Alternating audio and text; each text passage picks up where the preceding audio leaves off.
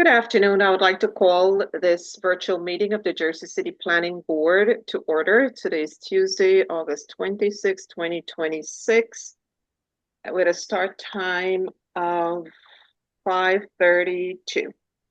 Can we all stand for the Pledge of the Allegiance? I pledge the allegiance To the to the flag flag of the of the United United United States of States of America America and and to to the the republic republic for in which which it it stands, stands, one one nation, nation, under under God, God, indivisible, indivisible, with with liberty liberty with and and justice. liberty justice and for all. justice for all. Can we have the sunshine announcement? Yes, Madam Chair. Good evening, everyone. Today is Tuesday, August 25th in the year 2026. This is a Jersey City Planning Board meeting with a scheduled 5:30 p.m. start time. And in accordance with the Open Public Meetings Act, notice of this meeting has been posted with the city clerk on the city bulletin and city website on Friday, August 21st of this year. This meeting was posted on the Jersey City Division of City Planning webpage, and all distribution materials made available to the board were published and made available to the public. Thank you, Cam. Can we have the roll call, please? Yes, Commissioner Barnaby, Aye. Commissioner Kaplan, I'm here. Hi, everyone. Commissioner Conway, Here, present. Commissioner Capers, Present. Commissioner Stamato, Here, Vice Chair Wick, Here. and Madam Chair Gongadin. Here. Okay, we have 7 commissioners present. We have a quorum.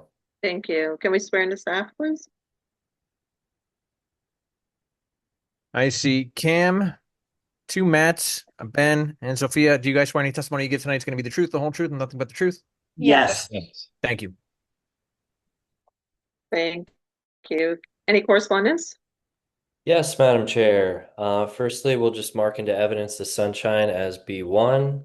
And then on our agenda, starting on page 7 in new business, item 23, we have an adjournment and a renoticing for case P 2025-0253, a preliminary and final major site plan with C variances.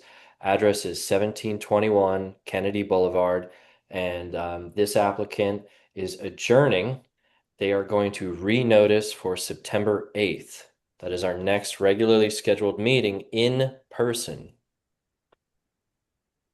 Next page, item 27, case P 2024-0008. This is a preliminary and final major site plan with C variances. Address is 33 Division Street. They are requesting to adjourn, and they will renotice for September 29th. And again, that will be in person as well, and there will be new notice. So Cam, maybe it's best just to announce to everybody that this is our last virtual meeting. We are going back to in-person starting on September 8th with the intention of remaining in person through the future. So that being said, anything adjourned is going to require new notice. Thank you, Council. Thank you, Council. Okay, so item 28, case P 2025-0161. This is a preliminary and final major site plan with C variances. Address is 146 Academy Street. They are adjourning, and they will renotice for September 8th. 2 more. Item 30 on the agenda, case P 2025-0244. This is a preliminary and final major site plan with C variances. Address is 3000 Kennedy Boulevard. They're requesting to adjourn, and they will renotice for September 8th. Last item on the agenda, item 35, case P 2025-0169. This is a preliminary major site plan. Address is 506 Summit Avenue. They are adjourning, and they are going to renotice for September 8th. So that concludes correspondence, Madam Chair. Those are Thank you, 5 Cam. items. Thank you. Thank you. If there's anyone from the public on those cases that was just called, please note that those cases will be heard on September 8th. As of right now, they are adjourned. I just want to make one announcement for the public. If you wish to participate in this meeting, you would be connecting to Zoom using the Zoom. Public portion of each case you wish to speak on is open to the public. You as an attendee must click the raise hand button in order to indicate that you wish to speak or use *9 to raise your hand. Another announcement, that board chair may change the order in which the agenda items are called. So moving on to old business. I'd like to call case P2026-0125. It's a site plan extension. Address is 232-238 Sip Avenue. Mr. Harrington? Charles has joined the panelists.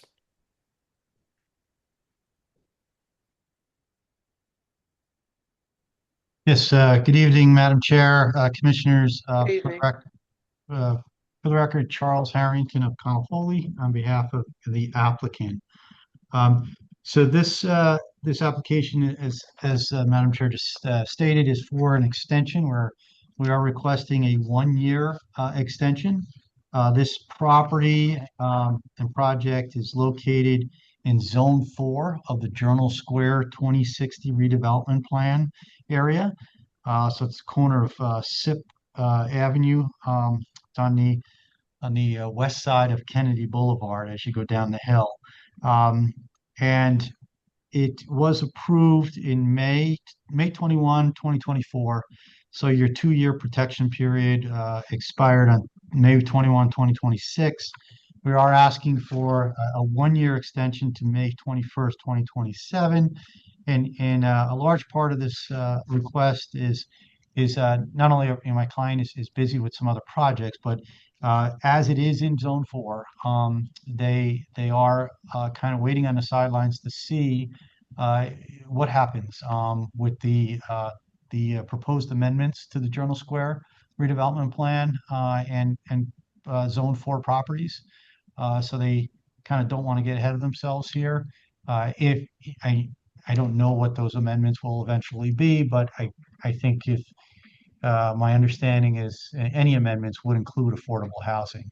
So that is something that they, a larger project with affordable housing if they ever, come into play. But those are the major reasons here to see what happens, give them some time to see if that's a better development for them and for the city. Currently, there is no affordable housing in this project. Okay. Santa, do you want to comment on that?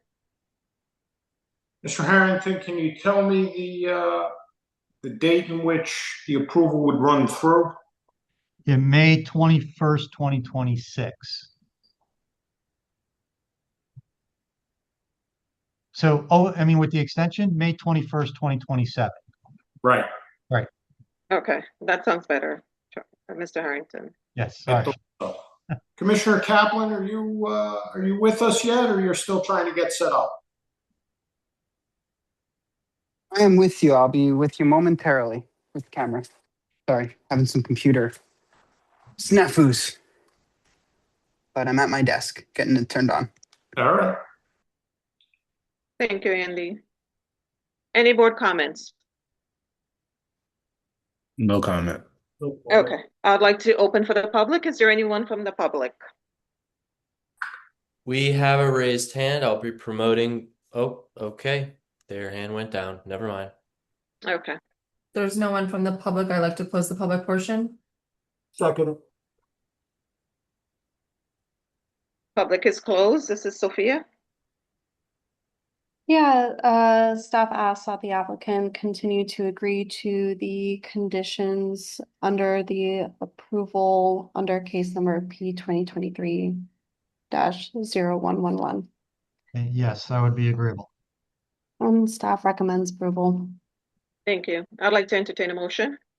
I'd like to make a motion to approve case P 2026-0125 with all existing conditions. Second. Okay, Commissioner Stamato, Yes. Commissioner Conaway, Aye. Yes. Commissioner Barnaby, Aye. Commissioner Capers, Aye. Commissioner Kaplan, Aye. Vice Chair Wick, Aye. and Chairwoman Gangadin. Aye, Motion carries all in favor. thank you. Thank you. I'd like to move on to new business. I'd like to call case P 2026-0130. It's review and discussion of new fees for zoning, planning board, and zoning board applications. Matt, is that you? That's right. Hi there, commissioners and Madam Chair. We received a request from the administration to update our fee schedule. This is something that we've done regularly in the past as part of some housekeeping and upkeep. There are actually two chapters in the municipal code that record fees to be charged by the divisions of Historic Preservation Office and the Division of City Planning. They are Chapter 160 and Chapter 345. Up on the data portal, we posted a memo from myself dated August 19th, 2026, and from Maggie O'Neill, Daniel Reed and Tanya Marione, dated and updated August 19th, as well as a 5-page document showing all the highlights to those two chapters. We show in gray highlight the language and fees to be stricken, and the new fees or new text for those fees in highlighted yellow bold. They are pretty straightforward. We made sure to do housekeeping, make sure that the list between the two chapters is correct, which was we found some errors there, as well as just updating these numbers to meet the latest kind of price for doing our reviews and our work on a daily basis. This is consistent with the land use element of the master plan, which includes a general recommendation to undertake zoning revisions to address current issues. So ensuring our fees are up to date is necessary. Staff recommends approval. Thank you. Any comments from the board? No. Hearing none. I would like to open for the public. Is there anyone from the public? If there's no one from the public, I'd like to close the public portion. Second it. Public is closed. Matthew already recommend approval. I would like to entertain a motion. I would like to make a motion to approve case. Recommend to the council. I would like to recommend to the council the new fees for zoning, planning board, and the zoning board applications, which is case P 2026-0130, As presented to the board. as presented to the board. Second it. Thanks, Santo. You're welcome, Vice Chair. On a motion made and seconded, Vice Chair Wick, Aye. Commissioner Stamato, Aye. Commissioner Capers, Aye. Commissioner Conaway, Aye. Commissioner Kaplan, Aye. Commissioner Barnaby, Aye. Madam Chair Gangadin. Aye. Motion carries, all in favor on a motion to recommend as presented here tonight. Thank you. I would like to call case P 2024-0240. It's a minor site plan with C variances. Address is 916A and 918 West Side Avenue. Promoting Gerald Kaminsky.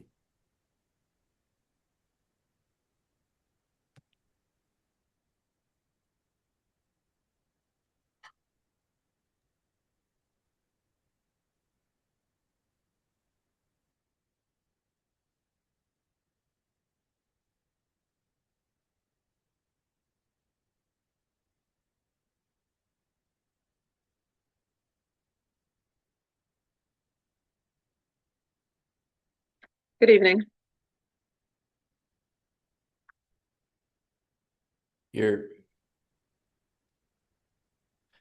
Is there anyone else on your team that I can promote?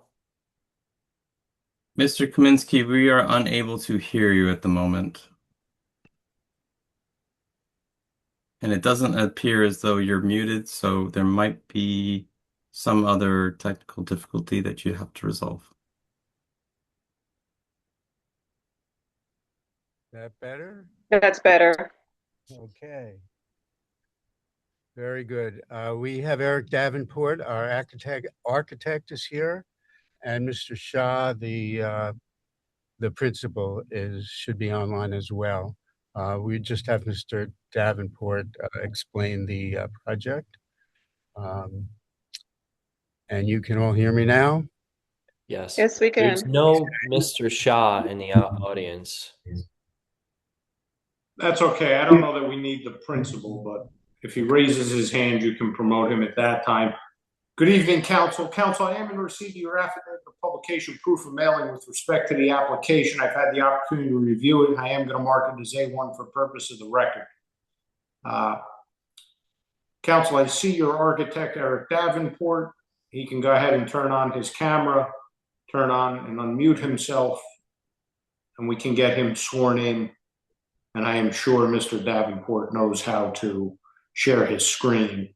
Mr. Davenport, if anything that you're going to show tonight was put into some kind of slide deck for the purpose of presentation versus the drawings that were submitted to the portal, those I'd ask that we mark as A2. If there are not, and they're just your drawings, perfectly acceptable. We do not need to mark them. Mike?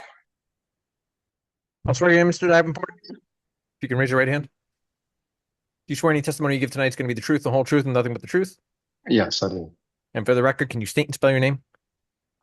It's Eric Davenport, EricDavenport.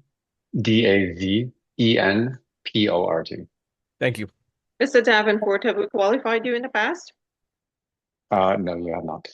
Okay, can you give us a brief background of yourself? Sure. I've been a practicing architect, licensed since 2014. Work primarily in New York and New Jersey, have multiple licenses in other states. Background in both commercial and residential design, over the past 15 to 20 years. Mr. Davenport, you perform architectural or practice architecture in the state of New Jersey and appear before planning boards and zoning boards throughout the state? Correct, yeah. And is your license current? Yes. Okay. You're qualified. You may proceed. Okay. Thank you, everybody, Madam Chair and board members and staff. I'm going to share the drawings so that we can look at the title sheet to introduce the project location and its contents. So in the middle of the sheet, there's a photograph of the two existing buildings, 918 and 916A, that suffered through a fire and have been removed. They were attached to 916. So the proposed new construction relies on the affordable housing overlay for an 8-unit multifamily building to be built on a single lot that is now combined from the two separate parcels. And the project is located on West Side Avenue, and I'm scrolling over just to get to the unit matrix here, because there are 8 units proposed in a main building with a single accessory dwelling unit proposed in the back. So on the first floor, there are 2 units. On the second floor, there are 2 units. And then on the third floor, there are 3 units. And then the ADU in the back gives you a total of 9. So there are 5 single bedrooms, 2 bedroom and 2 3-bedroom units.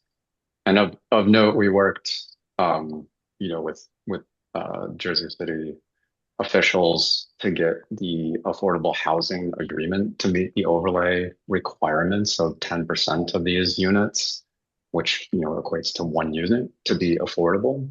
So on the first floor, there's a 3-bedroom unit that is required to be at least 1,035 square feet by the city regulations. And the current unit, or the unit that we're proposing, exceeds that square footage at 1108. And I'm going to zoom out to go to the site plan just so that we can review the existing conditions. So these were the 2 buildings that did suffer through the fire and have been removed. This is West Side Avenue down at the bottom. They both had a rear yard. When these lots are combined, there is enough room to have an accessory dwelling unit back here.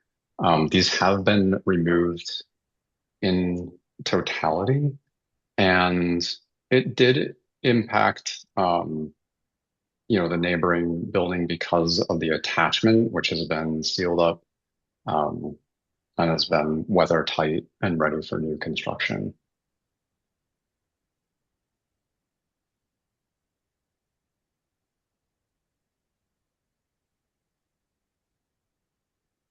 And so this is just the removals.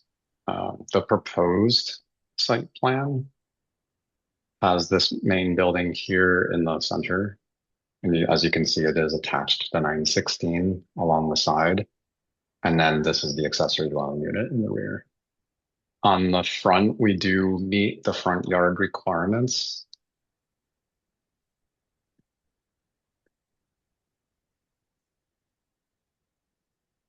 So there is a necessary area that needs to be planted.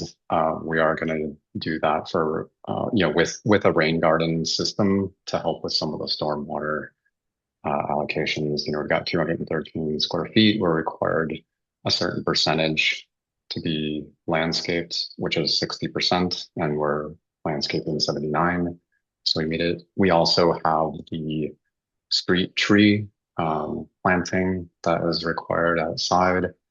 There is, this is new, this is not existing, this is a new proposed tree with a new planting bed to meet the requirements of the city for development. And the requirement, includes a 6x10 pit inside. There are minimum dimensions, and we do have enough room to maintain a 5-foot minimum sidewalk between the property line of the building and where the street tree pit will be. So this is, my cursor is just going around the outside of that pit wall, because there will be a railing, like it's big enough to require the railing to per the city standards. So that will also be included. There's 2 entrances to the building, one at grade, which is here up a slightly sloped area to a main floor down at the bottom, and then a secondary entrance to go upstairs. And there are the 2 entrances to meet the city requirements to have a building entryway that is at the same elevation as the neighboring property, because that, the existing building next door also has a stoop up to its front door. So these steps are new to meet that elevation requirement for the door, with another entryway at grade for accessibility requirements for the building for the ground floor units. This building does not have an elevator. It's only 3 stories, hence the requirement for the ground floor accessibility entrance. There is a cellar level that has a interior stairway from that main entrance to get down to some common areas for refuse and laundry and maintenance of the utilities of the building, so it's accessible to a property management company and also the tenants who will be using laundry facilities, and also 5 storage units, which we did work with city officials to as part of this application that we're applying for the variance to have the bicycle parking inside these storage areas as opposed to a bike rack outside. And we do have the tire rail that will mount to these stairs for ease of access for the tenants into these storage areas for their bicycle storage. So that is the single variance that is being sought for this application. All other of the zoning requirements are met.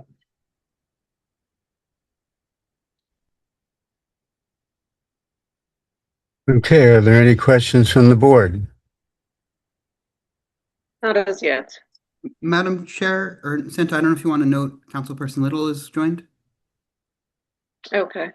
Thank you, Council Woman Little, for joining. Thank you. Sorry to be late. It's okay. Can you proceed, Mr. Davenport? Yep. And this diagram is part of the submission that includes the units, and on the left-hand side is the ground floor level. The second floor is in the middle, and then the third floor is on the left. Down at the bottom of the page is the accessory dwelling unit, which is accessed through a walkway along the side of the building. And their front entry is here. You know, between the two buildings, there's a small open area. And that accessory dwelling unit has 2 stories and meets the building height requirements. It's a 2-bedroom unit. And I think the other thing to point out is just on the first floor, you can see the 2 different entries here. So this entry that is at, you know, it's 6 inches above grade. It's not, nor does it need to be like an official ramp, but it does provide accessible entry at a slope about 1 to 20 to get up into this level, so that these 2 units are accessible from the ground. Unit 1A is has type A bathroom for building code requirements, and then Unit B is the affordable unit with its square footage as noted here. It is a 3-bedroom unit that meets accessibility and building code requirements as well. The second floor has 3 units, Unit 2A, 2B, and 2C. And then the third floor has Unit 3A, 3B, and 3C. Where is the affordable unit location? It's here. It's Unit 1B in the rear of the ground floor level. Okay. And it's the 3-bedroom unit in like a light lavender color.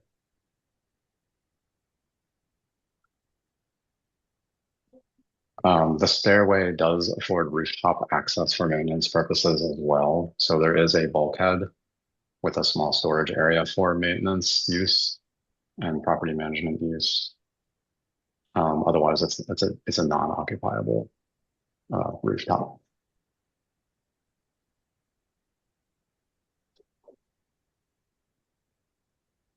And then the building elevations show the front of the building facing West Side Avenue on the lower right. And you can see the 2 different entries here. And we're using kind of a neutral tone gray brick for the exterior siding to kind of fade the scale of the building back, and using like a warmer Stocast wood veneer system for the exterior that gives the building kind of an overall smaller neighborhood scale by accentuating the bump out that we're allowed to overhang the front yard, and it, extend the building forward towards the street. And there's square footage calculations in the package for that extension of the living units that we've met for the zoning requirements. This is a side elevation towards that walkway. So there is room on the site where the building does not reach the property line. And so there's room enough for the walkway and to get light and vent into the units on the side. On the other side, this is the neighboring building that you can see that we do touch. And then the accessory dwelling unit you can see in the rear of the main building here. Actually, and this is the front. On the top right, you can see the front of the accessory dwelling unit. So these are all dimensions to meet the roof requirements for the height for the zoning, pertinent zoning sections for the main building. The main building does have a parapet with, you can see the bulkhead over the stair over here. And the accessory dwelling unit meets the zoning height requirements, which I believe is 18 feet. And we're giving ourselves 4 inches of tolerance there. So that has a flat roof system with a gravel stop to be able to get that height requirement to be met. Mr. Davenport, the only variance is with respect to the parking in the basement of bicycles. Correct. Correct. Thank you, Mr. Davenport. Madam Chair, I think it's pretty straightforward. I don't know if anybody has actual questions, but. Madam Chair, if you could just, or if I may, Sure. if you could just testify to the variance you're seeking. Apologies, Commissioner. Are you asking me?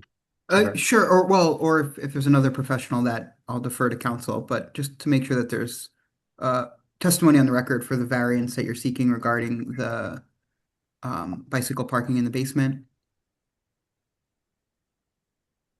Yeah, I can testify to it. We are required to provide 5 spots per the zoning requirements. And typically the zoning requirements have a bike rack location on the exterior of the building. We are seeking a variance to locate those parking spaces inside the building and storage units provided to the tenants with ease of access with an additional rail on the stairway for convenience. How many parking This is- spaces are you providing? 5, which is the same number as is required. Okay. So there's no reduction. It's just the location. Just the location. Okay. Yeah. And are you providing a rail to support the bicycle transport to and from the storage facility on the staircase? Correct. Yes, there's a rail that will be installed. Thank you. Does that conclude your presentation, Mr. Davenport? It does. Yes. Thank you. Okay. Any Thank other you so much. questions we can field? Sure. Is there any questions from the board? I just had a question. Will the bike be located? Will the garbage be located down there as well? Is that Commissioner, we did not hear the question. At least I did not. I'm sorry. Try it again, Commissioner Papers. Can you hear me now? We can. You're breaking up a little bit.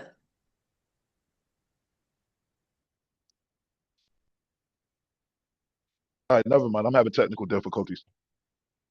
That was better. No, that was better. Can you repeat your question?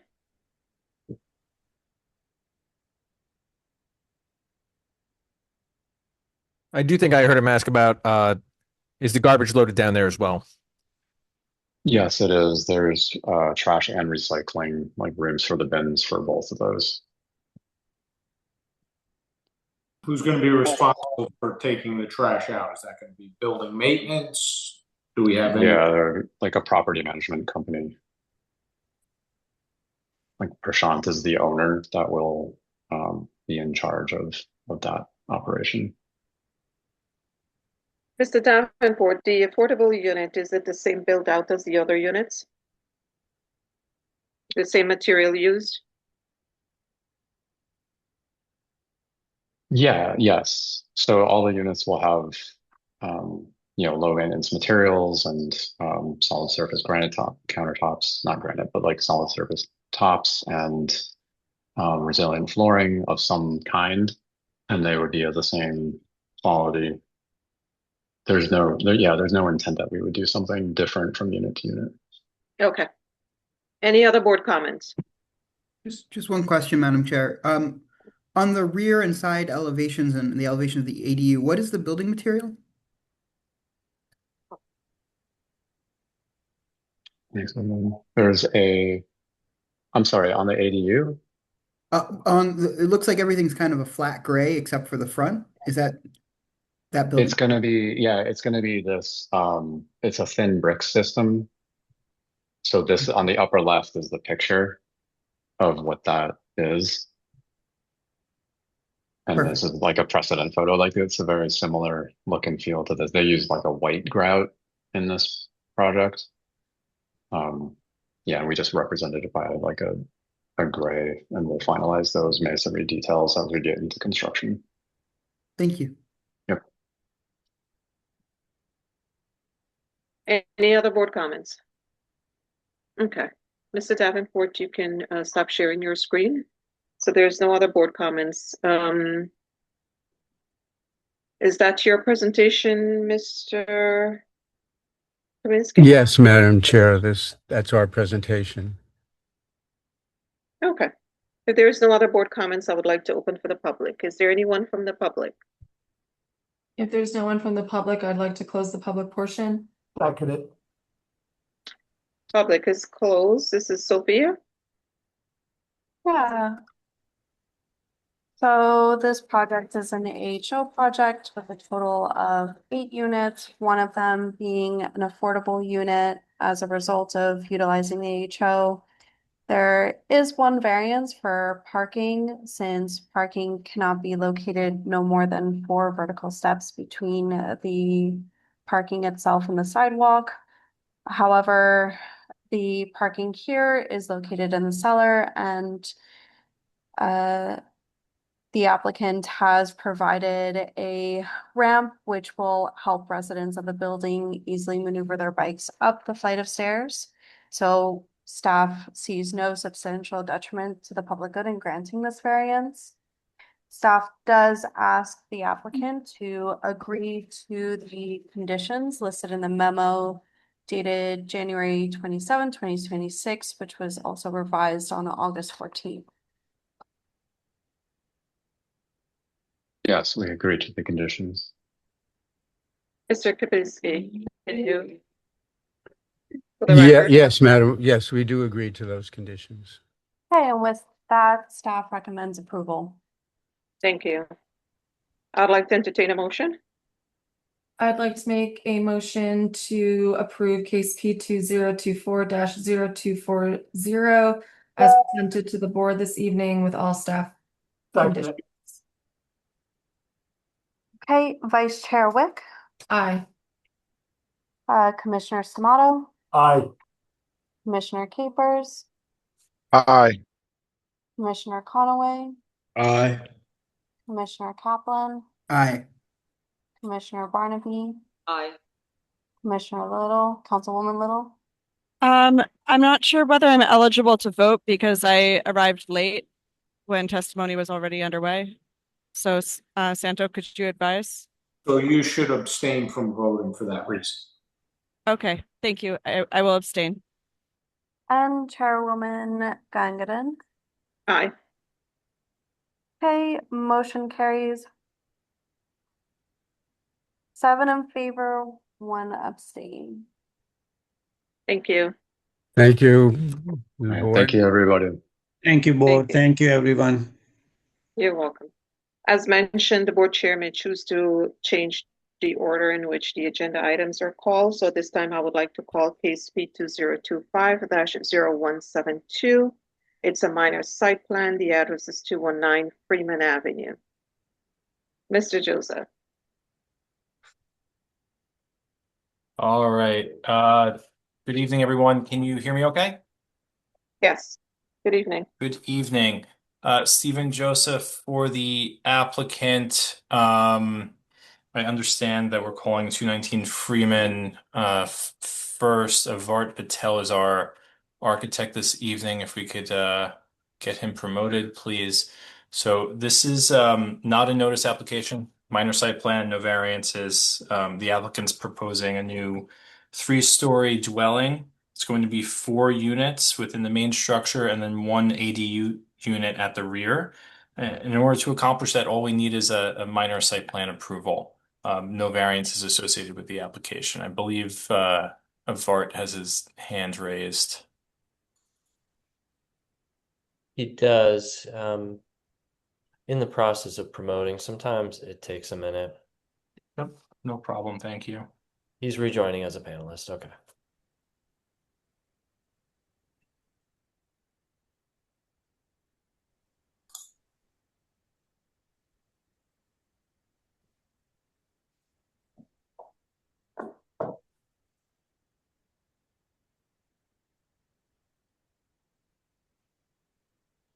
Cam, you can remove Mr. Kaminsky as well when you get a minute.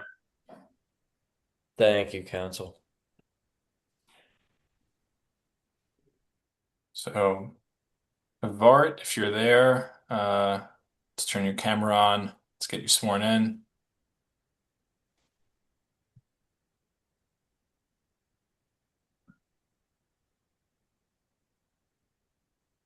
You're on mute.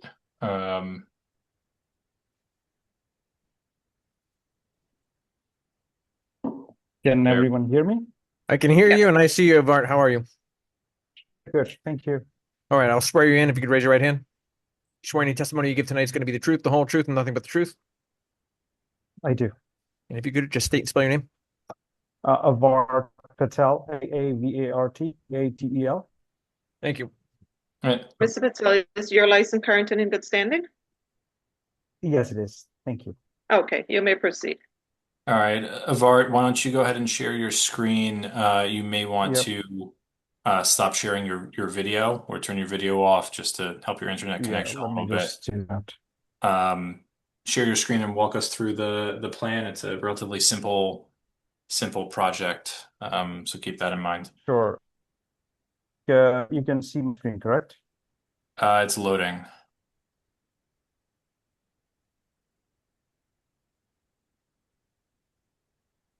It's share from my side, but Why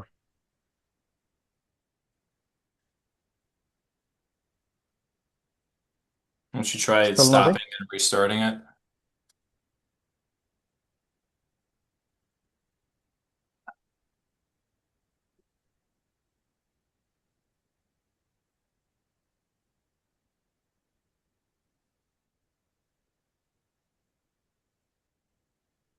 nothing yet. No. No.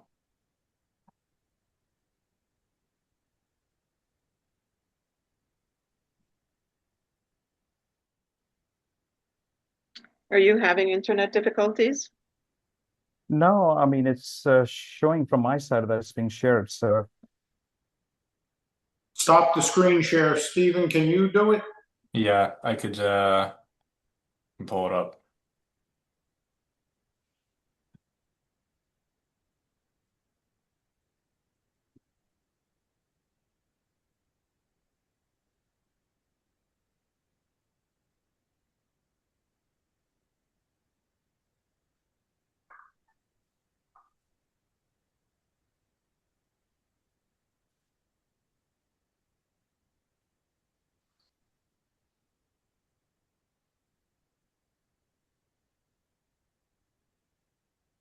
Okay.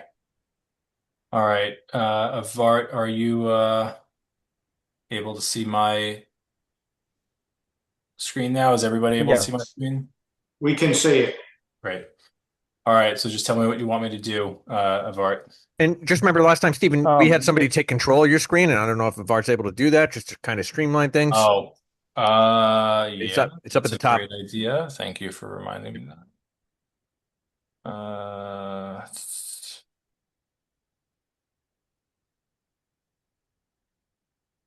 I don't see the button for that. Stephen, I can go through this, Stephen. I Yeah, guess just it's go ahead. Yeah. Sorry about that. All right. So the site is 219-221 Freeman Avenue. The lot is 40-foot wide. Bart, your camera's and not on. 100 You gotta deep. turn your camera back on. Sure.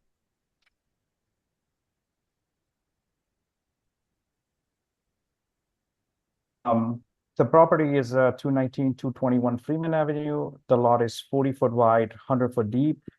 And we are proposing a four-family development plus the ADU in the rear. The current site has a detached garage in the back, and two-story dwelling, frame dwelling, which would be demolished, and a new structure will go up. Again, this is a minor site plan application. There are no variances we're seeking here. Stephen, if you go to the next page, please. Yep. The site plan. Yep. This is it, right? This is still on the first page. I'm on page 2. You Yeah, are on that's- page that's 2. it. I think the witness is having a technical issue. Latency be probably, slow. but I can see the site plan now.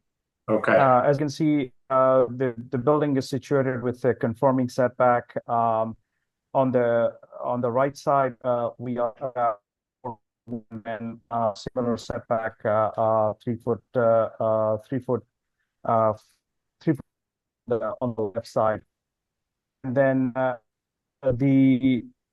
of course, the property would be upgraded with a new sewer water line. We are proposing a street tree in the front of the building. And there is a driveway leading to a garage. We'll have a two-car parking capacity.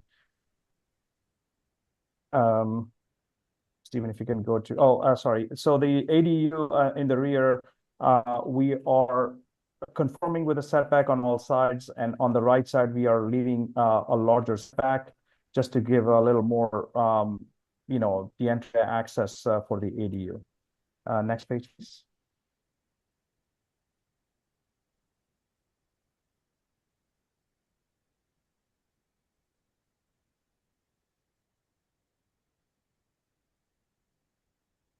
Are you there already, Stephen? Okay, yes. Yep. So as you can see, the garage will have a two-car parking space, a sprinkler room, and a 5 bike racks. There are 2 doors in the front, one leading towards the unit which is situated behind the garage, and then the second door would lead to the staircase going to the upper levels. The unit on the ground floor is a 2-bedroom, 2-bath, living kitchen at this level, and then that unit expands onto the second floor. There is a communicating staircase, and then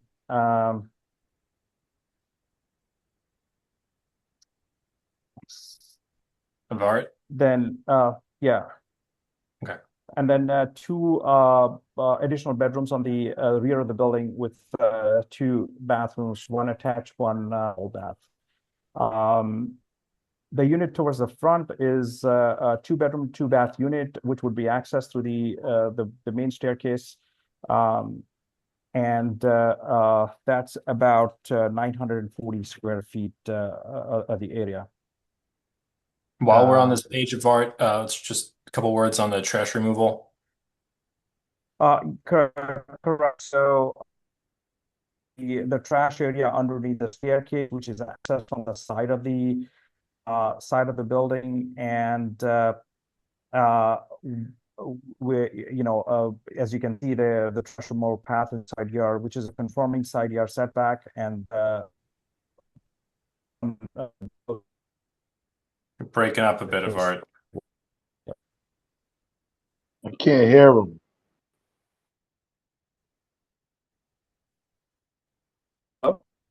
Stephen? You there, Vart? Yeah, I'm here. Yeah, you broke up. You broke up for a minute there. You were saying the trash removal path goes towards the street, as you can see on the plan. Correct, and it's a conforming setback, and someone, the building super will haul it out the regular intervals when the pickup is scheduled. Great. All right, next page, 3rd floor. Yeah. So third floor is pretty much the layouts are pretty much stacking. The unit in the front is identical to the unit below, and then there is a second unit which is also a 2-bedroom, 2-bath unit, about 1,000 square feet, just a tad larger than the one towards the front. And then the stair will continue on the roof. That's where the common roof deck will be. we are proposing green roof in the front as well as in the rear. And the amenity deck is set back about 15 feet from the front facade. Yeah, just shy of 15 feet. Yep. Next page to the elevations. This is the ADU. Just Oh, before sorry. we Yes, move on. the ADU. And it's a 2-bedroom ADU. On the first level, we'll have a kitchen and a living area with a small powder room, and then the upper level will have 2 bedrooms, 2 baths. One of them is an ensuite. Yep, Great. that's it.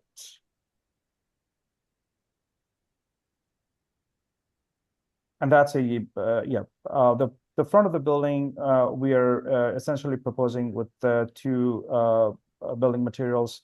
The portal around the garage would be the red brown brick material, and then we're carrying that brick little over the entry doors, and then the rest would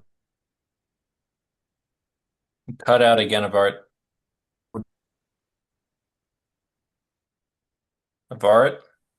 is back. You cut out again. You said there'd be red brick around the garage.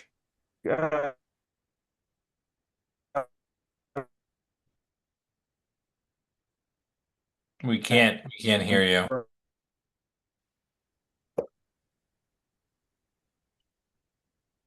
Is it? It's better now. Can you repeat about the brick around the garage? Sure. So the brick around the garage, we are going to repeat it at the base of the steps, and then the rest of the area around the entry door would be accentuated with a wood look siding. And then on the upper level, we are proposing 2-color party panel siding. One is on a gray, and then above the garage it would be whitish, light gray.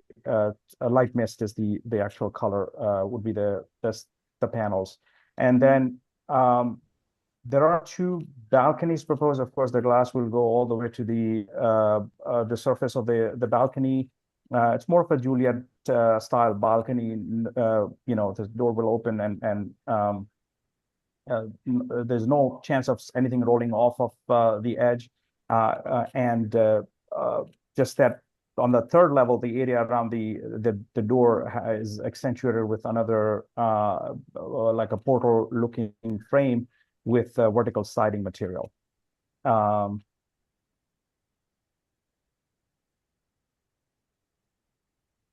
Similar colors and materials for the ADU of Art? That is correct. Yeah. So light mist hardy panels on the upper level, and then the first floor would have a same brick as from the garage. And then the rest of the sides will have vinyl siding, and then a little bit of stucco type material on the other base of the buildings. Great. These are the side elevations. Those are the side elevations, and on the previous one you can see the garage, I mean the garbage area, and on this side it's just Garbage areas here. Yep. Entrance to the ADU is on the side of the ADU. On the side as well. Yep. Again, vinyl siding on the upper levels, and just the stucco finish at the base. Yep. Yeah. That's about it. I can answer any questions. Thank you. Any board questions? Okay, hearing none, can we stop sharing the screen? Absolutely. Thank you. Yeah, I would like to open for the public. Is there anyone from the public? If there's no one from the public, I'd like to close the public portion. Okay, thank you. Public is closed. Ben? Yes, upon reviewing this application, I can confirm that there are no variances associated with this proposal. It adheres to the standards of the R1 zone as written, and it also furthers the objective of the land use element of master plan by providing a variety of housing options. Staff recommends approval, provided that the applicant agree to the conditions from the staff memo dated July 28th, 2026. I did review your staff report. The conditions are the standard conditions and they are acceptable to the applicant. Great. Staff recommends approval. Thank you. I would like to entertain a motion. I'd like to make a motion to approve case P2025-0172 as presented to the board with all staff conditions. Second. Vice Chair Wick, Aye. Commissioner Kaplan, Aye. Commissioner Capers, Aye. Commissioner Conaway, Aye. Councilperson Little, Aye. Commissioner Barnaby, Aye. Commissioner Stamato, Aye. and Madam Chair Gongadin. Aye. Motion carries, all in favor. Thank you. Thank you. Thank you. Thanks, everyone. I'd like to call case P2024-0099, which address is, it's for preliminary and final major site plan with C variances and conditional use. Address is 565 Communipaw Avenue. Good Mr. evening. Joseph. Good evening again. Stephen Joseph for the applicants. We do have Anthony Vandermark and Carolyn Morsell here this evening as our experts. This is a notice application. We noticed several times for this, but I would like to confirm that we have the most recent notice package, and that it's we can answer that into evidence, please. Mr. Joseph, what is the most recent? I believe the most recent one I'm is looking at the June 3rd, it looks like. it's from July. So there's one that was sent out in July. What is it called on the portal?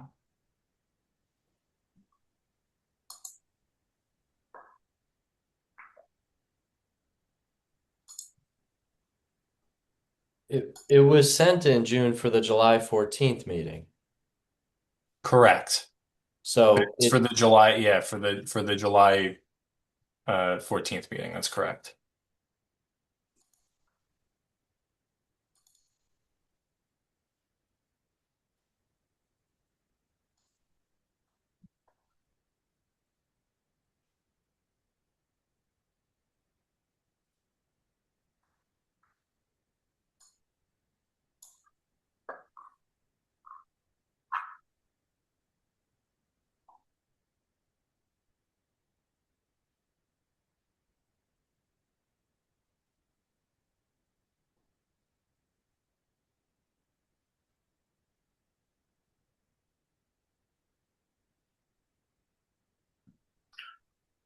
The one I'm looking at is for the June 9th hearing.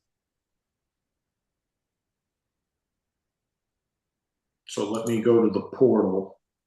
Yeah, I'm going on to the portal now. It's just the most recent one. Let's see what it's labeled as.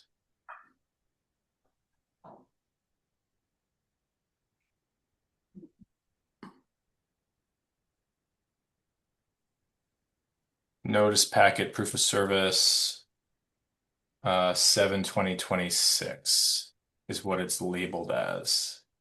This is the July 28th meeting, not the July 14th, is what it was noticed for.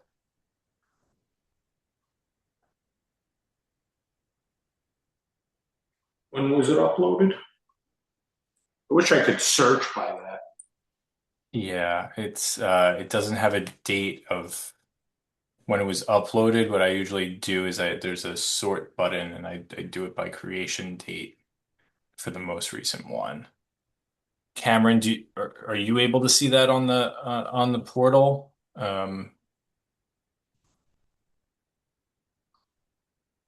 There are several notice packages there. And I'm not seeing the one you're talking about.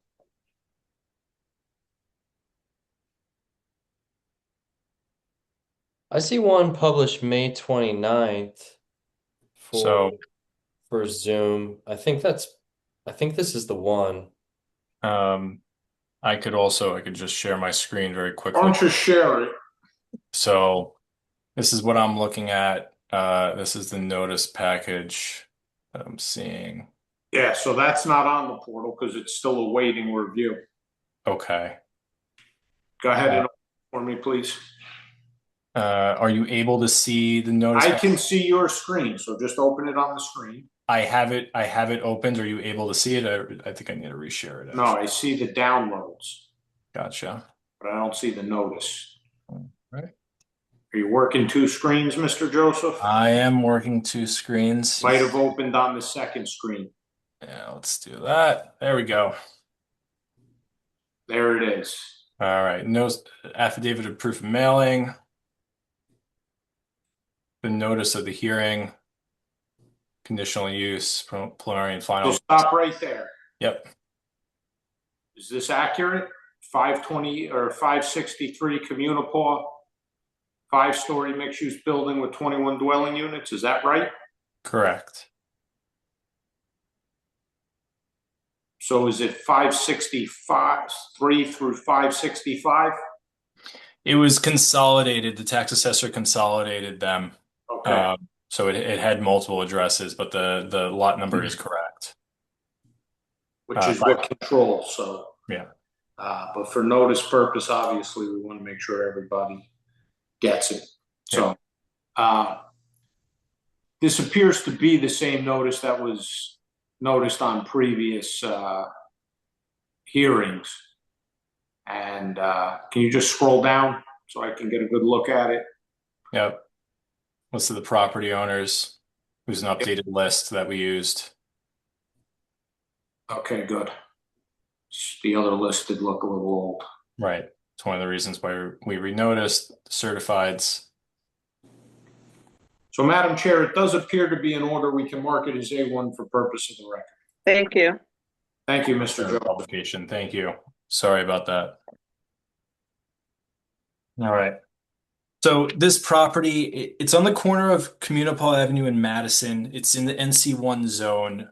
It's an old service station. There was actually quite a bit of environmental work that needed to be done before we could get to this point. It's a cross Madison Ave from the Verizon building. The applicant's proposing a new 5-story building, mixed use with 21 dwelling units, commercial space on the ground floor. 2 of the units in the building are going to be affordable units. In order to accomplish all of this, we are seeking preliminary and final major site plan approval because we have the requisite square footage and number of units to trigger a major site plan. Conditional use approval because we have residential units on the ground floor of the building. We satisfy the conditions, but you'll see that as Anthony goes through the plans. And we have a C variance for the rooftop appurtenance coverage. We're a little bit over because we have an elevator in addition to the bulkhead.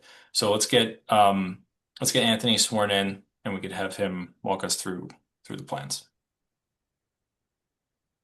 Good evening, Anthony. Do you swear any testimony you give tonight is going to be the truth, the whole truth, and nothing but the truth? I do. And for the record, can you state and spell your name? Absolutely. That is Anthony C. Vandermark Jr., Vandermark, principal of the architectural firm of MVMK Architecture. Thank you. Anthony, is your license current and in good standing? It is, Chair. Thank you. You may proceed. Fantastic.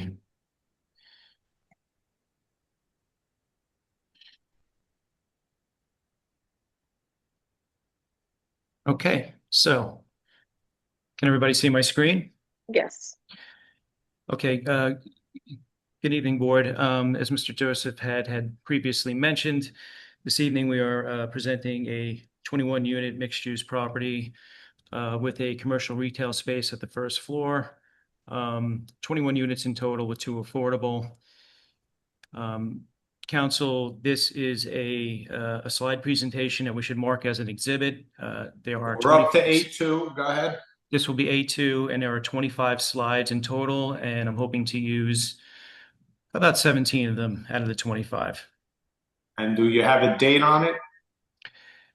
This would be dated, yes, 6/8/26. A2. Thank you. Yes, thank you, Council.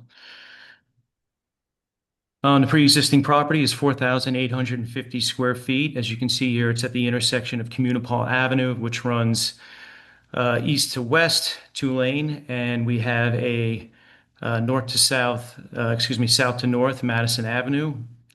The pre-existing property, as Mr. Joseph had mentioned, is a one-story, a service garage, approximately 15 feet in height. It's about 100% impervious coverage with no stormwater management, so we're definitely going to be improving this condition. Just note that the pre-existing structure is over the property boundary on the existing site and into the right-of-way.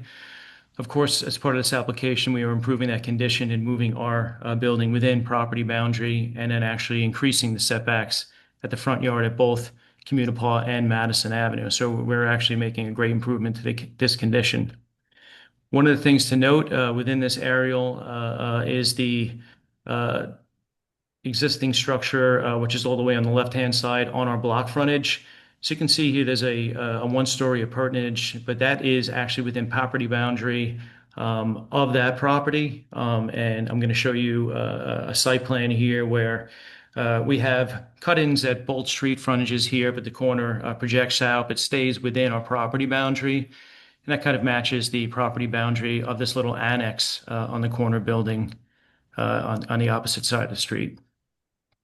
Pre-existing conditions directly across the street, we have a new 5-story multifamily building. Top center, Communipaw Avenue, is our structure. There are 2 pre-existing curb cuts pretty much right on the intersection, both on Communipaw and Madison Avenue. They are both being eliminated. New curbing and sidewalk is part of this application, thus creating a much safer condition for this property. We are not proposing any parking as part of this application. No parking is required. Top right-hand corner, again, it's the corner of the intersection of Madison and Communipaw Avenue. There is an existing street sign, of course, that's going to be removed, as well as the pre-existing masonry structure to be raised. Middle left-hand corner, we have a pre-existing residential building right adjacent to us to the south, 4 stories in height. 1 story is slightly below grade, so it's a little bit lower than 40 feet. Center square, we are looking at more pre-existing residential structures that run to the south. Slide to the right-hand side, the 5-story telephone building directly across the street from those smaller residential structures. Bottom left-hand corner on Crescent Avenue is the structure I was talking about with the 1-story annex to the front yard that's still within property boundary. This application, 561, 563, and 565 that was mentioned earlier, we are proposing 21 units, 5-story structure at 53 feet, 8 inches. We are not proposing a height variance here. We are below the permitted lot coverage because we are, again, set back in certain areas in both front yards. Of the 21 units, we are proposing 8 studios, 5 one-bedrooms, 3 one-bedrooms plus den, 4 two-bedrooms, and 1 three-bedroom.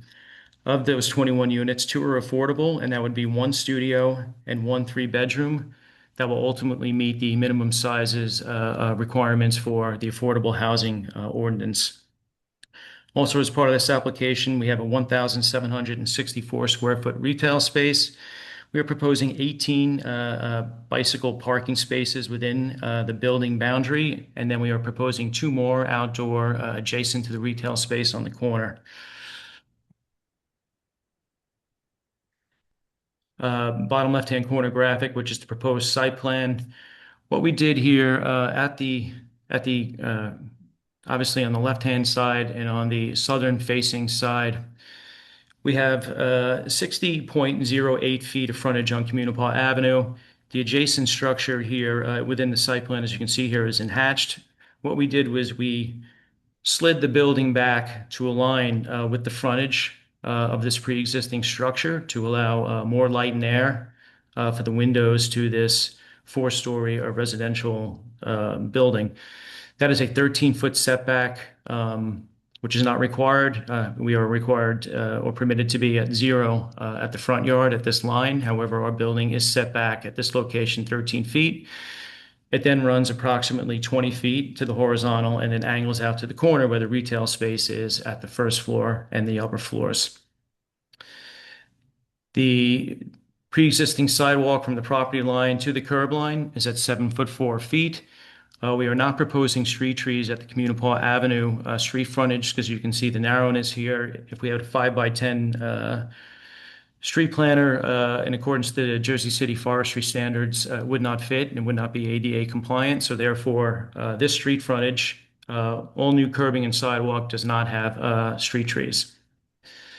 The intersecting street at Madison Avenue, again, just did get safer. We did close up the curb cut that was at this location adjacent to the corner.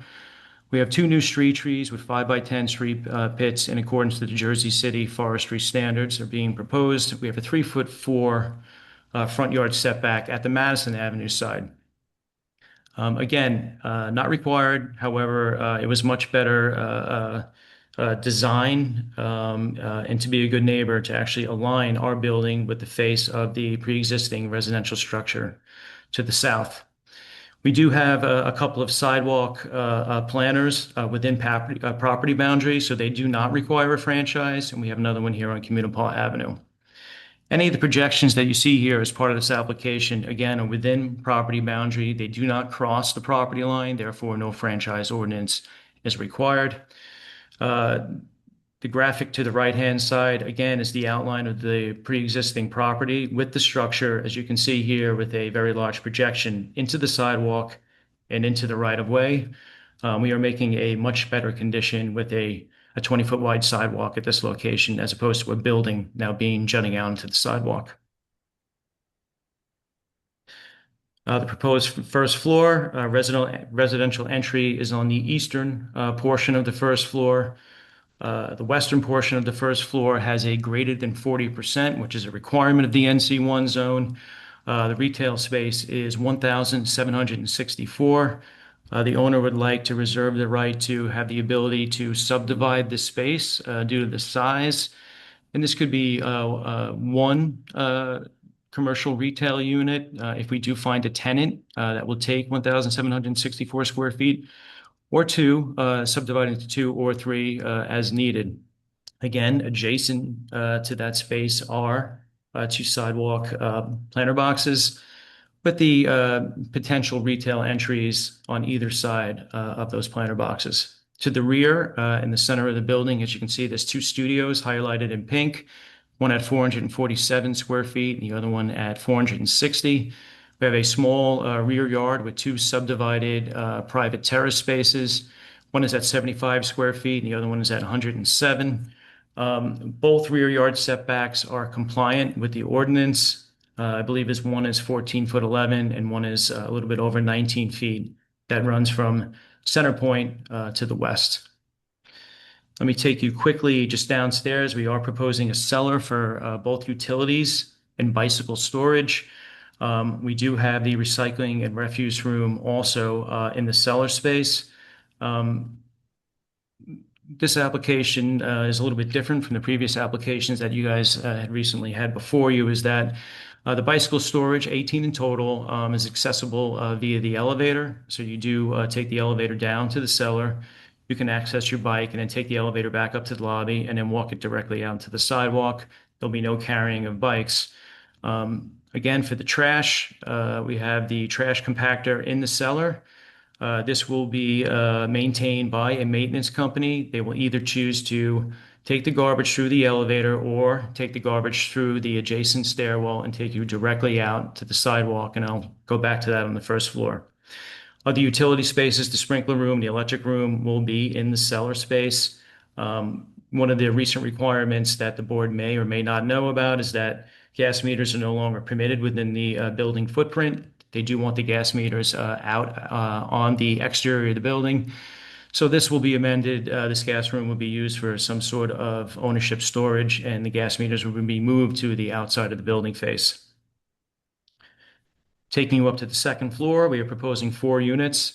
In green, we have 2 one-bedroom units at 638 and 833 square feet. And we are proposing 2 two-bedroom units at 667 and 876. Third floor, left-hand side, 5 units in total. We have 2 studios at 408 and 440, 2 one-bedrooms at 785 and 569, And then we have a two-bedroom at 892 here on the corner, slight projection. Fourth floor plan again, 5 units, very similar, 440, 408 studios, 486, 569, 1 bedrooms, and a corner, a little bit of a larger 3-bedroom unit at 1,067. Top floor, 5th floor, again, 5 units at 440 and 408, 786 and 569. We have a small 2-bedroom unit at 980 square feet with a small outdoor space on the roof of the 4th floor below. Roof plan, again, as previously mentioned, this application only has one variance request, and that's for rooftop appurtenance. As you can see here, between the amenity, the elevator, 2 rooftop bulkheads, and also the condenser equipment, we cover approximately 37%, where 20% is the requirement. We do have 271 square feet of extensive green roof to the back behind the condenser field. The condensers will be screened, and they're essentially located behind both stair bulkheads and the amenities, so they will not be seen. We have 350 square foot common area amenity that will be handicap accessible to all tenants. And then we have a 2,190 square foot roof deck that wraps around the amenity, both to the north and to the western side of the roof. Part of the building elevations, we did have a community meeting for this proposal about a little bit over a year ago, maybe a year and a half ago. The building color palette was slightly different. What the community did ask us was that they wanted us to work within the pre-existing context and palette that is in the neighborhood. We did change the color palette to this red, this terracotta blended red at both street facades that cradles the corner element. The corner element will be a champagne color panelized cement board. The first floor would be 12 feet in height, floor to floor. Floors 2, 3, and 4 are at 10'4", and the top floor is at 10'8". The overall building height is at 53.8 inches to the principal roof line. In the NC1 zone, you are permitted 55 feet in total. So we are slightly below the overall height requirement of 1'4". Both street facades here, we have the Madison Ave on top, and we have the community car slightly below. Perspective of the Madison Avenue facade, adjacent property, again, 4 stories, residential in nature. Red brick with brownstone elements. We are proposing, again, a blended red, deeper red terracotta, champagne colored accent on the main facade and also the communal hall facade. Rear elevations, courtyard, bottom left-hand corner, side elevations, both Madison and to the east will be panelized. As you can see, it's a red-colored cement board panel with reveals. Again, working within the same color palette of the pre-existing neighborhood. Casement windows on the rear courtyard elevation, both sides, as you can see here in this graphic here and here. Again, rooftop amenity will be in the same cement board panel, red in color. Proposed retail space here, right-hand side, accessed from the corner, one in the middle of the Madison Avenue facade, and then one towards the end. Again, 53 feet, 8 inches in total height. Madison Avenue facade in color, once again, a lot of glazing on the rooftop amenity, same color palette. Mechanical screen is here in the background. As part of the application, we do have the roof deck that was previously mentioned. We do have a railing system that's incorporated into the parapet lines. You can see here, you can literally just walk up and look down the street here up against the parapet line of the rooftop. Black and white street perspectives looking down to the west on Communipaw Avenue and directly to the east down Communipaw Avenue. Madison Avenue is in the foreground. Front rendering here on Communipaw Avenue. You can see the rotational elements of the corner. Again, there is no projection past the property line on Communipaw Avenue.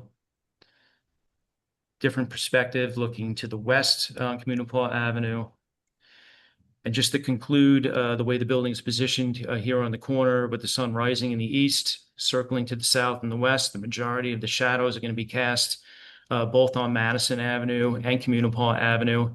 And due to the site configuration with a very, very small courtyard and the small backyard areas between the two adjacent properties, you're really going to get a small shadow late in the day in the summer and the fall and the spring. Just later in the day between the hours of probably 2 and 5. And this concludes my presentation for this evening. Thank you. You're welcome. Thank you, Anthony. Sure. Anthony, on the affordable units, the build out is the same as the other units? Absolutely. They must be exactly the same as the rest of the market rate units being constructed around them. And the location of the units? The location will still be, I guess, chosen by the Affordable Housing Coordinator. So we have one of them is a 3-bedroom, Anthony. So wherever that one. Yeah, so the other one's- that's mandatory at the fourth story, and then any of the studios are certainly up for selection, and it will comply with the minimum standards of studio size. Okay, thank you. Any other board comments? Madam Chair, I'd like to make a comment. Sure. 2 items I have in my mind. One would be the garbage system. I'm definitely in favor of some kind of a chute system rather than going through a beautiful building like this, which I want to comment on. I love the building, but you really need to look at a chute system. That would be item 1, and the other scenario would be as far as the commercial is concerned, along with the residential. I'd like to see it go private or have a commercial carrier pick it up rather than the city. And that's because of the number of the units and also because of the mixture between commercial and what have you. So Anthony, do we have a chute system in the building? We do have a chute system in the building. We do have a trash room that will have recycling pails at each floor. As you can see here in a typical floor plan, there is a chute adjacent to the trash room, which has to be ADA compliant.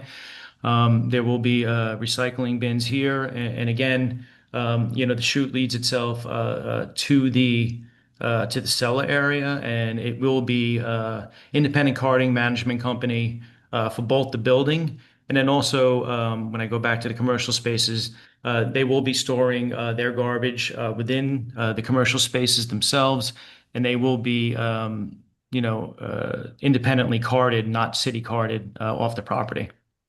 Okay. All right, so basically you have both not city carting for the entire facility, it'd be a commercial carter. Correct. Okay. Thank you. Any other board comments? Madam Chair, I have a question on the site plan. I'll defer Sure. if the engineer is presenting or if I should ask it here. So we do have Brian from Dresden Robin available to testify if needed.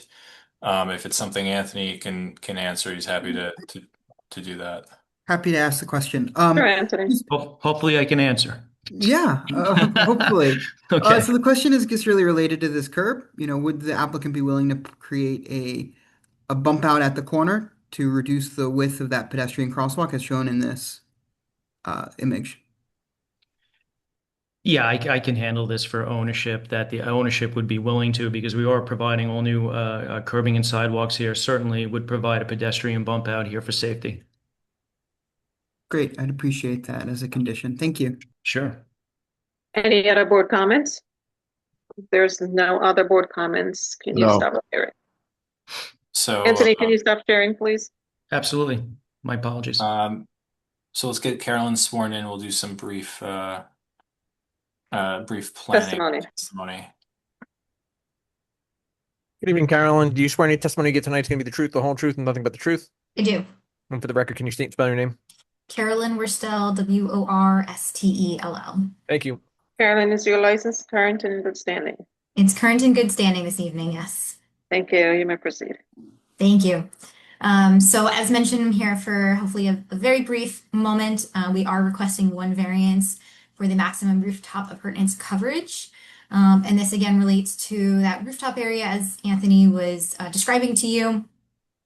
So there is a standard in the Jersey City LDO that you can have a maximum of coverage of 20%. And that includes your stair bulkheads, elevator bulkheads, your mechanical systems, pretty much anything that is permanent and sticks up off the roof. And we're requesting a coverage of about 37%, which is about 70% over what is permitted. So there's a couple of different things that are happening up there on the roof. The first is that we do have an enclosed amenity space, which is about 10%, and this is conforming. We are permitted enclosed amenity space up to 10% of the roof area, and so that is what has been proposed. And then in addition to that enclosed amenity space, there are the elevator and stair bulkheads. These are necessary to provide access, ADA access and building code access to the common roof area. And so those bulkheads are standard sizes and requirements for that access. So that, adds to the additional coverage. And then finally, we have just under about 700 square feet of mechanical space. So this is again the condensers, those other mechanical units which are on the roof. And really, this building has a little bit more mechanical systems than maybe you see on some other similar projects, because this building does not have PTAC units, so all of the mechanical air handling equipment is on the roof. It is not integrated into the facade design. So, we don't see a substantial detriment here. Really, the mechanical area is really what is triggering that need for the variance. But we are providing compliant setbacks and the necessary screening and sound enclosures to reduce the impacts of that mechanical systems, both on the people who would be using the roof, but also from the sidewalk. And again, I think overall, the benefit here far outweighs the detriment. The benefit here being that the mechanical systems are away and not integrated into the facade, and they're more hidden up on the roof. And we think it overall results in a better design for the building and better facade. I think overall the building advances the purposes of the municipal land use law. It's an appropriate use and development. It's a mixed use in the NC district, consistent with purpose A. It's an appropriate population density, consistent with purpose E. The number of units at 21, fits within the building, and are providing those two affordable units. So I think that's an appropriate population density. And then again, promoting a desirable visual environment consistent with purpose I. Again, this is sort of a corner property that is occupied by one-story, former service station with 100% lot coverage and extends beyond the property line.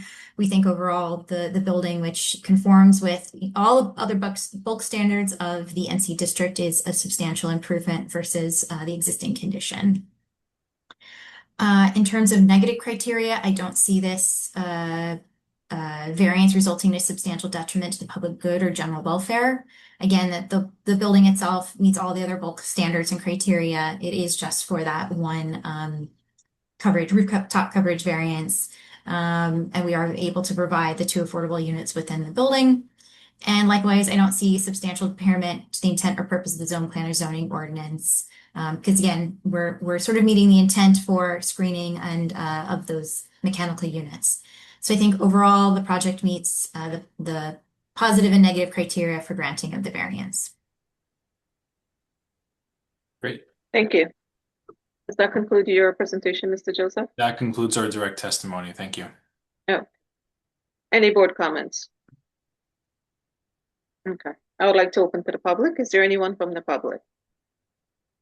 If there's no one from the public, I'd like to close the public portion. Second. Okay. Public is closed. Ben? All right, staff agrees with the testimony provided by the applicant. Just to touch on the conditional use requirements for buildings on a corner with both residential and commercial uses on the ground floor. The commercial use shall not exceed or needs to be at least 40%, while the residential use cannot exceed 40%. So they meet both those conditions, and therefore residential is permitted on the ground floor. Then, as Ms. Worstel testified to, the proposal advances the purposes of the municipal land use law. And overall, staff recommends approval, provided that the applicant agree to the conditions in the staff memo dated October 27th, 2025, with the only additional condition being the curb extension that Commissioner Kaplan alluded to, and then also with regard to the utility meters, that the applicant will work with staff to make sure those are located in an appropriate location. Yeah, absolutely. Conditions are acceptable. Happy to work with the city on both of those items. And the trash chute and private hauling, Mr. Joseph? Correct. I believe that's a requirement under the ordinance, given the volume of the trash, but yes, we can add that as well. All right. Great. Staff recommends approval then. Thank you. I'd like to entertain a motion. I'd like to make a motion to approve case P2024-0099 as presented to the board with all staff recommendations and conditions. Second it. All right. Vice Chair Wick, Aye. Commissioner Kaplan, Aye. Commissioner Capers, Aye. Commissioner Conaway, Aye. Councilperson Little,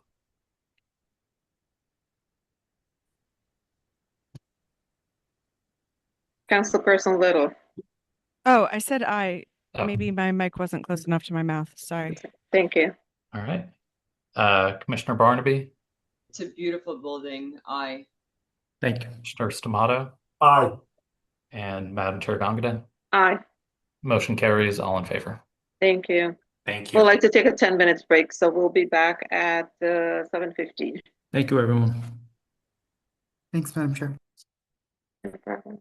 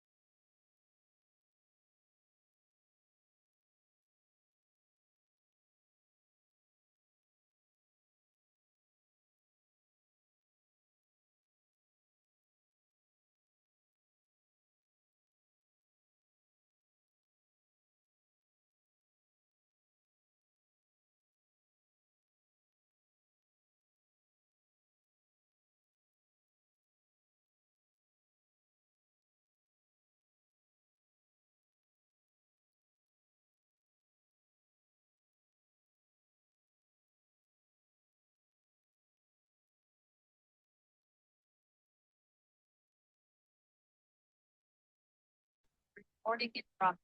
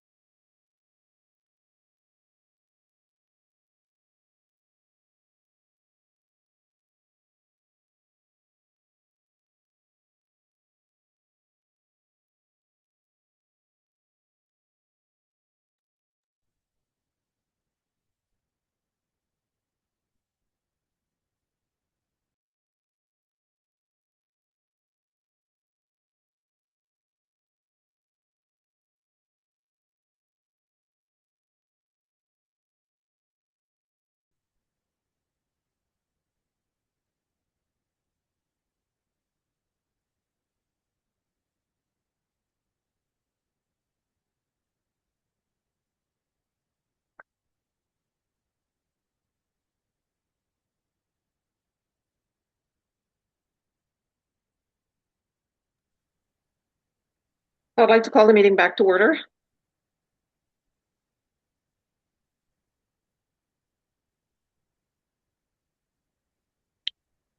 I'd like to call case B2025-0186. It's preliminary and final major site plan, 130 Central Avenue. Thank you, Madam Chairwoman. Good This is evening. Gino. Good evening. Gino O'Connell appearing for the applicant, 130 Central Holdings LLC. Santo, this is a notice case, and our notice are up in the portal. So if you could just review them. It is, and Gene, I have this as being carried since and noticed for the June 9th meeting. I've had the opportunity to review it. It does appear to be in order, so we're going to mark it as A1 for purpose of the record. Thank you, and that is correct. Basically, this is an application for an old commercial building on Central Avenue in the corner of Waverly Street called the Musicians Building. And it's for all the years that I know it, maybe over 7 years being there, it was always a commercial property. A fun fact, as my grandson Harry would say, is 3 doors away was an actual pickle factory where you could buy a pickle for 5 cents. Just thought the commissioners should know that. But in any event, it's a 9-unit building. One of the units is affordable. We did have a community meeting back on June 4th of this year, and it went very well. And I have one witness for tonight, Jeffrey Lewis, our architect. Mr. O'Connell, just for the record, this is a variance-free application, so let's get Mr. Lewis sworn in, and let's have him provide his testimony. Mr. Lewis, as always, if you have any additional documents prepared for tonight, we'll mark them. We're up to 8. Hi, Jeff, swear in. Do you swear any testimony you give tonight is going to be the truth, the whole truth, and nothing but the truth? Yes, I do. And for the record, can you state and spell your name? My name is Jeffrey Lewis, Jeffrey-Lewis. Thank you. Mr. Lewis, your license current and in good standing? Yes, it is. Okay, you may proceed. Thanks. And for the record, the drawings that I'm going to share are the drawings directly from the portal. Thank you.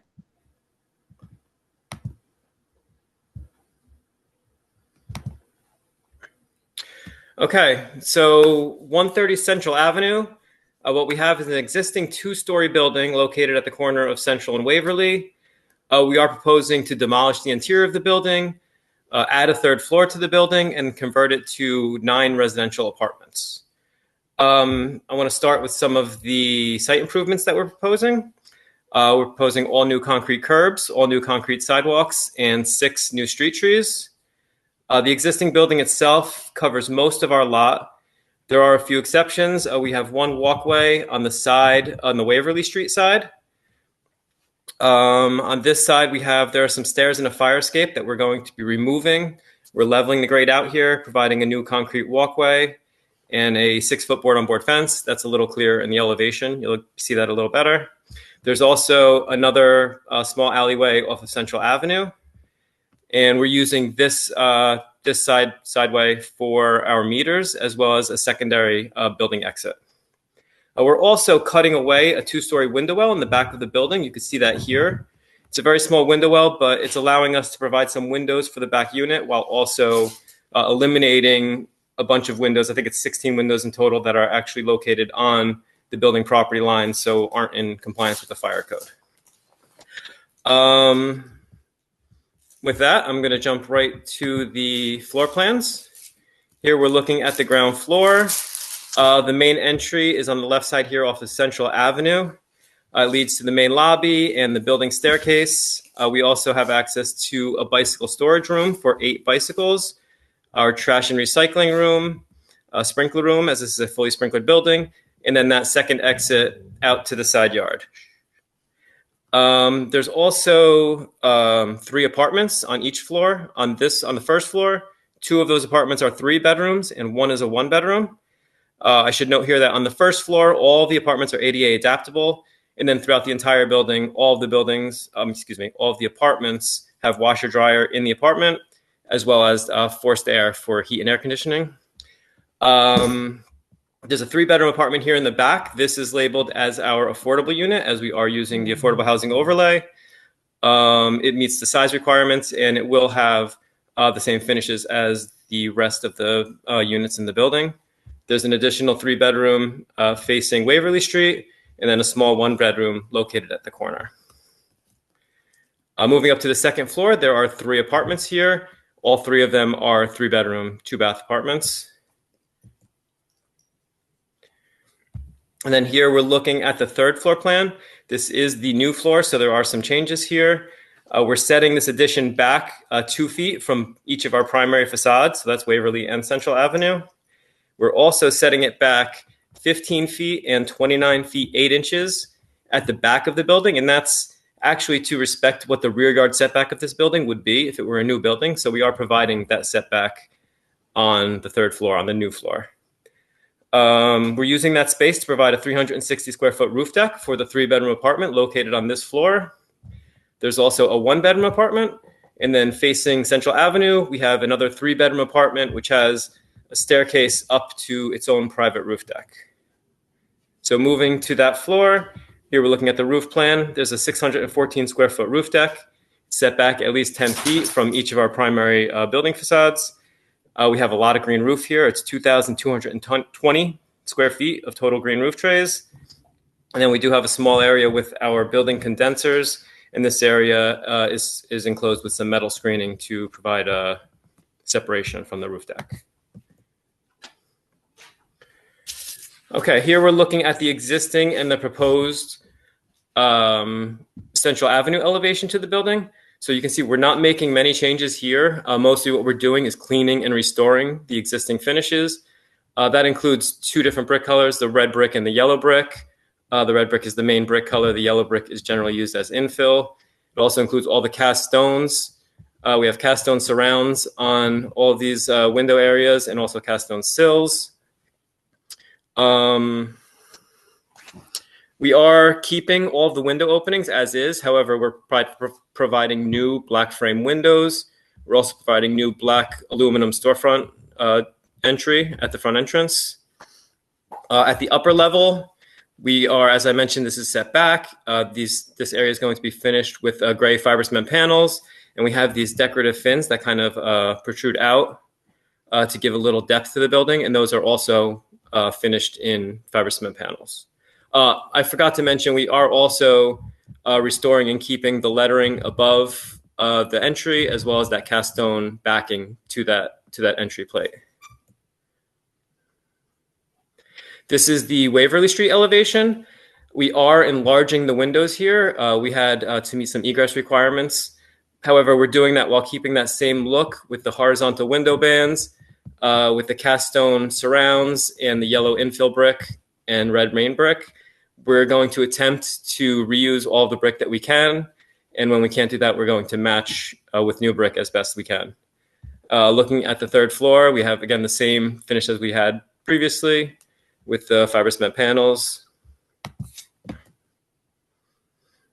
Here, we're looking at the side elevation. This is the longer side. So we have the small side yard here with our meters and a second building entry.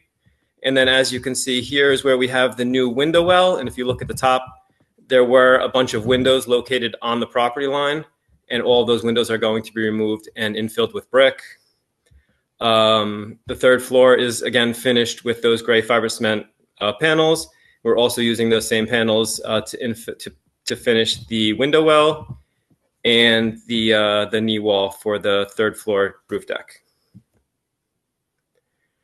Then lastly, here's the other side elevation. You could see on the existing that there are some steps down and some doors and then steps back up. And there's also a fire escape located in this area.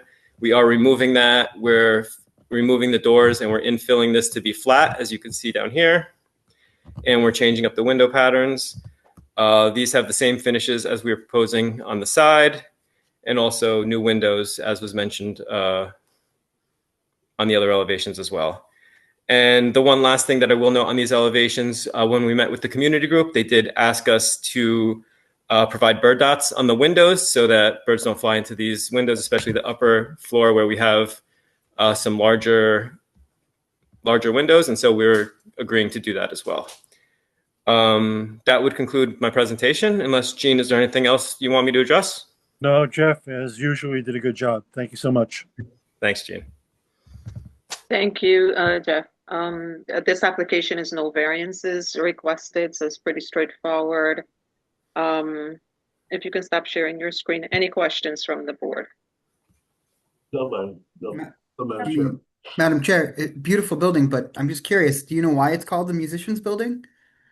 I don't, Commissioner Kaplan.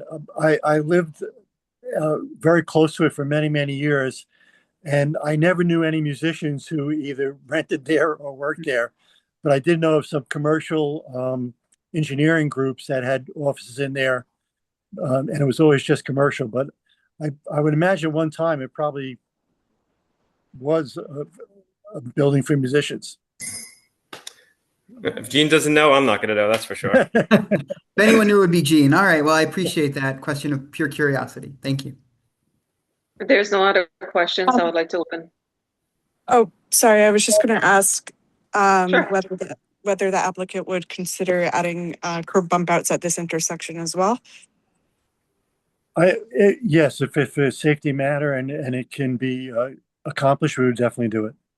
Okay, great. Thank you so much. And then just from Google Maps Street View, it looks like there is an existing street tree at the southeast corner of the property, but it's not entirely clear whether it's affiliated with this property or the adjacent property.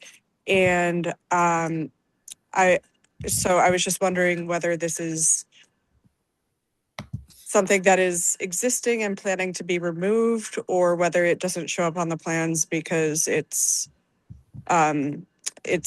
associated with the adjacent property.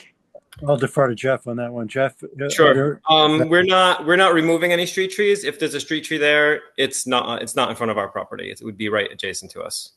Okay, thank you. Thank you. Any other board comments? Hearing none, I would like to move on to public comments. Is there anyone from the public? If there's Voting Stephanie DeManuel.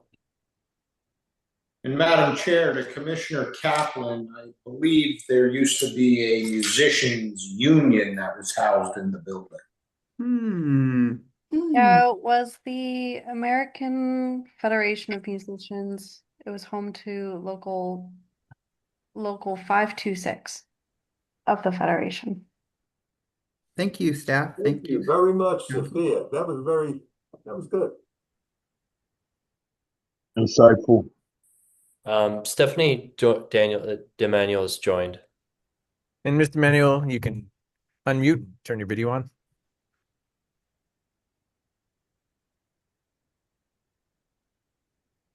Okay. Hello.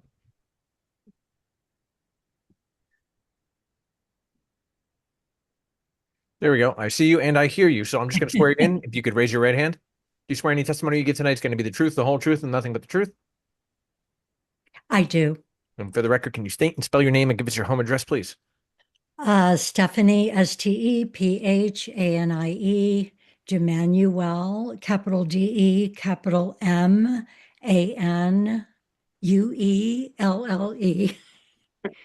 Stephanie, you have 3 minutes. And your home address, Okay. please. Okay. I'll speak to the street tree, which is in front of my home, Your address, 114 ma'am. Waverly. Ma'am, for the record, we need your address, please. Oh, 114 Waverly. Okay. Continue. Okay. You can continue. Okay. Street tree is in front of my home at 114 Waverly, which I'm the eastern neighbor of 130 Central Avenue. It's about 80 years old, but some of the branches touch the roof of 130, and I just want it to be noted that a permit's required to do any trimming on that tree. I've talked to forestry already, and a permit by 130 is required. We'll definitely comply with that.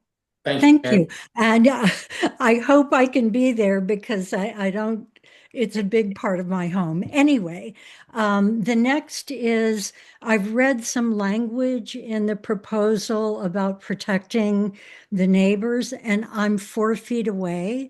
So understandably, I'm concerned about the brick removal. You know, we have new roofs and 3 skylights, so we're pretty vulnerable. So I don't know how we go about assuring that we're protected in that way. Well, Can we anytime finish all the, we'll finish all the questions and then we'll give a response, Stephanie. Any Okay. other questions that you have? My neighbors had questions about the parking. Our neighbors on Waverly didn't know about the community meeting and they were concerned about the parking. Is it simply not required? Okay. That concludes your question? Yes. Okay. Jean? Yeah, well, of course, we'll contact Stephanie and when we start construction, and I'll send her a certified letter. I'll hand deliver it, and we'll make sure we work with her on not only trimming the tree, but also on any work that's done adjoining our property. And then secondly, this case did not require parking, and there is no parking provided. Thank you, Gene. Thank you, Jean. Is there anyone else from the public? If there's no one else from the public, I'd like to close the public portion. Second it. Public is closed. This is Sophia. Good evening. This project is a project that uses the affordable housing overlay, so no parking is required, and there will be one affordable unit in the building itself. Staff does appreciate the work that the applicant has put into this building, including working with staff from historic preservation to help maintain what is existing of the musicians building. I would like to, in addition to the conditions listed in the staff memo dated June 9, 2026, I would like to add a condition about the bird safety measures that were mentioned prior. And then the staff would ask that the applicant agree to those conditions. And the curb cuts, if you can add the curb cuts as Councilperson Little requested as well. The curb bump out, yes. Yeah, to work with our Division of Transportation about the curb bump outs. Okay. Yes, well, I read the staff memo, and Sophia and Maggie did work with us on preserving the front of the building. We appreciate that input, and we agreed to the conditions and the 2 additional conditions put on tonight. Okay, staff recommends approval. Thank you. I'd like to entertain a motion. I'd like to make a motion to approve case P2025-0186 as presented to the board this evening with all staff recommendations and conditions. Second it. Vice Chair Wick, Aye. Commissioner Stamato, Aye. Commissioner Capers, Aye. Commissioner Conaway, Aye. Commissioner Kaplan, Aye. Commissioner Barnaby, Aye. Commissioner Councilwoman Little. This is a nice design, and I just want to also thank the member of the public who came and spoke, and I hope that the developer will, engage her and the other adjacent neighbors to make sure no damage to their property or trees take place. So, Of course. aye, thank you. And Chairwoman getting it in. Yeah, I just want to echo the same as Councilwoman Little just mentioned there. Being good neighbors is very important. So I would kindly ask that the developer engage the community as well there and work cohesively. My vote is aye. Okay, motion carries all in favor. Thank you. I'd like to move on to case B2026-0047. It's an administrative amendment with C variances. Address is with variance. Address is 100 Kellogg Street. I believe this is Matt Ward. Promoted Tom Lane.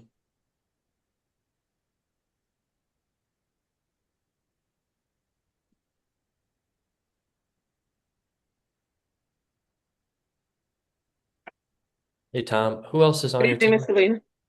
Yeah, So if you could please promote Ruth Rowe and Troy Lacombe, who are both from Datner Architects. Okay, I see Ruth. I see Troy. Okay. While they're being promoted, for the record, Tom Lean of Connell Foley here on behalf of the applicant. This is a notice case, so I would just ask that it be confirmed that our notice has been posted to the portal and that jurisdiction is proper before the board. Thank you, counsel. I am in receipt of your affidavit of publication proof of mailing with respect to the application. I've had the opportunity to review it. It does appear to be in order. We're going to mark it as A1 for the record. Thank you so much, counsel. This is, as noted in the agenda, this is an administrative amendment. Normally, this would have just gone through the channels inside of planning. What we're asking be changed on the project is very minimal. This is the first project on the Bayfront development. It has actually started construction. We're very excited about that, and we're hoping for more development in the Bayfront redevelopment plan area. This has been approved and has gone through some minor amendments as it's gone through the process. The reason we're before the board and this just couldn't go through planning was because we are asking for approval for a material that is not specifically permitted in the redevelopment plan, which is use of vinyl siding. The vinyl siding we're proposing is actually interior to the building. It can't be seen from the street. Nonetheless, it still requires your approval. I'm going to ask that Ruth, our architect, come up and just run you through the changes. As stated, they are very minor, and I hope that the board approves of the way that we've amended the building as construction continues. So, Mr. Lean, the question for the board is with respect to the changes, not the entirety of the site plan. Obviously, whatever's been approved, you have the right to continue with in the event that this was not permitted by the board. But all that being said, let's talk about exactly what those changes are, and we'll go from there. That's correct. Thank you. All right, Ruth, I can swear you in if you can raise your right hand. Do you swear any testimony you give tonight is going to be the truth, the whole truth, and nothing but the truth? Yes. And for the record, can you state and spell your name? Ruth, Ruth, Rowe, R-O. Thank you. Ruth, is your license current and in good standing? Yes, it is. Okay, you may proceed. Okay, great. I'm gonna share screen. Sure. Ms. Rowe, if you have a slideshow where you've, compiled everything, we'll mark that as A2. Okay, great.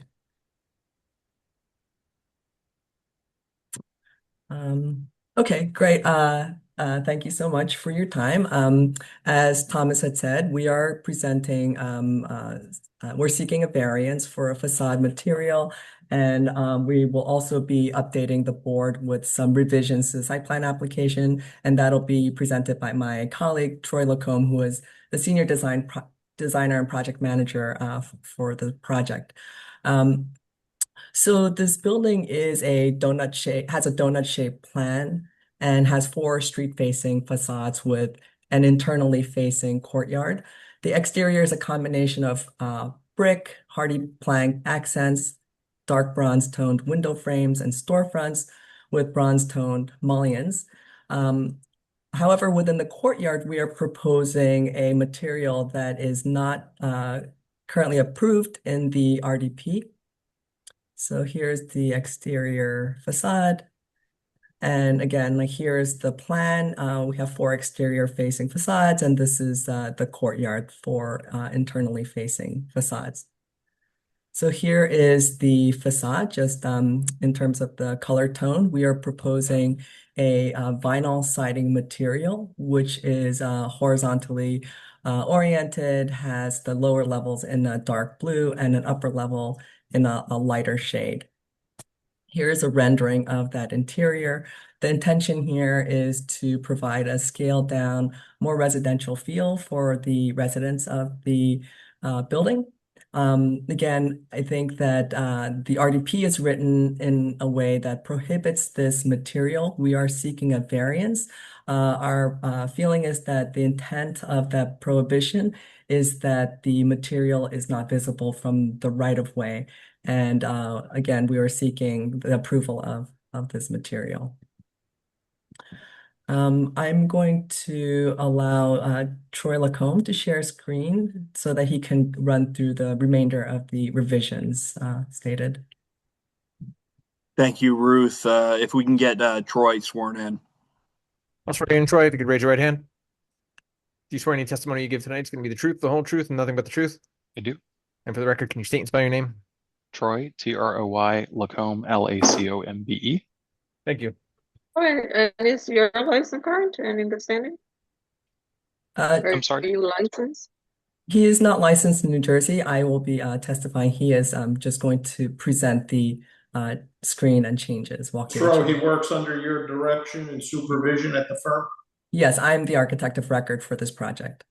Okay. Okay. You may proceed, Troy. Okay, great. Thank you. And thank you everyone for your time.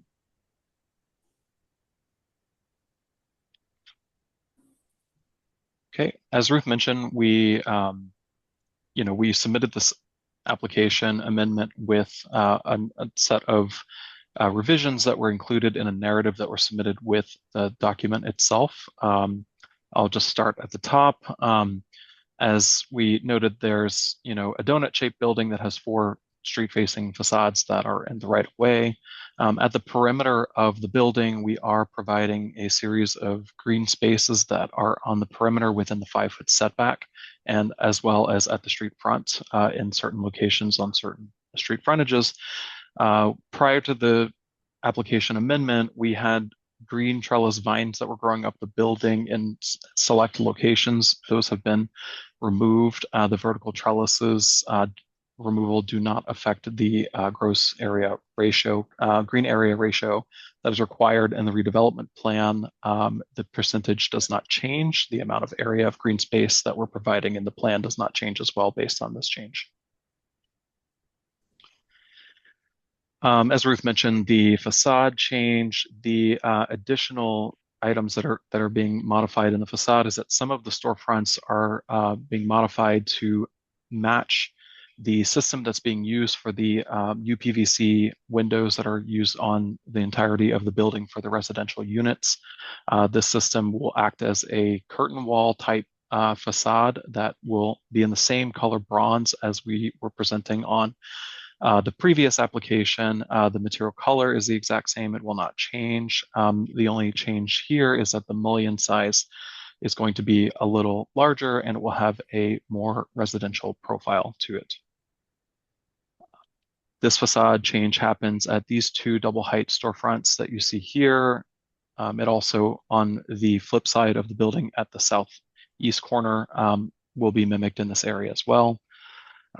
In the areas that we have commercial storefronts and commercial louvers, we are keeping with the Conair system that we had presented in the previous application. And the product line that you see here, this is from Entus.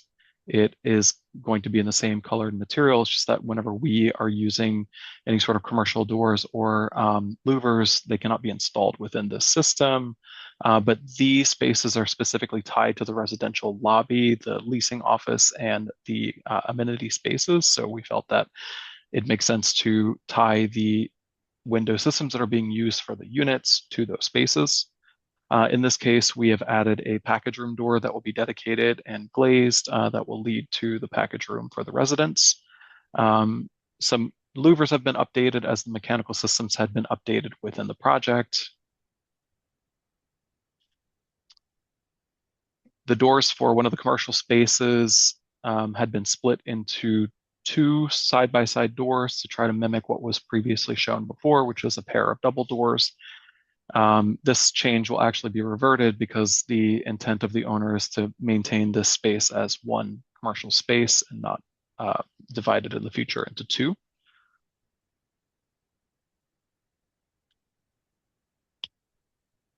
Per the direction of PSE&G, we have updated the the facade that is just outside of the required transformer vaults. That's going to be on the east facade of the building. The louver area that you see here is prescribed by PSE&G in terms of the free area that's needed to ventilate the space, and the doors that that are shown here are specified to be the size that PSE&G needs to be able to move the transformers themselves in and out of the building. Additionally, a minor plan change that was introduced in the case that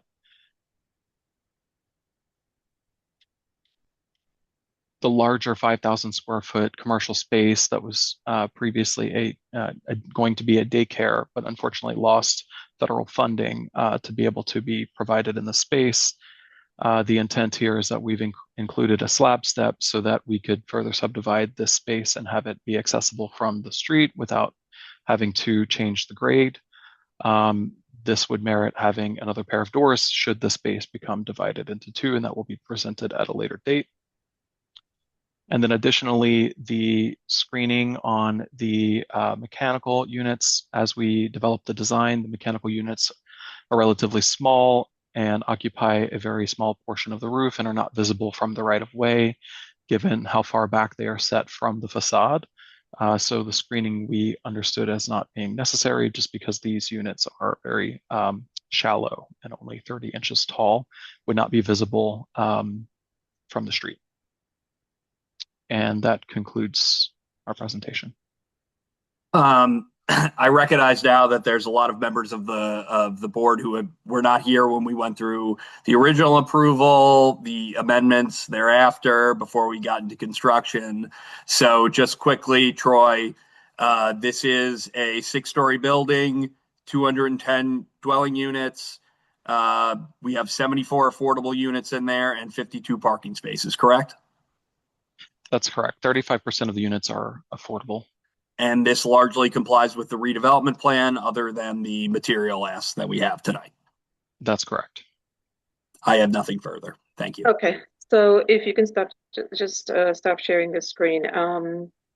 What was initially approved in terms of the facade? The facade was intended as hardy plank. It was not specified in the original site plan application. And Ruth, just to clarify, you're talking about the interior facade, not the exterior facade. Just the interior, yes. Yes. Yeah, the interior facade Originally specified? where you're requesting vinyl in the courtyard. I'm not buying the vinyl. Maybe we need to come up with something else.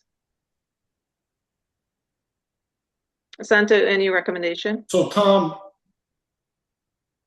was hardy plank intended by the applicant but not proposed in the original application? I'm going to have to go back to the architects here. We've been through multiple iterations on this. I don't recall exactly what was proposed on the interior. So if hardy plank was what was proposed, I think what you're hearing is it wasn't on the plans, and now that we're in construction and we're moving this along, we're trying to figure out what is the best design and the best material for the interior of the building. But Ruth, you might be able to better speak to it.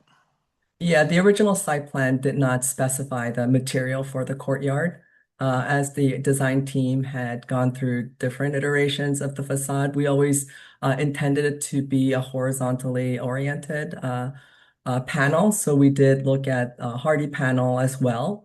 But this being an affordable project with significant amount of affordable units, we looked at alternatives that were going to be more cost effective and just as comparable. This is a material that is 60% recycled material, and at the end of life has a 99% recyclability.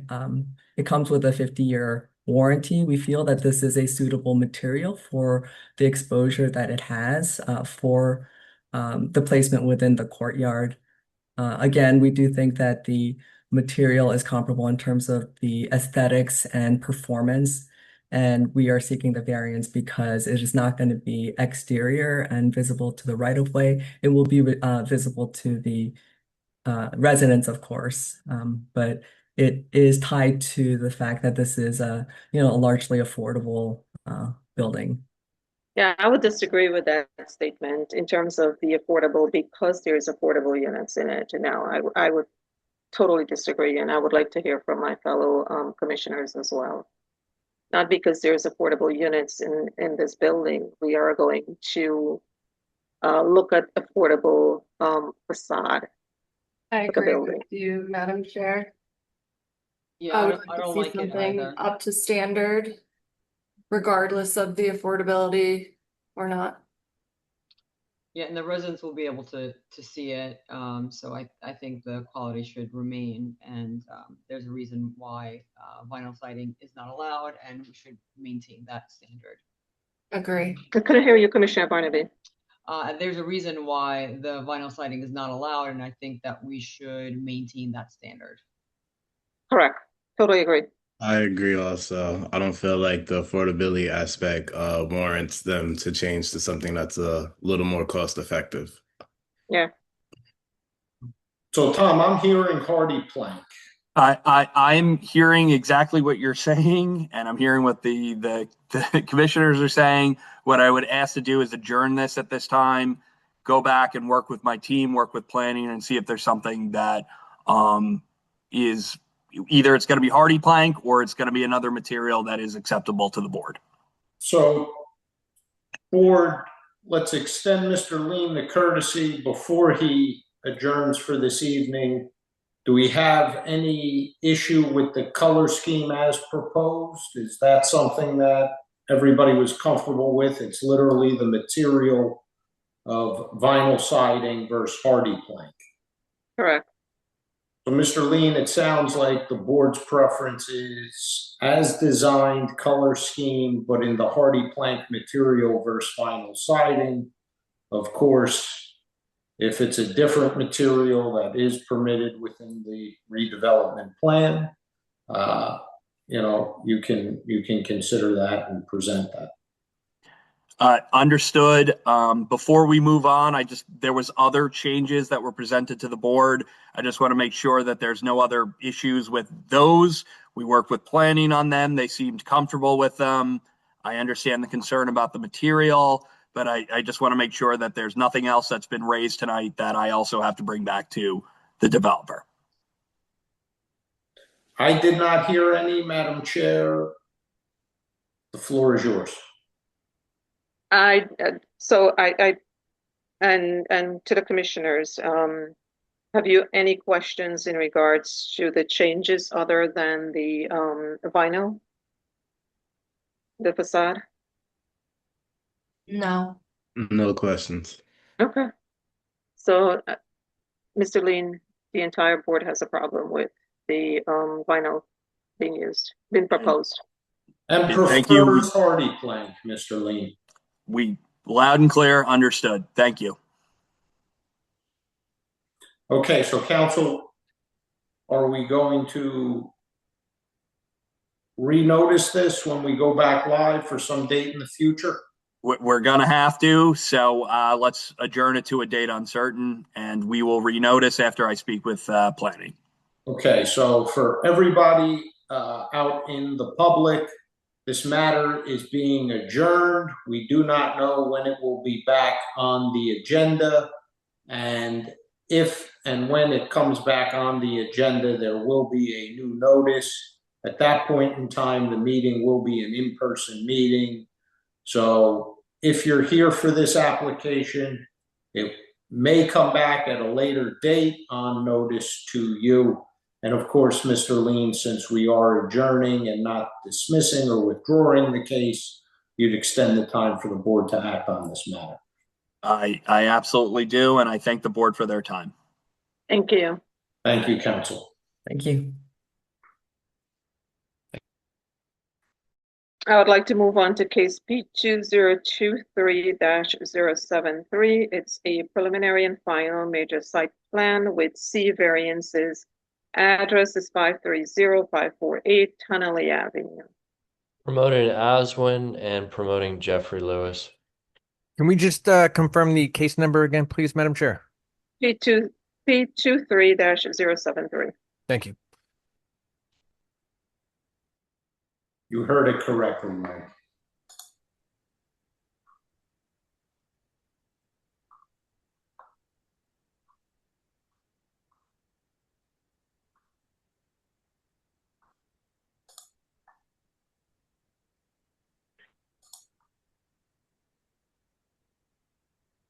Oh, no. Is that you, Mr. Lewis?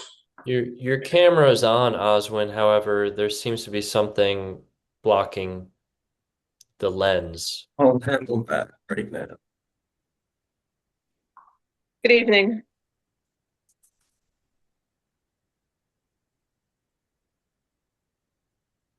We can hear and see all you. Are you seeing me now, Cameron? Yes, you're ready. Good evening, Mr. Hadley. Good evening, Commissioners. Oswin Hadley on behalf of A&B Finance Corp. Tonight I have 4 witnesses that will be testifying. So if you would, I'll give you their names and we can promote them. The architect, Jeffrey Lewis, the professional engineer, Mirza Baeg, the traffic engineer, Lee Klein, and the professional planner, Carolyn Worstel. And I also have the applicant's principal, Mr. Sam Abubakar, as well.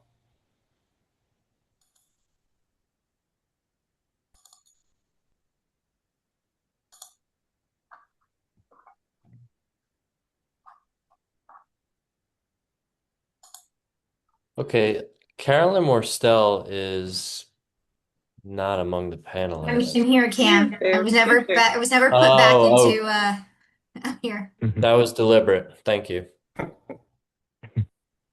So counsel, this is a notice case. I am in receipt of your affidavit of publication proof of mailing. It does appear to be in order, so we're going to mark that as A1 for purpose of the record. Thank you. If I'm permitted, I can proceed. Sure, you can. Thank you. The applicant A&B Finance Corp. currently leases and operates an auto repair business at 700 Tunnelly Avenue in Jersey City. The landlord proposes to take over the entire premises. Therefore, this has prompted my client to relocate his business. The applicant has operated at this location for the past 37 years as a family-owned and operated business employing 5 people, both as a franchise and now as an independent repair shop. The applicant currently owns the property in question, which is subject to this application at 548 Tunnelly Avenue. And it exists just north of Route 1 and 9 and the intersection of County Road. The applicant proposes to construct a new auto repair shop in the highway commercial zone with 8 service bays, an office on the 2nd floor, and approximately 16 parking spaces, 2 of which will be EV charging stations. The applicant seeks approval of certain bulk variances, namely with respect to rear yard and parking spaces. The benefits of this application is going to be business retention and retention of jobs. With that, I will proceed to presenting my witnesses in the following order.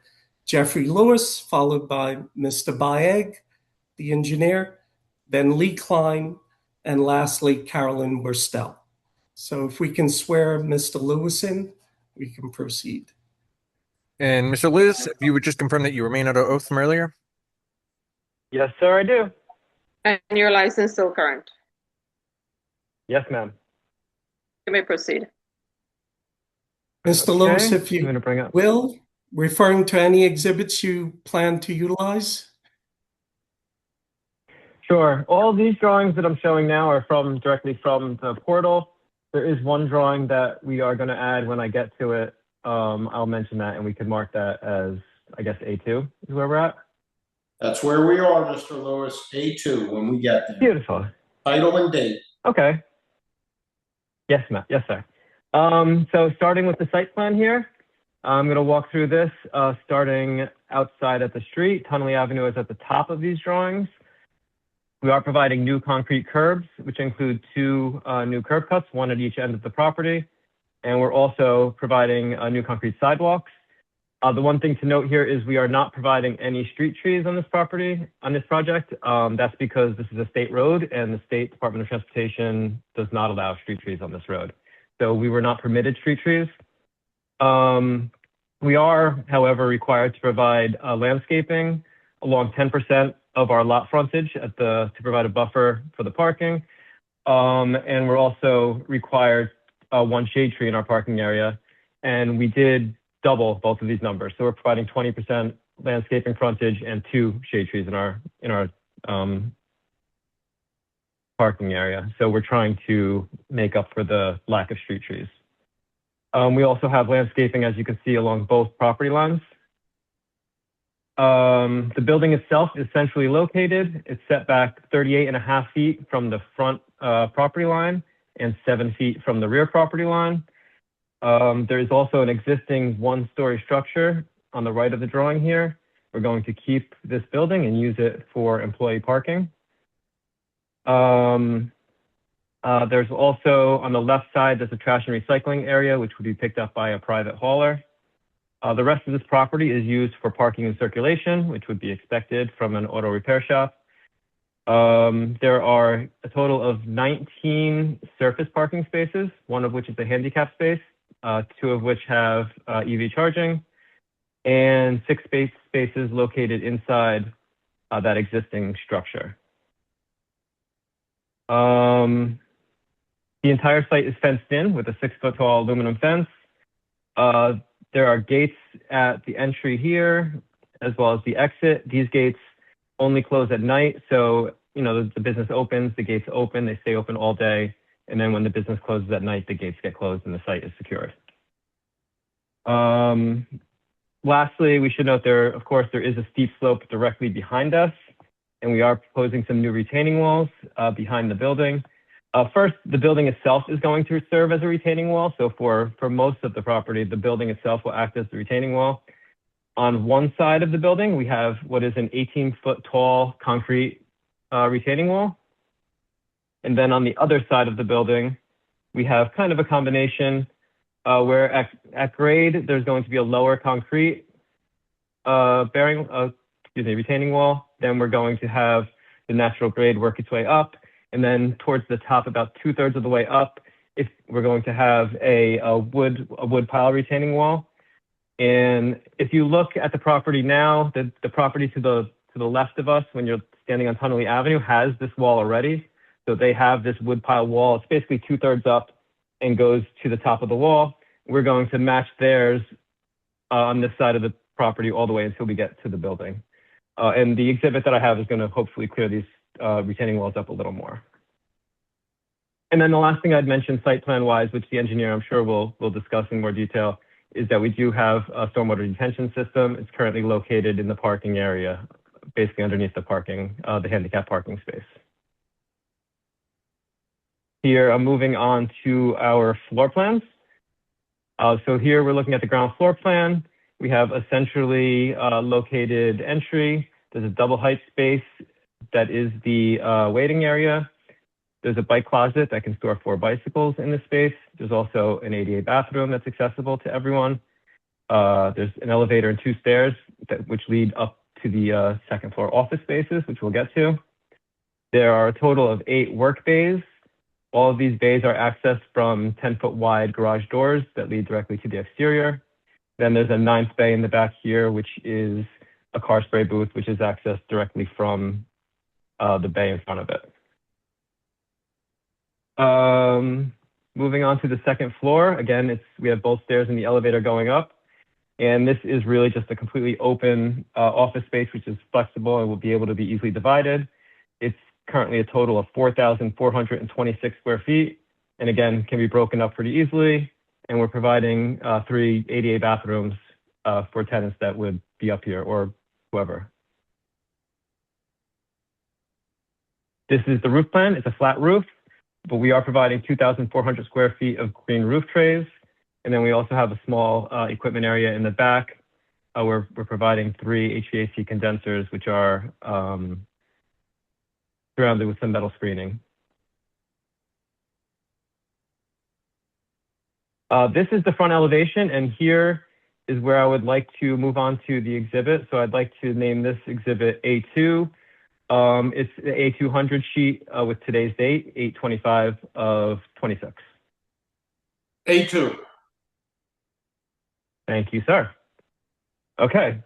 And so here what we're looking at is the front elevation of the building. You can see it's a pretty modern auto repair shop. So I think what stands out first is we have these very tall garage doors. They're 10 feet wide by 16 feet tall. They're painted dark gray. We're using the main finish on the first floor is a dark gray corrugated metal siding, which will match those garage doors. On the second floor, our main finish is silver gray fiber cement panels. And then we're using bone white fiber cement panels as the border for the building itself. And then also for the border that surrounds the main entry to the building, which is an all glass entry. We also did add the wall heights to the sides of this building. So if you look on the right side here, what you'll see is you have the wall that's about 18 feet tall. It would end about here, a little more than halfway up the building. And then we're using the natural grade that would go up the rest of the way. This height here is the existing top of the wall now. This is where the buildings above are built to. And then on the left side, what we have is the wall actually built at the top. So this top section is that wood pile wall that's going to match the wood pile wall directly to the left of us. Then below here, you would have the natural grade going down. And then at some point here, which we didn't mark out because we're not sure exactly what the height would be, it has to kind of work with the grade itself. We would have a concrete wall again, just to provide enough space for everything back here. And you could see the finishes here. This is the rib siding, and then the 2 fiber cement panels. And then lastly here, we have the side elevations and the front and the rear elevation. So the side elevations, we're using that same bone white fiber cement panel, and the garage door will be painted that same bone white to match. The doors on the side of the building will also be painted to match that same bone white.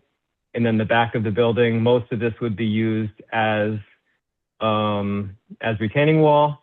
There will be, if I can go back to the front elevation, there's about a little less than 6 foot difference in height between the grade up above and the top of our building, the top of our parapet wall.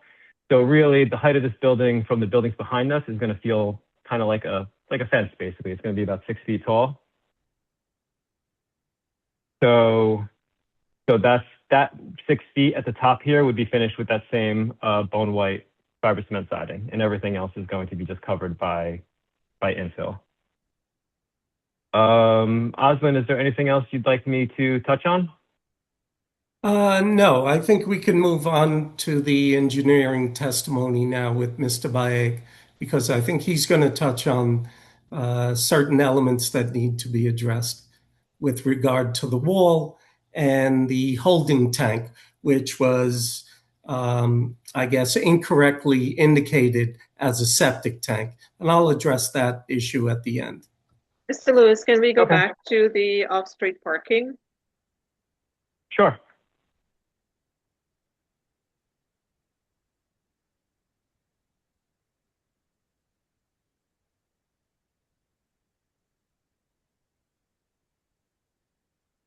Did I come up? Yes. I think there's a concern about the numbers of parking spaces. There's a discrepancy with what is on the agenda and what we actually applied for. Is that correct, Ms. Ganguly? Yep. Yes.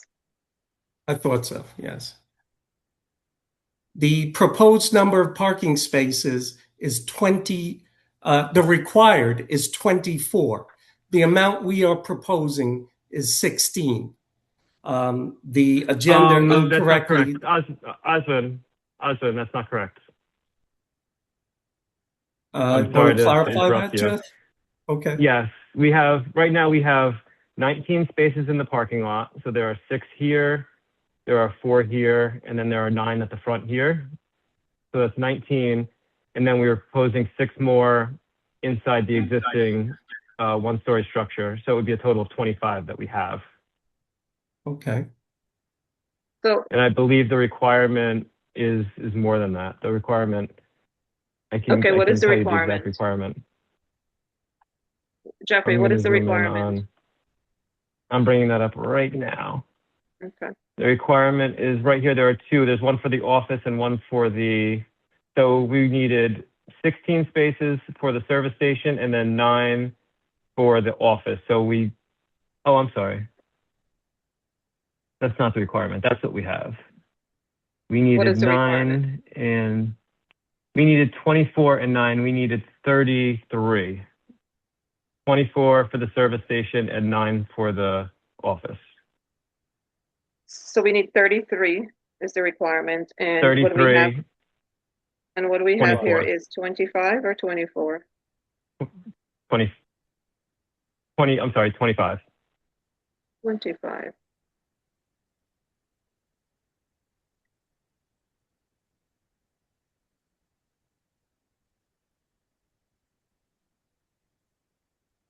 Okay.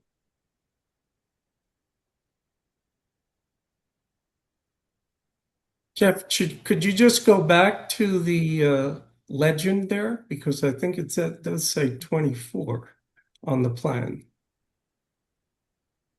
Yeah, so here there are 2 requirements here. Service stations need 3 for each lift. So that would be 24 in total because we have 8 Right. we have 8 service stations. And then we need 9 spaces for the office space above. Okay. So this is a very busy area. So, I mean, there's a requirement for a reason, right?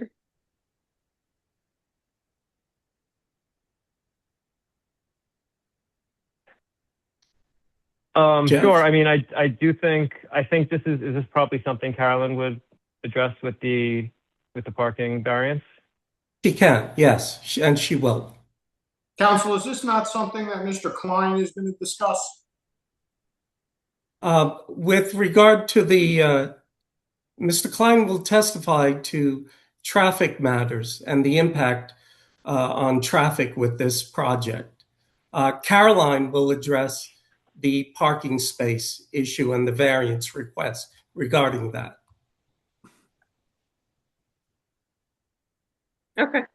So let's move on. Yeah, Madam Chair, I have a couple questions, but I can Sure, reserve them until absolutely. after the engineer's testimony because I'm not sure if they should go to Mr. Lewis or the engineer. Okay. I'll still be here. Excellent. Thank you. All right, so Mr. Begg, I can swear you in. You can raise your right hand. Do you swear any testimony you give tonight is going to be the truth, the whole truth, and nothing but the truth? I can't hear you. I do. And if you could just state and spell your name, please.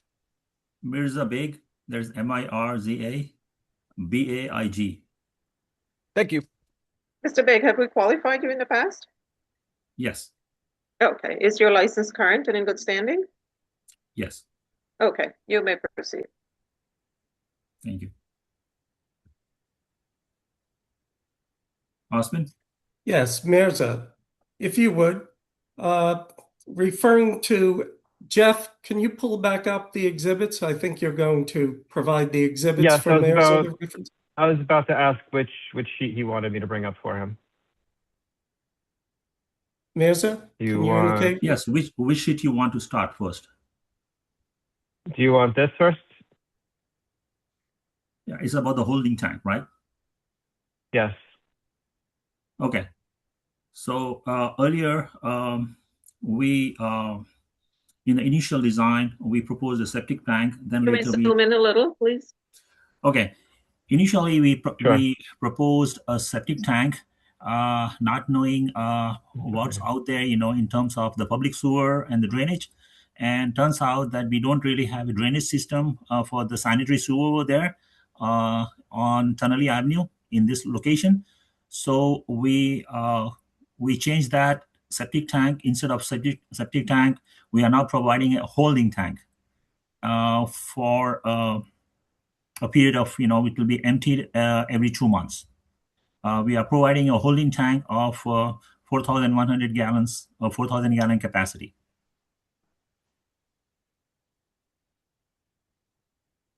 Okay, Mirza, and can you go on and address also the DOT approval process and the access that you obtained from DOT, as well as the green roof, and speak to the retaining wall as well? Okay, as regards to the DOT minor access application that was approved as of April 2024.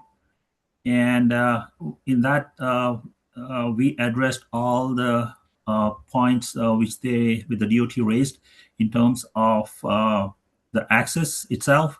As you can see, the access is now inclined on the left side. It's like, a direct access. Earlier, we had a perpendicular access. Now we have an inclined access, and that's as per the DOT requirement. And also there were some landscaping along the sidewalk in the front, which the DOT did not allow. So we had to scale back and remove the landscaping, which we proposed earlier. And they wanted, we fulfilled all the requirements which the DOT needed, and finally we got the permit. Now, Mirza, as Yes. this is a state right-of-way, the DOT standards preempt Jersey City's standards for what's required along the roadway. Is that correct? That's correct. DOT standards supersede Jersey City standards on this particular case. And that is why trees are not planted in the front of the property, because DOT specifically requested along this roadway that there should be no trees planted on this type of road. Is that correct? That's correct. Okay. Can you move on to address the retaining wall in the rear of the property? Okay, Jeff, so yes, definitely. The rear side of the property has two types of geographies. About 70% of the property line along the east side, on the rear side, basically, is rock. Okay, it's a rock face, and the rest 30% towards the south end of the property is just fill. Okay, so we had to come up with two different types of retaining walls to address this issue. For the rock part, we are trying to mirror what the neighbor on the north side did, and we are following the same pattern what the neighbor did, which it looks really good, which is basically they shaved off the face of the rock to match with the property line, and on the top of that they drilled a fence line with steel posts and wood panels. Okay, the steel posts are drilled into the rock, epoxy seal, and then that's the foundation, and then along that is they are supported wooden panels, and I believe the height about is about 6 feet, and that's what we are going to replicate on our site, and that's for the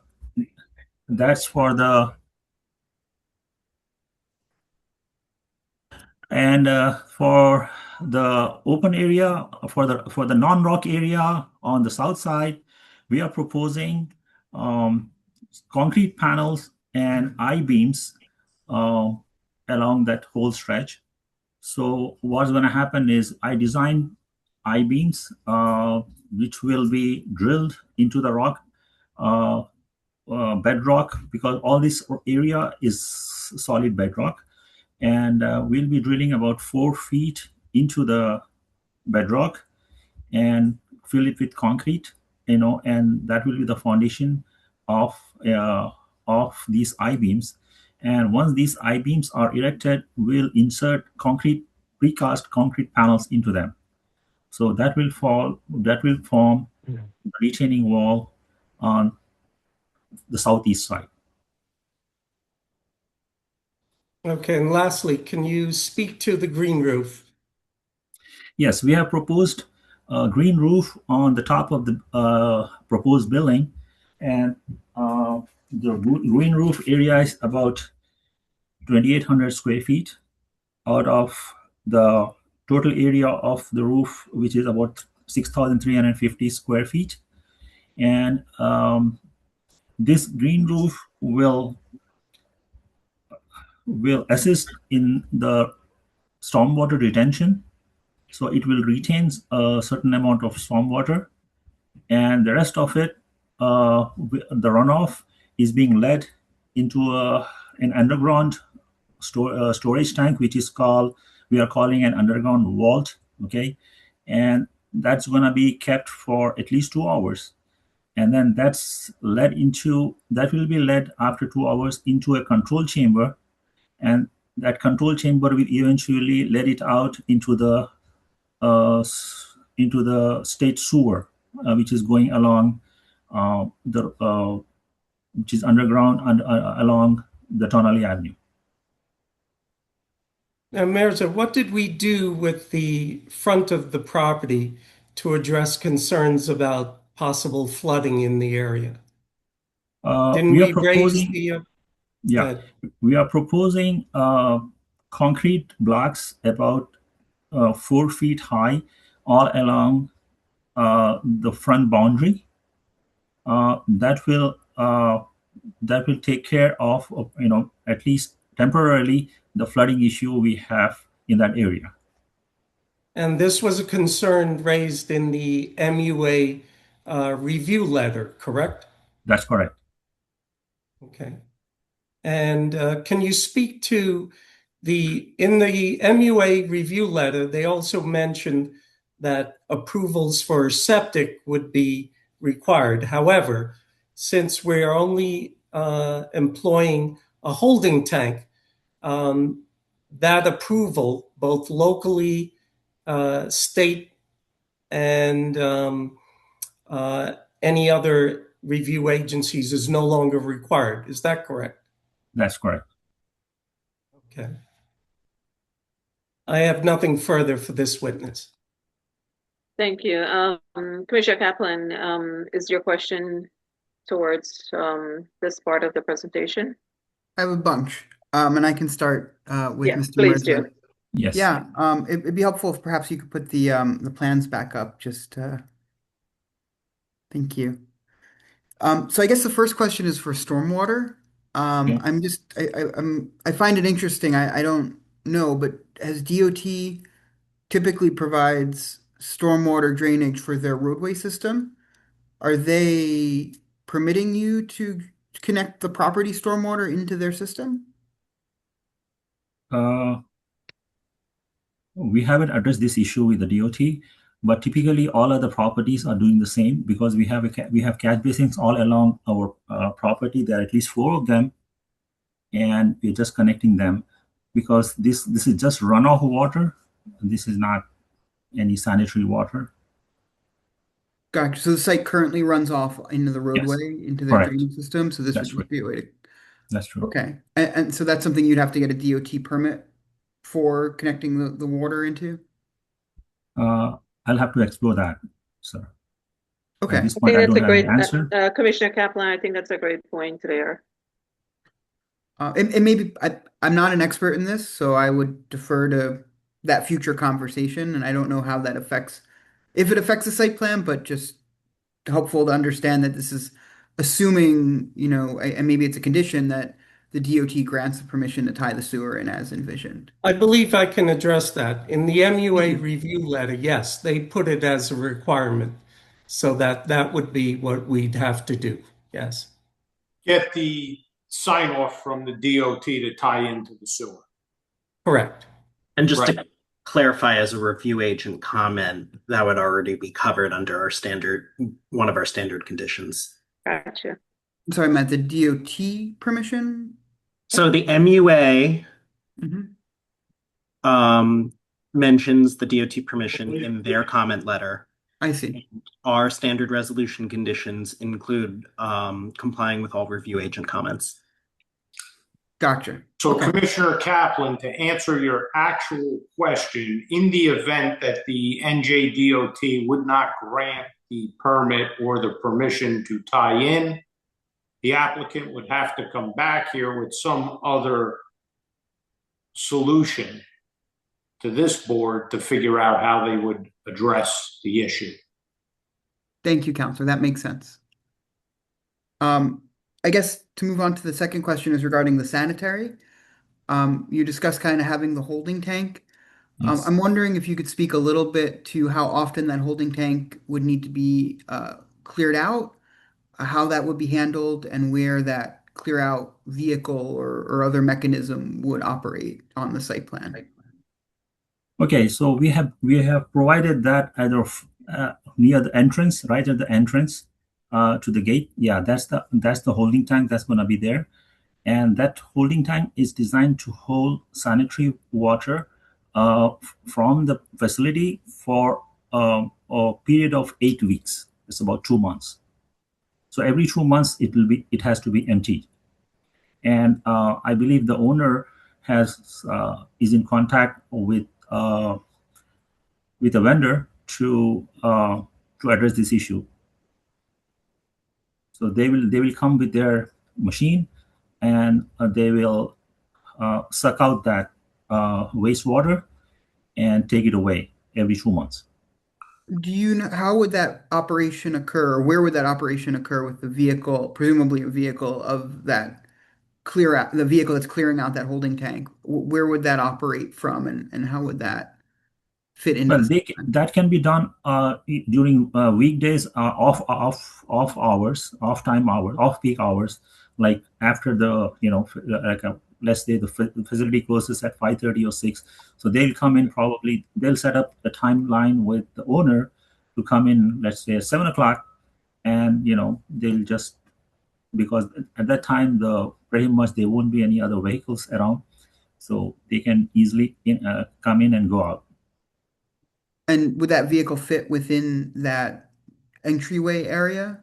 Yes. And able to conduct its operation from there? Yes, definitely. So the entry is minimum 15 feet wide. So entrance and exit are both 15 feet wide. That was one of the conditions of the DOT, which they permitted. So obviously any large size vehicle can come in and go out. There's no So the restriction vehicle for could fully fit within the area near where your cursor is. Correct. To conduct its operation. Correct. And then it would be able to be allowed through the site to exit, so it would not have to reverse. Yes, that's true. Because this is a one-way street. This side is the northbound Tonali Avenue 1 and 9. So it's just one way going north. Correct. And if I believe I saw in one of the letters that you have space for a passenger vehicle if they were to enter the site while the gate was closed to turn around and exit. Is that, and maybe that's not you, Mr. Big, but is that correct? Yes. So we have the door itself is is set back at least 20 feet. Yeah, that's where. That's the entrance. Yeah, we are having a door. Yeah, exactly. At that location, the gate will be like that. Okay. So even if somebody comes in after hours, they will stay there and they'll have to back up and they'll be able to exit. Because just before this property, there is an intersection with traffic lights. So that errant vehicle will have a chance to get out safely. Mr. Lewis, are you controlling the screen? Yes, sir. Mr. Jeff. Can you zoom in, please? And Commissioner Kaplan, I believe that yellow line at the top of the entrance, that's the gate. That's the gate. You see That's it there? correct. Proposed gate. Yes, yes. Right at the cursor, yes. Proposed gate, you see that. Yes. Correct. And as I see it, the material shown in the pattern texture is something that would allow a vehicle, passenger vehicle, to rotate to make a K turn, a multi-point turn to. On either That's- side Is that of correct? the entrance drive lane, right? Got it. But that would not provide the space for a larger vehicle such as a septic cleaning truck. So that would need to be coordinated with the gate opening. That's that- correct. That will be coordinated with the owner, because they'll be coming once in 2 months. So obviously they'll be coordinated. Thank you. That makes sense. Do you have any sort of, again, speaking of kind of the drainage on the site, because it is an auto facility with, vehicle fluids and oils, is there any sort of system to separate that from the stormwater? Or, and if so, how is that kind of waste, oil waste or whatnot, handled on the site? Currently the MUA standards, I didn't come across any special requirement for an auto garage stormwater setup. It's the same for all. So, Mr. Kaplan, the owner operator could better address that issue. Okay, so should I hold that question for? Yes. Yes. Certainly. So then regarding the more traditional trash, how is that going to be accessed? I saw that you have a trash area behind the parking stalls. Yes, that will be Sure. addressed by Mr. Jeffrey. Yeah, I could jump in there. So we do have a trash and recycling area in the back here. We have 2 dumpsters, which would be for private pickup. And then we have these specialized bins, which I think might address your last question, where we have a private service that's going to pick up any oil disposal or any automotive fluids that need to be picked up specially, not put in the trash. Makes sense. How are those accessed by the vehicles to load the dumpsters and that special auto fluid container? Honestly, I think it's pretty tight here. I think they're probably going to be rolled out to the truck itself. I think that would probably be the easiest way to do it. Gotcha. I'm So thinking what the truck drives in and the bins get rolled out to the truck. And then how would the truck maneuver after it's loaded on the site plan? Well, and that's why I think the bins probably come out to the truck, because then the truck can drive in, just pull straight up to here, get loaded in from the back, and then just keep driving straight through and out. So where would the truck be parked or kind of staged for that operation? I think it probably stages itself right in front of the building right here. Got it. In the front, so the refuse containers would have to be rolled to the truck there. Correct. Is the plan. Yeah, I think that's probably the easiest way to do it. Okay. Madam Chair, I have some other questions on other topics, but I see other commissioners' hands up, so I'd like to yield the floor to them and then kind of come back if that's all right. Sure. Councilwoman Little? Thank you. Yes, I had a couple questions. So for the green roof, you mentioned that it is a flat roof with 4 trays, and I assume the trays are where the planting is going to be, right? The vegetation. That's correct.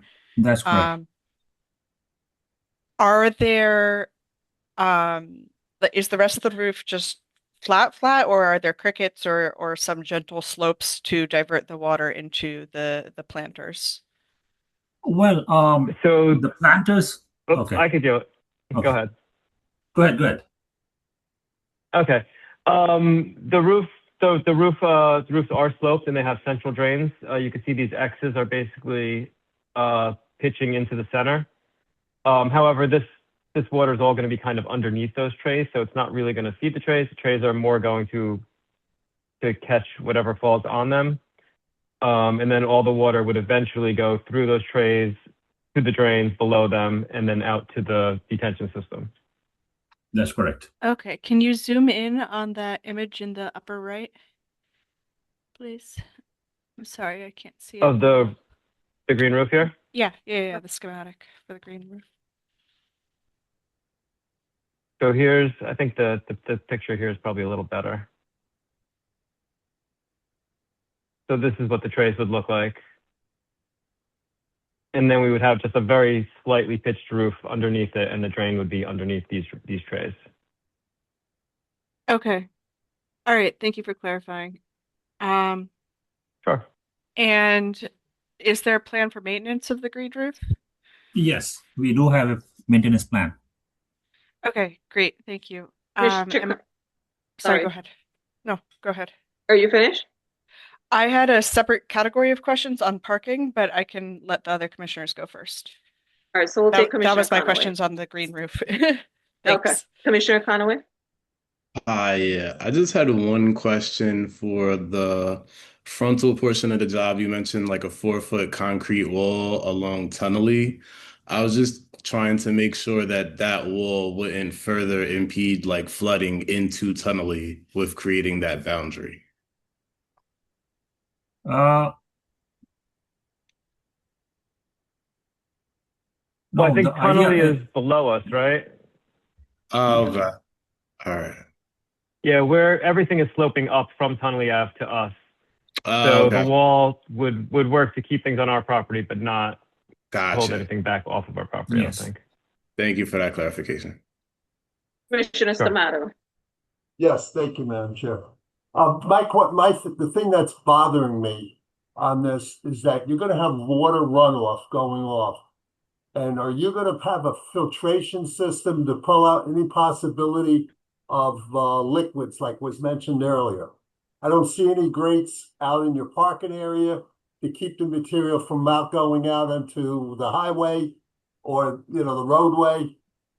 That's question one. Question two is on your roof, excess water. How you gonna collect that? And where does that all go? Okay. I could answer that, and Mirza, if you think I missed anything, you can let me know. Sure. No problem. We do have these are all drains located throughout the parking area, all these squares. And we do also, you can see at each of the driveway entries, we have a trench drain to stop Okay. water from leaving through there. And all of this, the trench drains and the drains on our property, all go to the stormwater detention system, which is located under the parking over here on the left side. All right. And then as far as the roof itself, again, we do have 4 roof drains. So those drains also lead right to here, and they also go to that stormwater detention system. So everything on the site is going to the detention system and then out to the street. All right, That's are you correct. catching any of the liquids coming off of a car? Antifreeze, oil, transmission, rear end fluid, that kind of Oh. that's the stuff that I'm concerned about. Again, the owner Okay. operator can yeah. address that. Okay. Yeah, we were talking about everything rainwater, everything exterior. But I Yes. think the interior inside the auto bays, I think the owner can definitely testify to how That That That's seems to inside. be I'm an talking- operational issue, yes. I'm Also, talking about counsel, outside. is there no drawing or detail or system to catch that? The owner operators. Well, there's nobody's designed anything. nobody's going to be doing any work on the outside of the building. The outside of the building is only for the parking spaces out here are only for temporary parking of cars. I understand All the that, work's going to be done Louis. inside. I understand that's the Yeah. intention, but the question was very simple in terms of, is there a physical system such as the stormwater or the septic system to deal with motor vehicle fluids that may be generated at the site? It's a yes or no. If engineering didn't design anything, and we will listen to the testimony of the operator as to how he intends to deal with it. So Pat, hold on to those questions as soon as we get to the operator. We'll go back to Commissioner Kaplan. Thank you, Madam Chair. Thank you, Madam Chair. I have one more question on flooding, and then I'll change subjects, I promise. In the MUA's letter, they mentioned that in their experience, they've received reports that there have been 4 to 5 feet of water on the roadway in this area during stormwater flooding events. Have you taken that into the design of the building? I know you can't elevate the site to avoid that, so what sort of mitigations have you included in the site plan and the architectural design for the propendency of this area to flood? Well, I'd say first of all, the building is elevated. Everything is sloping up, so we're a good 3 to 4 feet above the street level from where our building starts. And then again, we do have the detention system where all our water is going to go, and it's going to hold that basically through the storm and then release it when the storm ends. Right, so that's how you're addressing stormwater that falls on your property to mitigate its impact to the sewer. But if you have massive flash flooding or feet of water that comes onto your property, it could certainly cause impact to you guys. But you're saying the elevation would mitigate that? Is that what I'm hearing? I think that would be our best mitigation there is, yeah, getting our building higher. Mirza, do you have another Yes. answer to that? No, I mean, that's the only way. We have to, we have to study the maximum flood level over there once again. If what MUA says is actually true at our location, because they were general. They said in your area. So it was not, they didn't say at your property. So we have to take, conduct some surveys of the high water level at that late, during thunderstorms or storm events, and that will tell us how high we need to go, or we are already there. Okay, so in any case, we have to give an allowance, keep an allowance of about about 18 inches, 12 inches to 8 inches to be raised, the whole site. But that comes with other problems because we cannot raise too much because of the road slope. We have a limited road gradient. We cannot exceed as per the code. And our gradient is almost there right now. So we have very little room to go up, but we do have, I guess, about 12 inches to go up if needed to be. So is that a study that the applicant has undertaken or will undertake? I'm sorry, I'm just not clear on the next. Well, we have to undertake now because this is a new thing which the MUA brought to our notice just recently. So we have to act upon that, and we'll submit our report about that. Gotcha. So just from what's before us, you're seeking site approval for this, but if that may change that, and then you'd have to come back before this board if that does change the site plan? Is that? Yes, just to mitigate, with our measures for mitigation of this problem. Okay. Which won't be, I mean, not architecturally, we won't be changing except the height itself, I guess. And if the height already is, we have room for that, then everything should be okay. We don't have to seek any additional variance for this one, hopefully. Jeff, we do have room for vertical increase in height, do we? But it may require. Yeah, I would agree with amendment to the site plan. So Commissioner, depending on how that plays out, they may come back for an amendment to the site plan. Got it. Okay. Makes sense. Thank you. All right, I would like to go back to Councilperson Little. Thank you, Madam Chair. My question surrounds the parking. So my understanding is that for this auto service station, there are 24 spots required and only 16 are being built. And so that would seem like this business could service fewer vehicles on any given day. Is that accurate?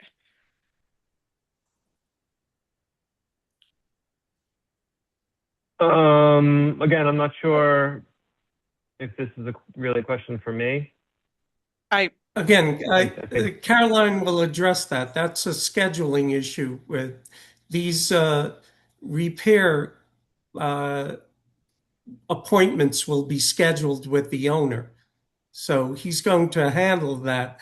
We're not taking too much drive ups at this business. They're scheduled and timed. Okay. I just was concerned about the potential for drive-up appointments and, people even backing out onto Tonelli. No, we're limited by the parking spaces we have, so that's why the repair will be scheduled by the owner. Okay, I just wanted to make sure there was a plan for if people attempt to drive up and there's no parking spaces. Will the gates be closed if the lot is at capacity? Is that the idea? Because I have seen plenty of bad driving behaviors on Tonelli. I'm just gonna say that. I've seen people in line for a For gas sure. station and like half their cars sticking out into the road and just want to avoid issues like that here. So is the concept to close the gate when the lot is at capacity? I think the owner can address that. Yes, that's an Yeah, operational I issue. think the owner, I think he has the experience probably from operating a similar site down the street. He can probably answer this better than I can. Okay. So council, it sounds like we're going to hear from the owner and from Ms. Worstel as to on-site parking while recognizing that you are seeking a variance for the required number of parking spaces. Is that fair? That is correct, yes. Okay. So we Commissioner will Kaplan. get that testimony as soon as we're done with this series of questions, I suspect. Thank you, Santo. I look forward to those testimony as well. So on other topics, on the site circulation, could you just kind of comment on a couple parking things, not about the number, but by the entry gate, it looks to be like a pretty tight corner around that building where that double arrow is shown on the plan. To the Sure. right, yeah. What's the width there? And do you have the turning radius for a tow truck or another vehicle to circulate around the building on that corner with the gate as shown? So I don't have the exact measurement here. It's about 15 feet is what it looks like. And the one thing I would say about the gate is much wider than the actual driveway itself, so that this could open up all the way back to here, which again gives us a lot more maneuverability in this area. So all of this area that I'm circling would basically be available to cars if they needed to back around to move, if that makes sense. Mr. Lewis, whose site plan are we looking at? Who prepared this plan? This is our site plan. This is my site plan. You prepared the site plan? Well, someone from my office prepared the site plan. Okay. So can you just scroll down? Am I What reading would you this like to right? That I guess scroll up so I can see further down on the plan. So right where those two arrows are in the drive aisle, that 24-foot drive aisle measurement, and then 18 feet is required for the parking spot, and that takes you to the curb before the landscape area. Is that correct? That is correct. So if a car is parked in that spot, you maintain a 24-foot drive aisle, but we don't have any turning template at that corner of the building where the entrance comes into. Is that correct? That's correct. So we don't know the largest vehicle that can get around to the back of the building over there. Well, I believe just about any building, just about any car is going to be able to get here. Again, I think we do have Lee Klein as well, who would be able to clarify a little more. But like I said, we do, So Lewis, because I this thought gate Mr. opens Klein so was wide. testified all of this. To be honest with you, I was shocked to hear that Mr. Klein was only going to talk about traffic counts and not the site layout. But nobody did a turning template. Correct?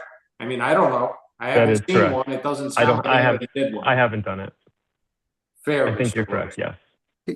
Same question, but if you scroll all the way to the right, to the right side of the plan, the other side of the property, there's a parking stall that's directly forward. You see where you say garage door entry? To the Here, lowest? yeah. Yeah.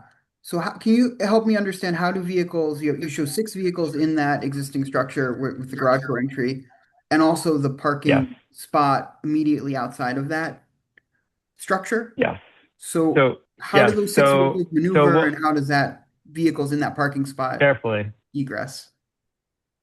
very carefully. The parking spot will work just like a regular spot. What we're doing with the garage door is it's currently a central garage door, but we actually are going to slide that garage door over to the side, which does make using these spaces very difficult. But we're proposing that these 6 spaces would be for employees. So basically they're gonna have to get their cars in there and get their cars out as best they can, but they're going once, come out once, so it's not gonna be as disruptive, is the hope. But you're gonna have a single tricky. entry on the right side, or I guess Yep. the left side. I do from have the width of, being, and then park yes, 3 and I across.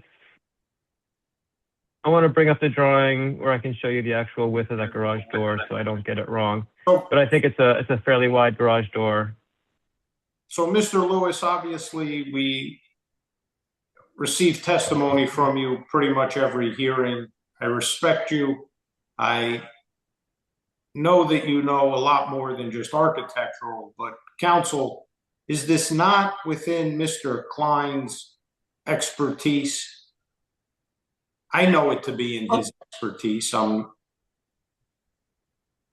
I believe so, Mr. Lampe, but having heard the series of questions and concerns raised by the commissioners, I would ask that we carry this so that we can address these concerns with an improved and better site plan.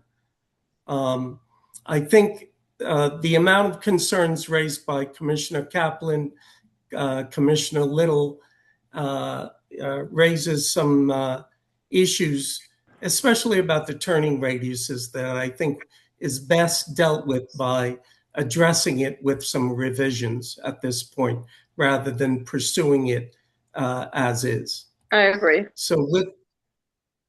Thank you, Madam Chair. So I'd like to come back with a revised drawing on site plan application with this so that we can meaningfully address these issues rather than pursue it along this course.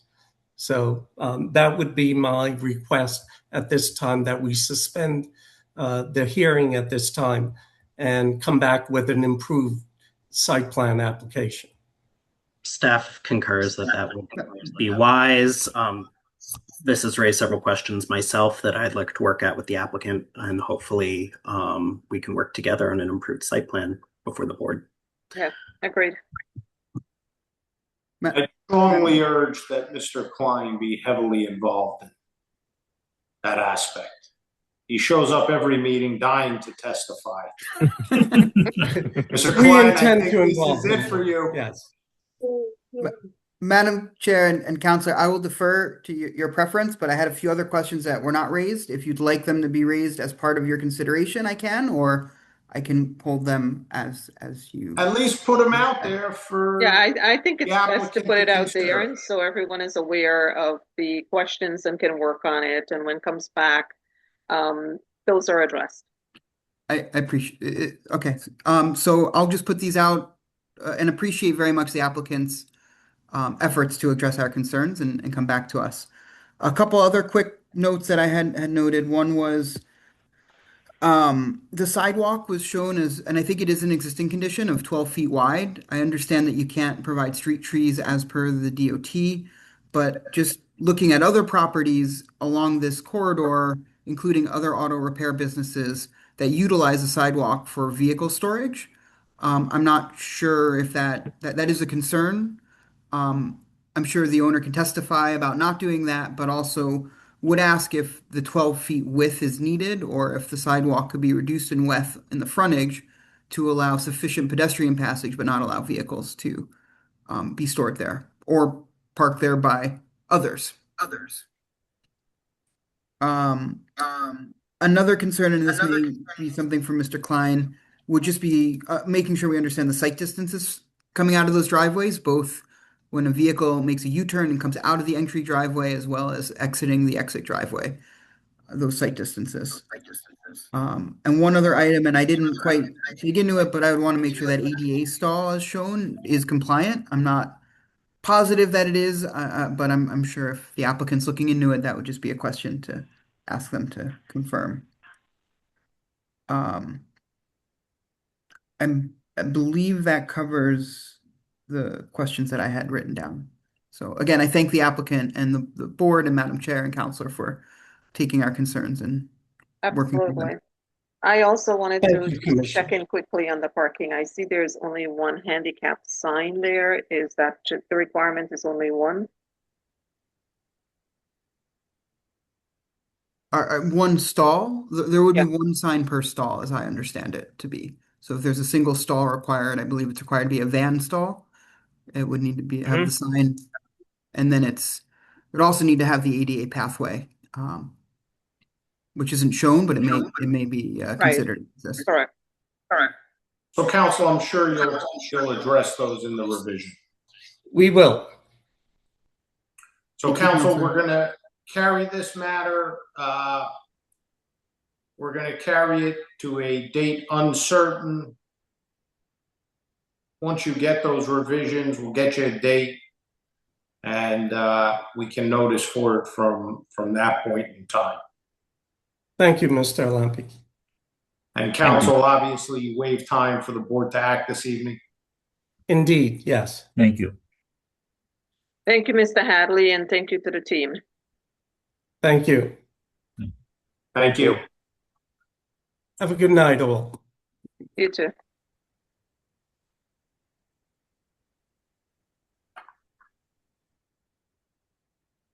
Nine o'clock, Madam Chair. The old Mike, you need a break or you need a 5? I'm just looking at the agenda. I think the next 3 are going to be all together, so it feels like a good time to time to take take a break. Okay, we'll take a 10 minutes break. Thank you. So now we'll be back at 9:10.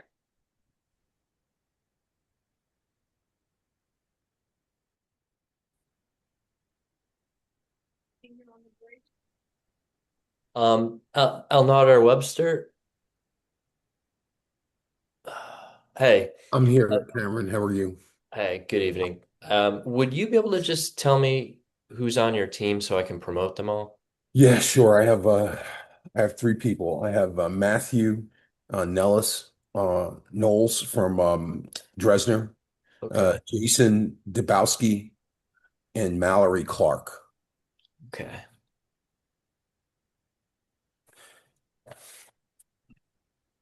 And unless I'm not seeing something that you guys are, I don't think I'm going to be more than 5 or 10 minutes on mine. I don't have a lot here. So unless you want me to go long, I'm going to be pretty to the point. No, we appreciate that, and we see eye to eye with you. Like, there's a lot of conversation tonight, so I'm not sure if I don't want to misread the room, but this is not a heavy lift, I don't think. Okay. No, I agree. All right. I see Jason. Yeah, I don't see my engineer, but I see Gino. Gene, what's up, buddy? I don't know, Al, I don't know why Cam promotes me, lets me stay all night. Gene, what's up, my buddy? Hey, I said to Cam, you're never going to reach me because, Gene, stay on the agenda. We're going to reach you. You're a big liar, Cam. Hey, Cam, you don't know this, but Gene and my dad were very, very good friends and college teammates. People don't know that Gene is now known for, I guess, telling stories, but back in the day, he could shoot the lights out. So people don't know that about you, Gene. I gotta bring it back. Hey, your dad, well, what can I say? One of the greatest men I've ever associated with. And the craziest thing, I always thought he was older than me. And I found out I was a month older than him. I always looked up to him. He should have been looking up to me. Yeah, I left you on, Gene, so you could have this conversation. Hey, well, Cam, I owe you one. I owe you one. It's good to But see you. It's good to see you, buddy. It's good to see yeah, I'm gonna have to change a role, Gene. I'll see you later. I'll see you in like a little bit. All right. All right, guys. Okay. Bye. Yeah, we'll keep it short. I'm getting your last team member up there. Yeah, we'll reconvene in a couple minutes. Thank you. All right. Sounds good. You got it.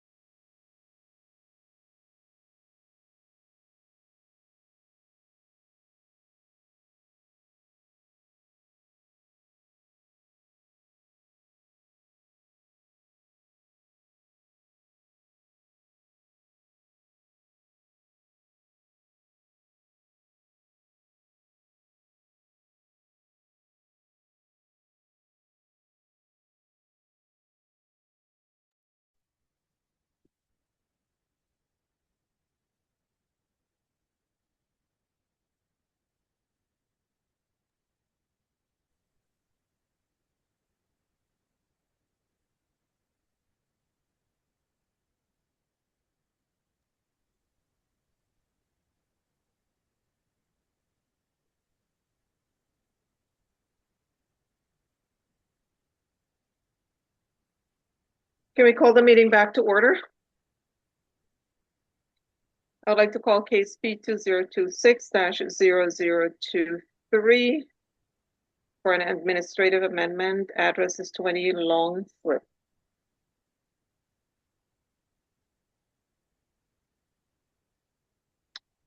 Good evening, Mr. Webster. Good evening, Madam Chair. How are you tonight? Good, how are you? I'm well. Thank you. Thank you very That's much. good. Did we promote your team? I think we got them all in Okay, before the break. okay. Santos, is this a notice case? Thank you, Madam Chair. This is a notice case. I'm going to receive the affidavit of publication proof of mailing with respect to the application of 20 Long Strip. I've had the opportunity to review it. It does appear to be in order, and we're going to mark it as A1 for purpose of the record. Thank you. Thank you, Counsel. Thank you. Go ahead, Counsel.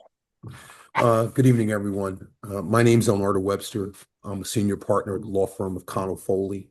We represent the applicant NEQ 8A LLC, the developer of this project, located at 7302 lots 3.19, 3.20, 3.21, 3.16, and 3.05 on the Jersey City tax map. The property is located within the Newport redevelopment area. The project is very much along the way. We've reached our topping out and we're moving very, very nicely. So thank you for your previous approvals. The application before you this evening in connection with the limited administrative approval to its previously approved final major site plan for the property commonly known as 20 Long Slip and the surrounding project area. By way of background, the board granted final major site plan approval under P 2023-103 in August of 24, which was subsequently amended under application P 204-193 in November of 2024. The applicant is now proposing a series of relatively minor modifications to the approved plans, primarily resulting from interior reconfigurations of the building. The principal changes include the elimination of previously approved second floor commercial space and associated elevator, the introduction of mezzanine and storage area within the commercial space, and certain corresponding exterior and site refinements. Those refinements include modifications to the storefront, residential entry canopy and door heights, the addition of a commercial service entrance and louvers, relocation of bicycle parking, minor adjustments to the parking area, and in addition to certain operational and security improvements. Importantly, and this is obviously one of the bigger ones, none of these modifications increase the approved residential unit count or requires any additional variances, waivers, or other relief. The original approved plan provided 239 parking spaces. Since that approval, the Newport redevelopment plan has been amended to reduce the required parking spaces for the project to 0. Notwithstanding that change, the applicant is still going to provide 114 parking spaces as part of its current plan, and we'll walk you through that. The overall design intent, massing, and layout of the development remains substantially consistent with the board's previously approvals.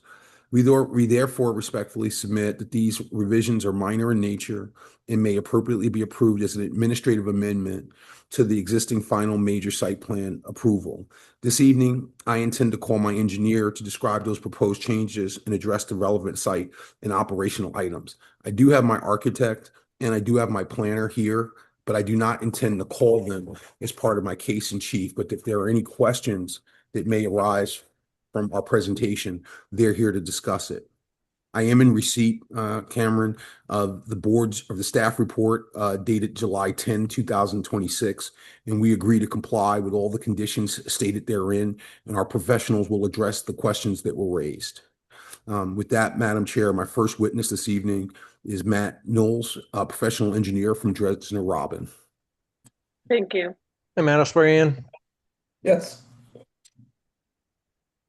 You swear any testimony you give tonight is going to be the truth, the whole truth, and nothing but the truth? Yes, I do. And for the record, can you state and spell your name? Sure. It's Matthew Knowles, Neuls. Thank you. Is your license current and in good standing? Yes, it is. Okay, you may proceed. Thank you, Madam Chair. I appreciate you recognizing our witness. Matthew, I'm going to ask you to share your screen and walk the board through our bubbles. I think this is what we've submitted to the board, so I don't believe we have to mark it A1 at this point. I mean, A2. That is correct. Yeah, I'll be speaking from sheet C-301, which is from the plan set that was submitted to the board and available on the portal. And if everyone's seeing my screen, that's what we should be seeing on the screen. So I'll go through and explain some of the minor changes that you just talked about, Mr. Webster. Number one, there is a surface parking lot here on the left half of the plan, or just to the west of the main building. As you indicated, there was a little less parking than there was originally. I think that lot had 198 spaces. It now proposes 114 spaces. And then in addition, so the way that was changed was this edge of the parking lot was moved closer to the building. That's the main difference in terms of the area that it occupies. Also, there's a bicycle parking shed shown here on the plan on the left side of the sheet by this rectangle here that was originally located on the other side of the parking lot closer to the building. So that's a change in that area. That's the main change as it relates to the site plan itself. So 114 parking spaces located in the lot. There are a few other minor things. There's an electrical transformer in this area that provides temporary power. That's actually already there and it's going to remain. It was part of the construction of the building, so that's shown now. Wasn't shown on the prior surveys, but that's just shown there because it is there. I think that's most of the changes to the site plan. And what I can do, like you indicated, Mr. Webster, is I'll go through the staff planning report and just identify a few of the items we've talked about that were identified in the report. The first item on the staff comments had to do with a call out for a stop sign that said R1-5, and it was a question about the site plan call out. I think what happened was it was a sort of a cat error where two things got mixed up. The stop sign indication is R1-1, and there was a 5-foot radius in the area of the stop sign. We'll certainly clear that up, but that was really just a cat issue. No big issue there. One of the other comments that came up in the staff memo report was that there were no crosswalks, and there were some of the stop signs were kind of missing in the area of this intersection. And just for the board's benefit, there was a street intersection directly across from the driveway entrance to the parking lot. And so there's a street here and a street running parallel to the parking lot in this area. And as you can see there, none of those crosswalks are shown on this drawing, and that was pointed out in the memo. That was just a cat issue as well, because those are actually already built. The crosswalks are already there at that street intersection, and so we'll just make sure those are shown on the resolution compliance drawings. As well, there are stop signs at all three legs of the intersection. The staff report pointed out that there was only one stop sign shown, and that's shown here. But there are actually stop signs at each leg of the intersection and stop bars that go with that. So that's one thing it's already in the drawing, and it'll be shown on the follow-up drawings for the board's benefit. Trying to see what else there was. There was a comment with respect to the gate. So there is a gate here that will allow people that have access to the lot to come on in and park. And I'll zoom into that so everyone can see. But there's a gate, so it is moved back in from the property line a bit, so that could give you at least one car can pull up to the gate. And as the gate opens, we'll let the car in. And that's an access control gate, so each driver would either have a fob that they would use or some sort of a data reader on the windshield that triggers that gate to open for a tenant that has a space in the lot. There was a question about how quickly it's anticipated that the traffic would move through the gate. I think it'd be pretty quickly. I've used these just in my travels. Where I live in Jersey City, we have these, so they operate pretty quick. You pull up and the gate pretty much triggers right away. The car can pull in, so I wouldn't expect the car there more than a few seconds, based on my own experience. And then there was a comment about the bike shed and the aisles. Let me address that pretty clearly. because the bike shed is shown in this location at the end of the parking aisle, it's shown adjacent to a drive aisle here. But what I wanted to point out is that the doors to access the shed are both at the bottom here and also at the top of that shed, and that there is a 5-foot aisle here striped out in the parking lot for anyone to use the shed, bring their bicycle out, and then kind of ride away. So we do feel that this 5-foot wide access aisle does meet the requirement for a 5-foot wide access aisle. So we'll identify that clearly on our response when we, if we're fortunate, we'll identify that on our response when we submit revised drawings. I think that identifies most of the comments on the report. I just want to, I just want to point out one issue, because obviously we take every comment seriously, and we'll obviously make sure everything is compliant and fully up to speed. But just for the board's edification, because I know a number of the board members were not here during our original application, this is an interim condition.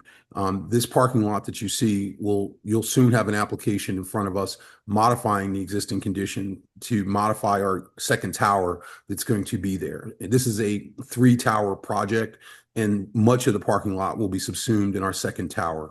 So although it's an important process that we have to go through and make sure everything's I's are dotted and all the T's are crossed, it is a very temporary interim condition. We're probably about 60% finished with our existing building. And as soon as we finish that, we're going to probably come back in. We're coming back in sooner than that to modify the second building. And we'll probably be starting the second building very soon after completing the first phase. So just want to give you a sense of timeline with respect to how we're moving these projects along. I don't have any more questions for this witness. I'm going to rest my case in chief. Again, my architect and my planner are here if the board does have questions for them. Thank you. I don't have any questions. Does the board have any questions? Just a quick question, if I may, Madam Chair. Sure. If you could pull up the plan, not to the intersection where the garage, I'm sorry, is this a surface lot, not a garage? It's an interim surface lot. Gotcha. The other intersection all the way closer to the building, it had like an up arrow and there was a crosswalk shown. I'm just kind of unclear. What is that area where your cursor is? And yes. I can explain that. So this sort of little like a jug handle type shape on the right-hand side is to allow cars to want to drop somebody off, maybe a ride share to kind of pull in here and drop somebody off to access the building. But this larger piece is a two-way, a full movement two-way access drive. So this is just for someone who's getting dropped off to be able to pull in, drop off, and come back out. This driveway again is a two-way access drive that provides access into the site and into the rear part of the building when needed. That's it. Gotcha. Okay, thank you. Welcome. Madam Chair, I just had a question. Sure. For the conversion of the second floor, what is the square footage for the conversion from retail to storage? Matt, do you know that offhand, or do I need to bring up my architect? I do not know that number exactly offhand. I'd have to pull it through. I'm not sure if the architect might be able to answer more quickly. Yeah. All right. So Madam Chair, I'm going to need to have Jason Dubowski sworn in to answer that question. Okay. And Commissioner Capers, I've got to call you offline and figure out how you make your name kind of bigger and bolder than everybody else's name on the screen. And Jason, I'll Okay. swear you in. Do you swear any testimony you give tonight is going to be the truth, the whole truth, and nothing but the truth? I do. And for the record, can you state and spell your name? Yep, Jason Dubowski, Jason Dubowski. Thank you. Jason, is your license current and in good standing? Yes, ma'am. Okay, you may proceed. Jason, you heard the question. Can you just 1489 square feet is the building storage space on the second floor. Thank you. All right, thank you, Madam Chair. Thank you, Mr. Webster. Thank You're you. welcome. Any other questions? Okay. This time I'll move on to public comment. Is there anyone from the public? If there's no one from the public, I'd like to close the public portion. Second it. Public is closed. Matt? It's Cameron. Oh, it's Cam. Sorry. No worries. So the applicant's already agreed on the record to the planning staff conditions. The applicant was amenable to the various comments that the planning department had, as well as the transportation and infrastructure comments that we gave. This is an interim use. There will be a new application coming forward to the board, filling in this lot in coming months. So, planning staff finds that the submission meets the goals and objectives of the redevelopment plan, and planning staff recommends approval. I'd like to entertain a motion. I'd like to make a motion to approve case P 2026-0023 as presented for this evening. Second it. Commissioner Barnaby, Aye. Commissioner Kaplan, Aye. Councilperson Elena Little, Aye. Commissioner Conway, Aye. Commissioner Capers, Aye. Commissioner Stamato, Aye. Vice Chair Wick, Aye. and Madam Chair Gongadin. Aye. Okay, motion carries all in favor with conditions. Thank you very much, everyone. Have a good night, and I hope you enjoy the remainder of your summer. Thank you, you too. Thank you. I'd like to call case P 2025-0239. It's a minor site plan. The address is 197 Webster Avenue. Promoted Thomas Lean.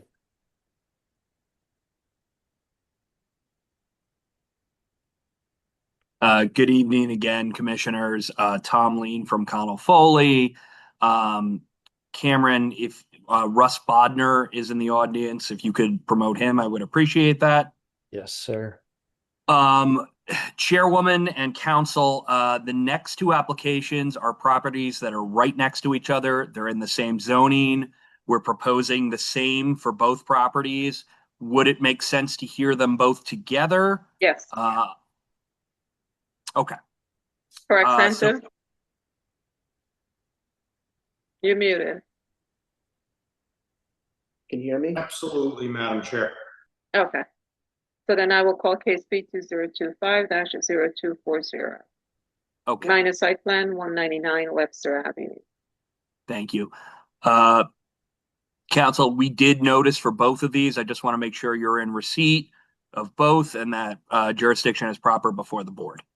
Council, I am in receipt of both notices. For the record, it is a minor site plan without any variances on both properties, so notice is not required. However, you did notice it, I've reviewed it, and the notice would be in order, so we can mark them as A1 for purpose of the record. Thank you, council. The properties are, as mentioned, 197 and 199 Webster. They are in the R2 zone. This used to be the Webster Avenue redevelopment plan. That redevelopment plan is no longer in place. This has replaced the zoning that was there. The two buildings that are currently there are both dilapidated. They are both vacant buildings. They are listed on the vacant buildings registry. We are proposing to demolish both of them. They will be replaced by two 4-story buildings with 4 dwelling units in each one. We are not asking for any variances. I'm going to ask Russ Bodner, who is our architect, to run you through both of them, but both of these comply with the zoning, and we believe that they meet the purposes of the zone district. Thank you, Mr. Lee. Hi, Russell, swearing in. You swear any testimony you give tonight is going to be the truth, the whole truth, and nothing but the truth? Yes, I do. And for the record, can you state and spell your name? Yes, my name is Russell Bodner. Bodnar is my last name. I reside at 52 Long Hill Road in Long Valley, New Jersey, and my license is in good standing. Thank you. Oh, you answered a question before asked. Good. You may proceed, Ms. Russell. Here before. Okay. Council, can we do each building obviously individually because we're going to vote individually? Yes, I think it would make 197 is listed first, so let's start there, and then we'll move on to 199. Okay. Here we go. This is 197. You see the screen is sharing? Yes. I do. Can you zoom in, please? Okay. You can see it, correct? Yes. Okay. Yeah, this is located, again, Tom Lean spoke, it's the lot is 2,500 square feet. It's located in the R2 zone. We have 4 units in each of the buildings, 197 and 199. It's basically a mirrored project. So one building is just mirrored exactly the opposite of the adjacent building.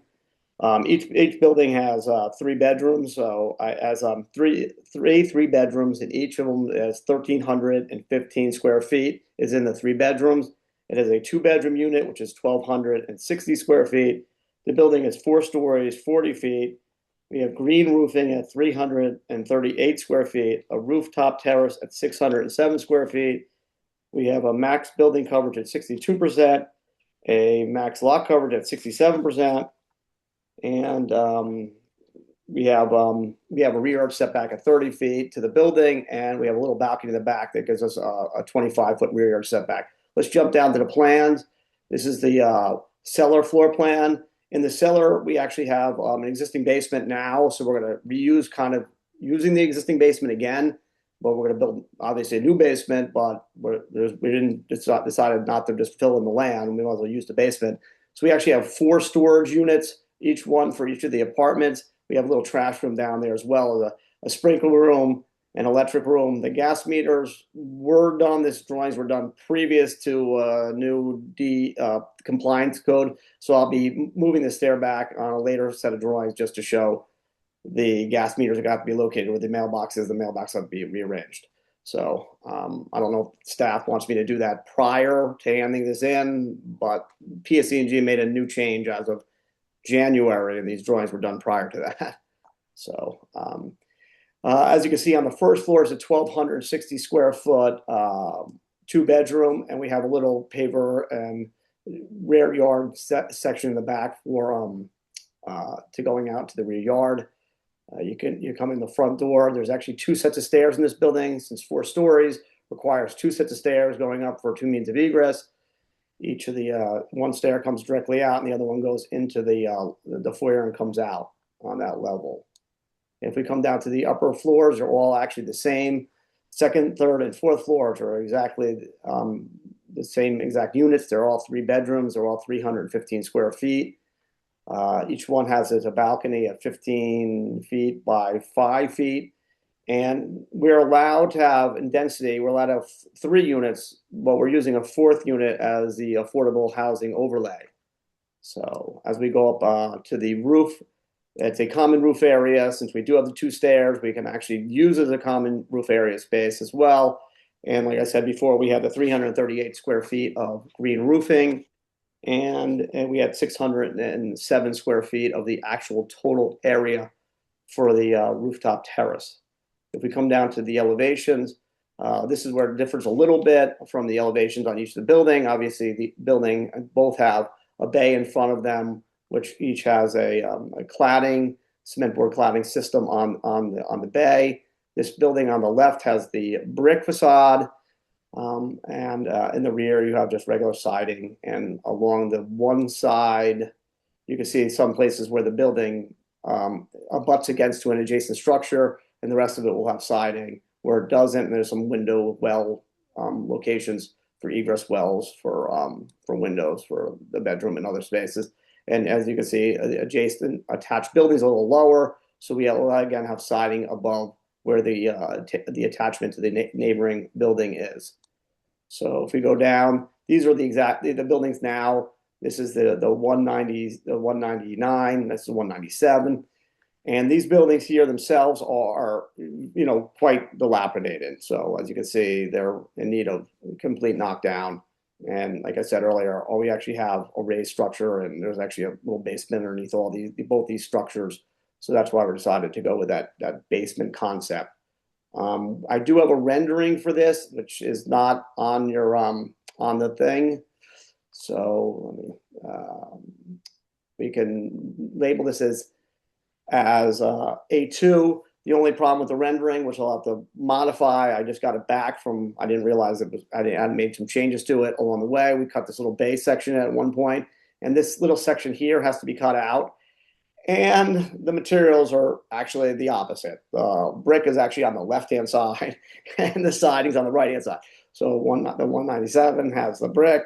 I mean, and then the 199 will have actually the siding. So if we want to jump from this project to the other project, the 199 Webster. Russ, could I just make it clear with the board that council, do you need that listed as R2 for both applications? Or applicants exhibit for both applications? A2. So we're up to A2 because we marked the notices as A1. Right. So we need to mark them both as A2. And Tom, before I give it to staff, I'll fix the materials so they're right for the building. I didn't realize that until I saw it today. Well, Russ, this is what's being presented today. So let's upload them as they are. Okay. And then I can discuss with staff putting on the portal the correct one. Yeah, because I don't want everybody to get confused. Like, why is it when it gets built that it's opposite? So again, this exact same building, except for it's the mirror image. In the mirror image, again, you have the storage space down below, just like the other building with the 4 storage spaces, and you also have the 1,260 square foot 2-bedroom on the first floor level as you go up. We also have extensive landscaping on both the buildings in the front yard because we're set back, as well as we have each building has a street tree, and we're providing new sidewalks for both buildings.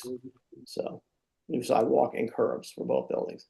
So you go down again, you can see here again, since this is a mirror image of this building, you can see that we have the 3 bedrooms on the 2nd, 3rd, and 4th floor. So each of them is exactly basically a mirror image of the other. As you see here, there's like a little setback on this building, which will then have a setback on the adjacent building, which creates this light well that provides window and light air for the bedroom on this side, as well as on the adjacent neighboring building.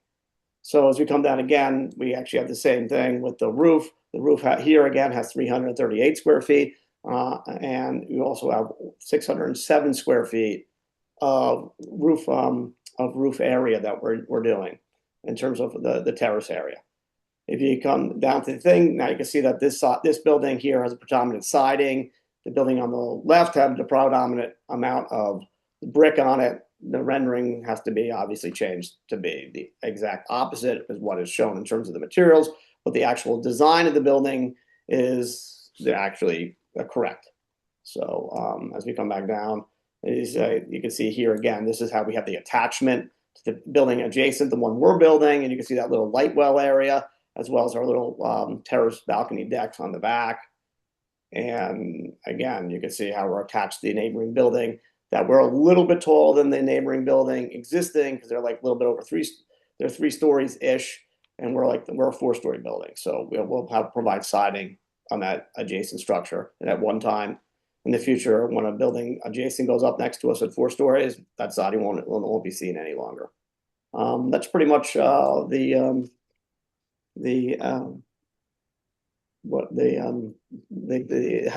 mind's going today in terms of the testimony, in terms of what both buildings are, 197 and 199 Webster.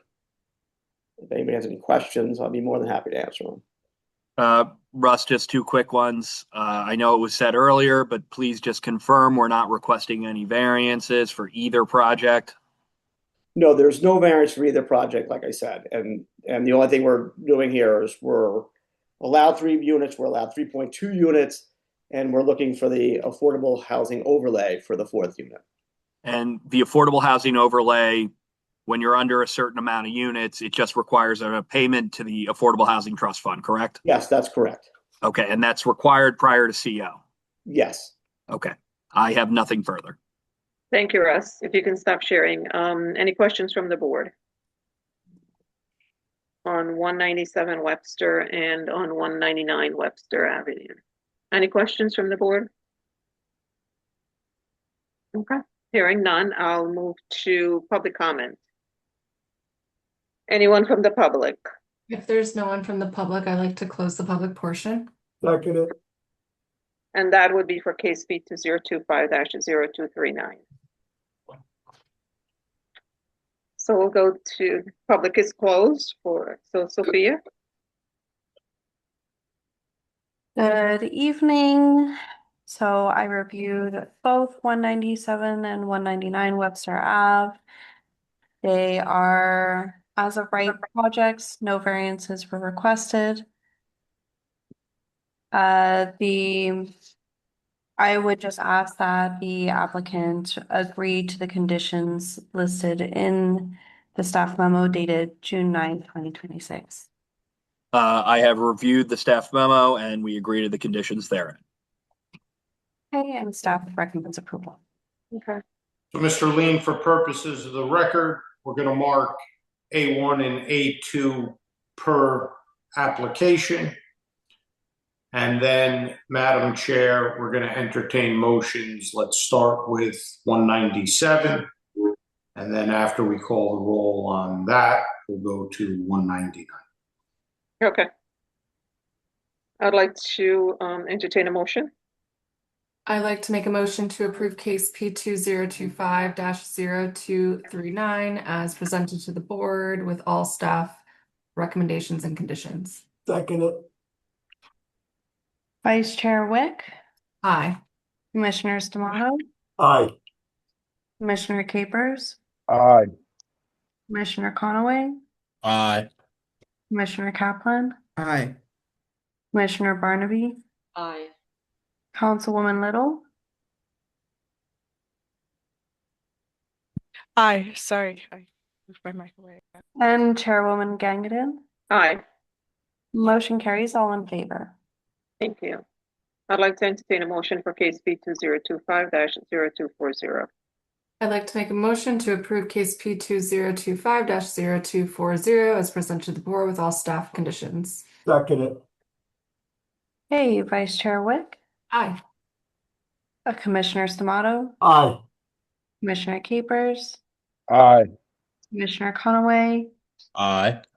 Commissioner Kaplan, Aye. Commissioner Barnaby, Aye. Councilwoman Little, Aye. and Chairwoman Gangadin. Aye. Motion carries, all in favor. Thank you. Thank you, everyone. I'd like to call case B 2026-0049. It's a minor site plan with C variance, 206 Olean Avenue. Mr. Wine?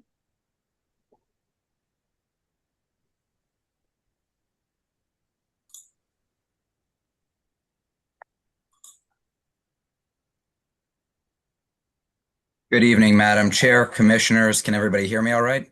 Yes, good evening. All right, good to see everybody as always. For the record, Benjamin Wine of Prime Tubel and Maselli on behalf of the applicant here this evening, 206 Olean Ave LLC. Before I launch into it, just to confirm, this is a notice case as we are a minor site plan, but we do have one bulk variance. So I will defer to council to confirm that our notice is in order. Good evening, council. Yes, I'm in receipt of your affidavit of publication proof of mailing with respect to the application. It does appear to be in order. We're going to mark it as A1 for purposes of the record. Thank you.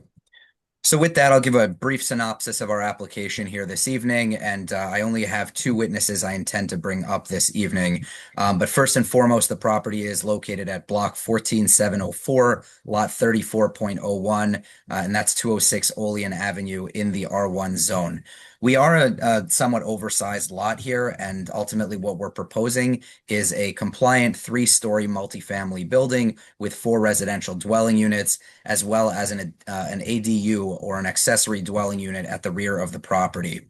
All of these units are fairly well sized. They do all have 3 bedrooms and 2 bathrooms, and we do have one item of relief which I'd like to go over for you this evening and have our professionals do so as well. So somewhat uniquely, this block, or I should say, this block really, or this street is a dead-end street that ends at the cemetery.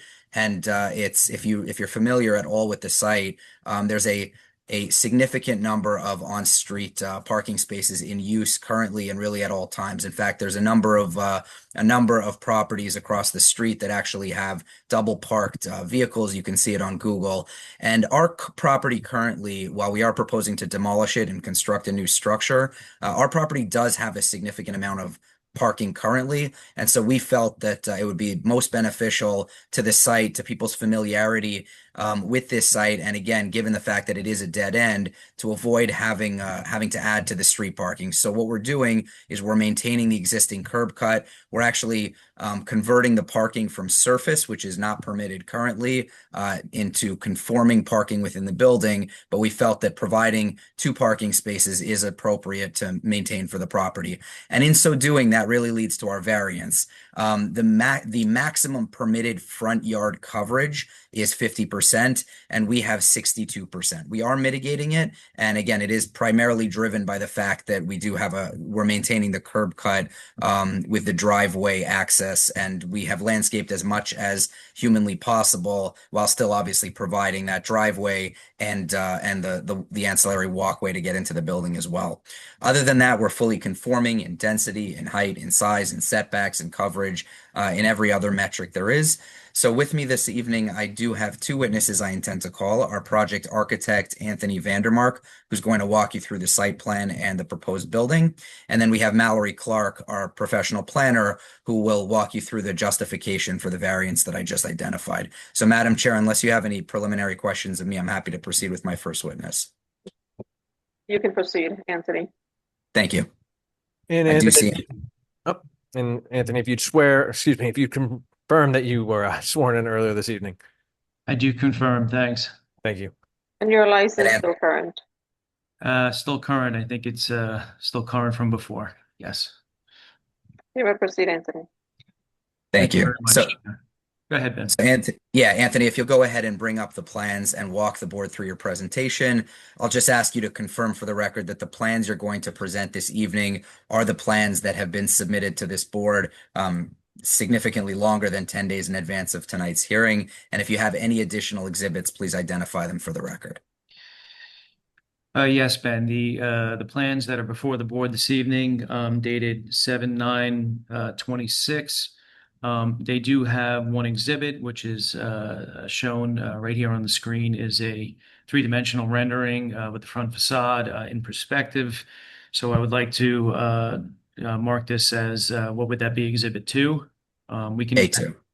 Yeah, and we can we can call the whole slide deck 12 slides in total.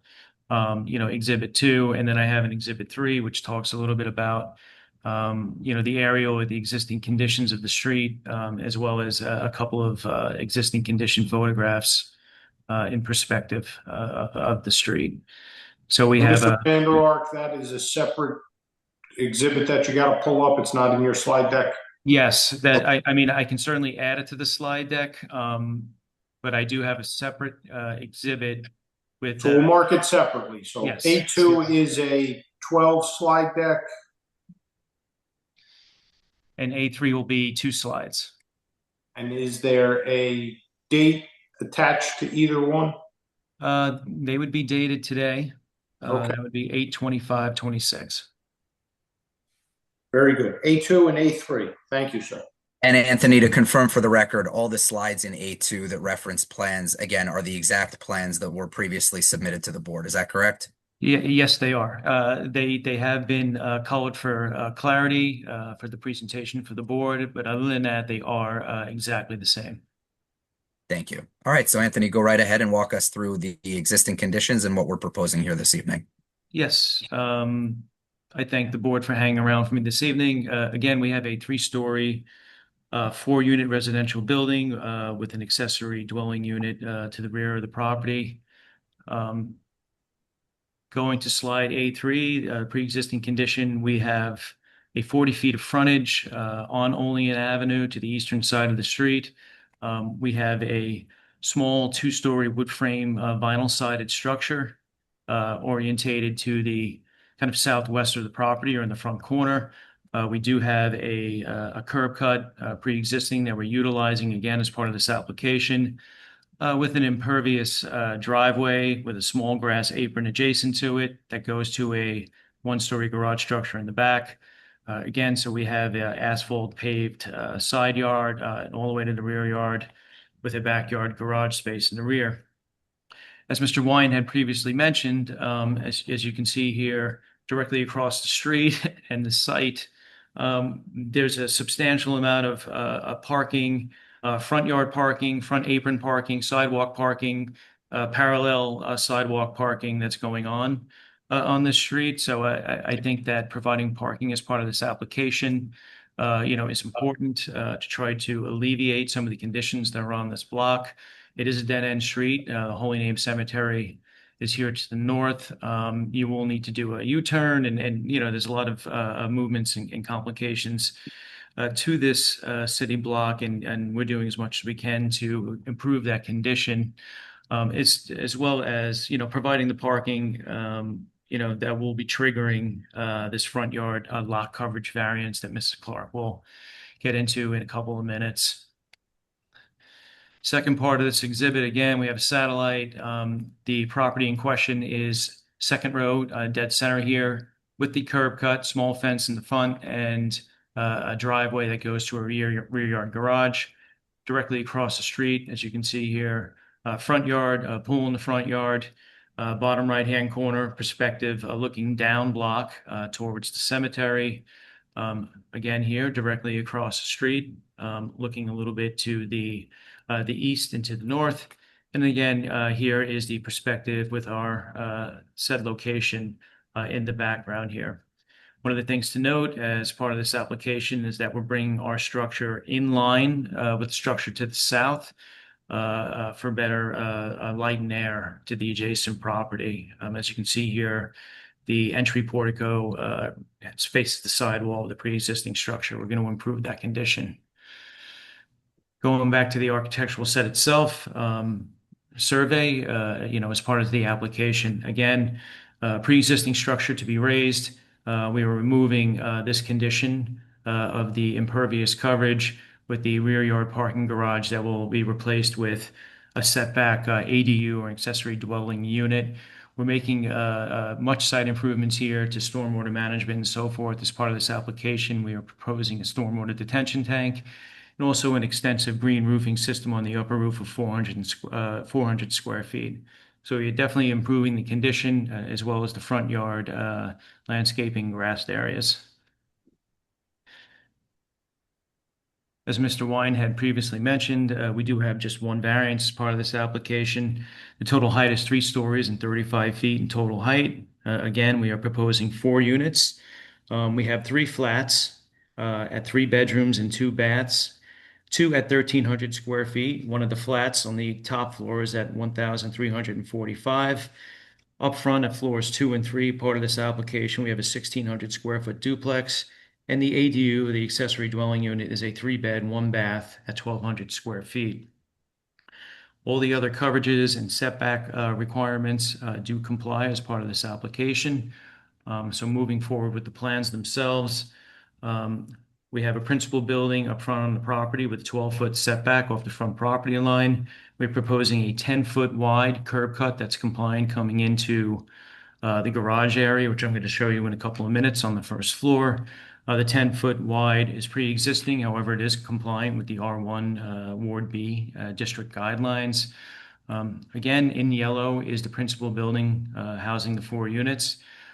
We are proposing a 27-foot-3 side yard setback of 3 feet, and this is for safety reasons. The Jersey City Building Department, in a building situated such as this, when you do have front back units, they do want to have fire department access and egress access out of this back unit. So therefore, this 3-foot setback requirement satisfies that when the person needs egress through this window, through this alleyway, and back out through the front. The ADU has its own separate fire-rated corridor that pulls yourself through the building and out through the front apron. As part of this application, we're proposing 1 street tree that complies with the Jersey City forestry standards, all new curbing, all new sidewalk, and impervious pavers here in the front yard, the front sidewalk, and also in between the ADU and the principal building, we have a private terrace to the left side, which is for the back unit, the first floor in the principal building. Then we have a small outdoor area, patio area for the ADU at the entry point here. Both areas are landscaped in between these two units with a privacy fence. And again, in front yard, we have landscaping to the left side, in between the driveway apron, the main entry sidewalk, and then also we have landscaping to the south of the entry point. Front yard, again, just a little bit larger. We are proposing green space to the left, to the center, and to the right. New street tree up in front as part of the application. One of the principal things in this graphic that I want to walk through the board is that we do have an outdoor area where there's going to be recycling and trash storage, and that is in the form of a AZAC colored bin here in the front yard, and then ultimately garbage will be brought out to curbside on trash and recycling evenings. In the rear yard, we are proposing an impervious paver, again, adjacent to the principal building, with a large hedgerow that provides privacy in between the ADU and the back of the principal unit. Impervious here at the entry point to the ADU with more landscaping for privacy facing the back unit. At the first floor, coming in, we are providing 2 parking spaces within the form of a garage. We have 2 entry points. The centralized entry point is the main lobby. That takes you to the 1,300 square foot 3-bedroom flat, which is located at the first floor. And then you have a right side entry access point that takes you to 1 stair. There's only 1 internal stair, not required 2 here, with the 4 units and 3 stories. So we have 1 stair that takes you up to the other 3 units, and then an access corridor that takes you to the AD unit in the back. The AD unit has a living room, an L-shaped kitchen, and an ADA compliant bathroom at the first floor. Taking you up to the second floor here, we have a 1,600 square foot duplex up front, large living room, den space, front right-hand corner, followed by off of the common stair, a 1,300 square foot 3-bedroom. And to the rear, the ADU has 3 bedrooms and 1 bath as part of the accessory dwelling unit, second floor. Third floor, because we're only looking at 3 stories here, is the upper portion of the 1,600 square foot duplex in the front of the property. 3 bedrooms, 2 baths attached to, 3 bedrooms, 2 baths as part of this level. And then you have a 1,450 square foot 3-bedroom, which is here in the back. Both of these units, the front duplex, through its own private stair, will have a 375 square foot roof deck that's attached to it with a small bulkhead. And in the back unit, the common stair converts into a private stair that takes you up to its own 375 square foot outdoor unit. So the 2 upper units on floor 3 and the lower unit on floor 1 both have outdoor space. The middle floor back unit does not have outdoor space. As part of this application, as previously mentioned, on the roof, we are providing 400 square feet of extensive green roofing for stormwater principal and stormwater management. As we all know, is that rainwater hits this and slowly releases back into the roof drains and then back into the stormwater detention tank that's located in between the 2 buildings, and I'll show you that in a second, and then release slowly back out to the municipal system. Front elevation, graphic number 1, we are providing a bay extension out of ACM, aluminum composite material, and that is in this bone white color with a fluted aluminum composite infill in between the windows and then also at the upper cornice line. At the field, we are providing a beige color modular brick masonry that is not a thin brick, it's a real brick with a tiered cornice line at the inset step back version of the front facade. A painted aluminum charcoal gray entry garage, and then again a 3'1" side yard to the left side, and we are at 0 property line on the right side. Each floor is measured at 11'8" floor to floor, 11'8", 11'8", 11'8", with the total building height being 35 feet to the principal roof line. The back of the principal structure will be a cement board lap siding, again in this Arctic white color, bottom color graphic here. Aluminum covered wood windows will be charcoal gray in the back facade. Front facade of the accessory dwelling unit, again, the ownership has allowed us to do quality material here. So we have a predominantly brick facade with aluminum composite, charcoal gray infill panel in between the casement windows here. We have a small entry awning over the entry door at the ADU unit. All side elevations will be cement board lap siding. As you can see here, we are wrapping the brick at the inset front part of the facade an extra 4 feet so that you have a continuity of that front material before it hits the siding and then runs towards the rear yard. In building section, very diagrammatically, 11-foot 8th floor to floor height with some window elevations. And then again, we have the rendering to finish off this particular slide. Front facade, aluminum composite material, quality, actual modular brick veneer. We have a small entry canopy over both entries of the main lobby and the secondary lobby, with a garage here at the first floor with a curb cut where the pre-existing curb cut is. Just to go back into the civil plans, and as previously mentioned, in between the two structures, we are providing an 8-foot wide by 20-foot long by 3-foot deep stormwater detention chamber as part of this application. And this is all part of the green building principles that Jersey City is looking for within their proposed structures for new construction. So this concludes my architectural testimony. If the board should have any questions, I'm here. Yeah, Anthony, I just have one follow-up for you, and this is actually a good slide to use. I think you mentioned before that if you look at the building, I guess, to our right on this screen, the current building that we have on our property, it extends all the way out to approximately where that where their pergola is. Is that correct? That's correct. Okay, so currently the existing building, I guess, kind of blocks in their light. So I just want to confirm, you can kind of see it here, but our building is proposed not to line up with the pergola, but it's actually going to align with the actual front facade of their building. Is that right? Yeah, that's correct. And we have a 12-foot setback off of the property line, so we align the two buildings right here evenly. Correct. Okay, perfect.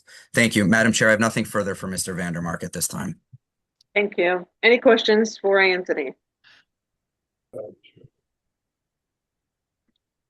Okay, hearing none. Anthony, you can stop sharing your screen.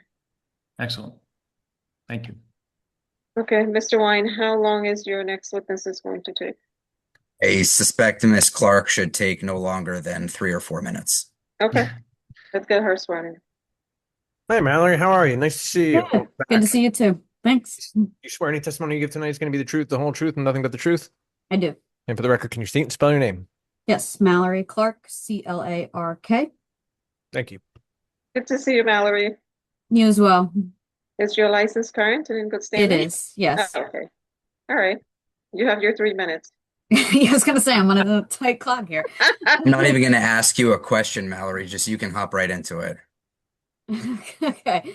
Good evening, Commissioners. Mallory Clark of Drosner Robin on behalf of the applicant. We have one minor variance before you tonight, and that is for front yard coverage. I think Mr. Vandermark did a good job of running you through kind of the landscaping conditions and the conditions on the street. Just some things to note. This is a dead-end street, which is a unique condition within the city, and it does create some circulation challenges that are a little atypical.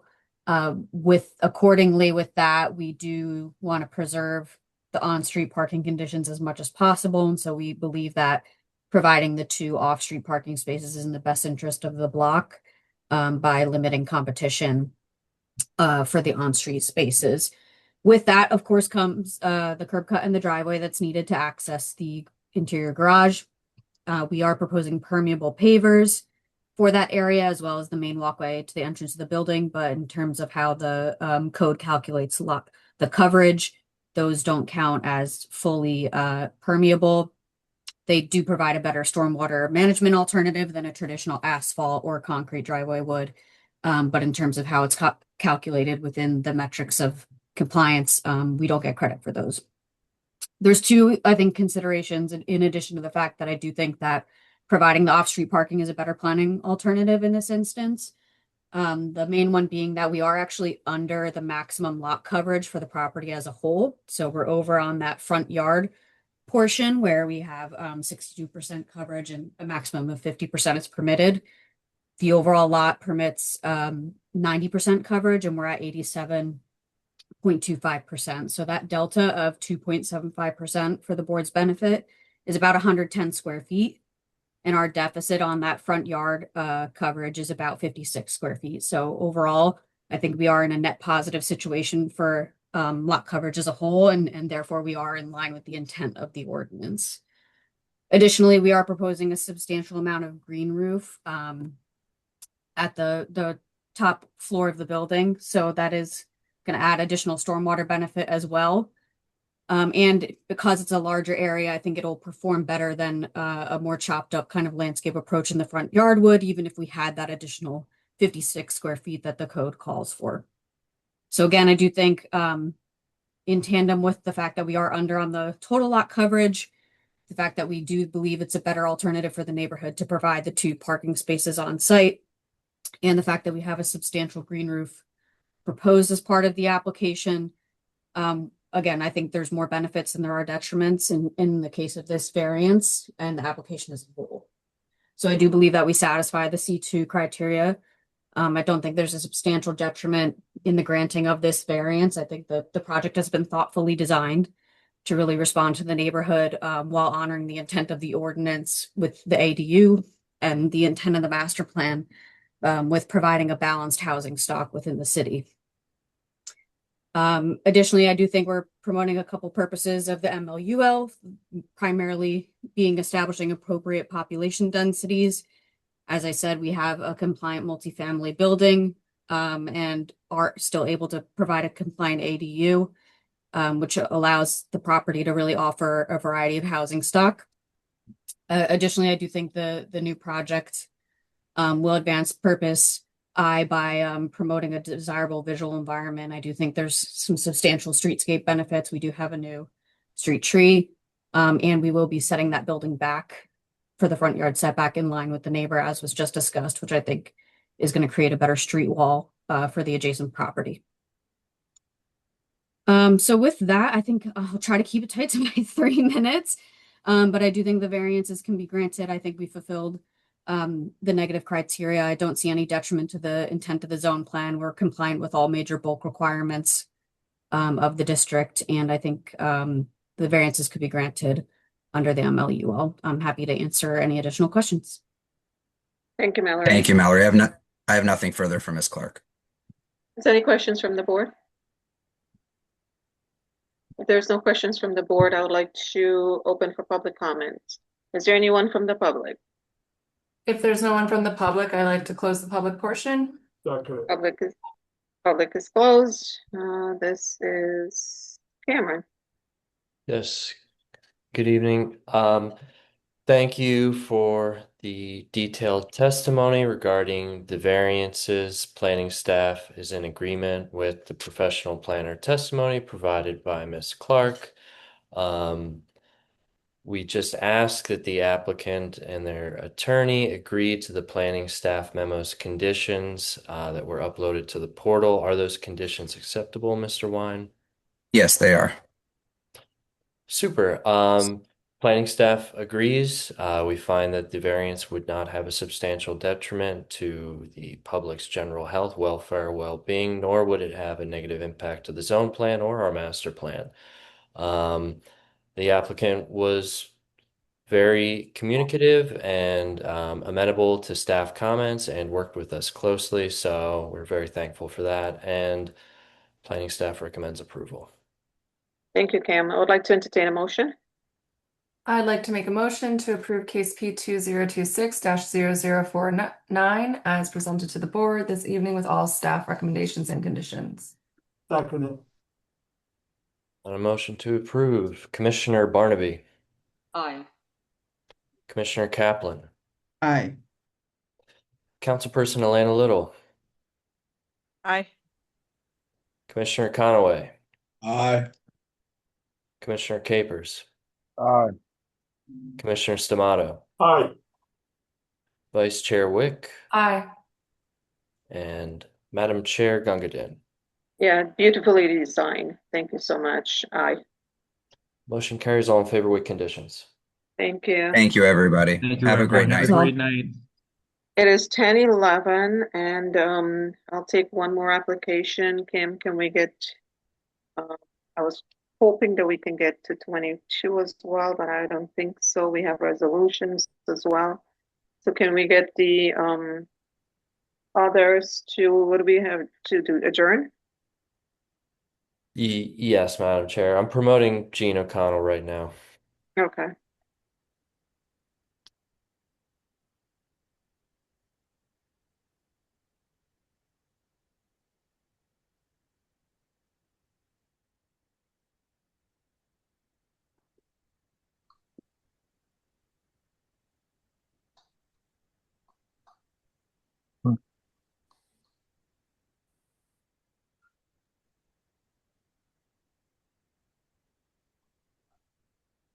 Crazy.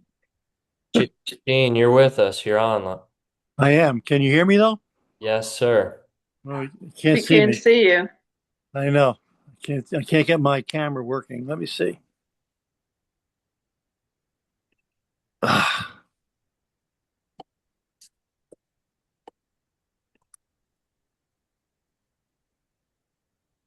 There it is. Got it. Woo. Wow. Good. Thanks. So we're doing 23? I would like to do 21.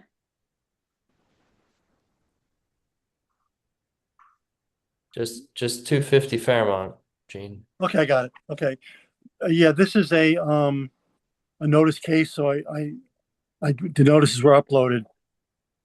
They were, counsel. I'm in receipt of your affidavit of publication proof of mailing with respect to the application at 250 Fairmount here in the city.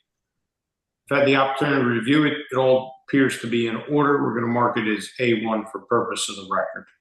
All right, thank you so much. So this is an application for a 5-story, 16-unit mixed-use building with 4 ground floor commercial spaces and 16 bicycle parking spaces.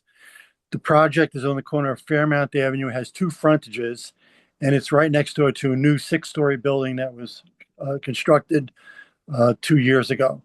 I have 2 witnesses, my architect Uriel Stern and my planner Carolyn Wastel. My engineer Mark Chavette is on the meeting in case there are any questions for him. So I'd like to promote Uriel to go through the project. Okay, Uriel is a panelist. Your team's all been promoted.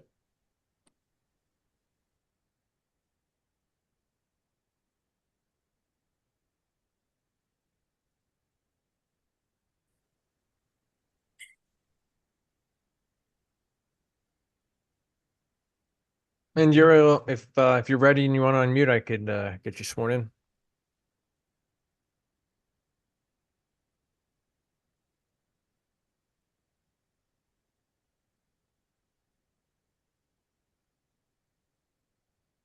If you want to just unmute.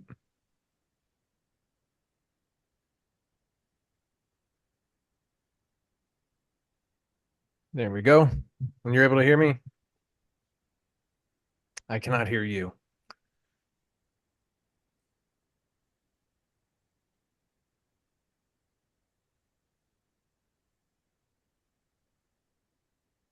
Sir, we cannot hear you.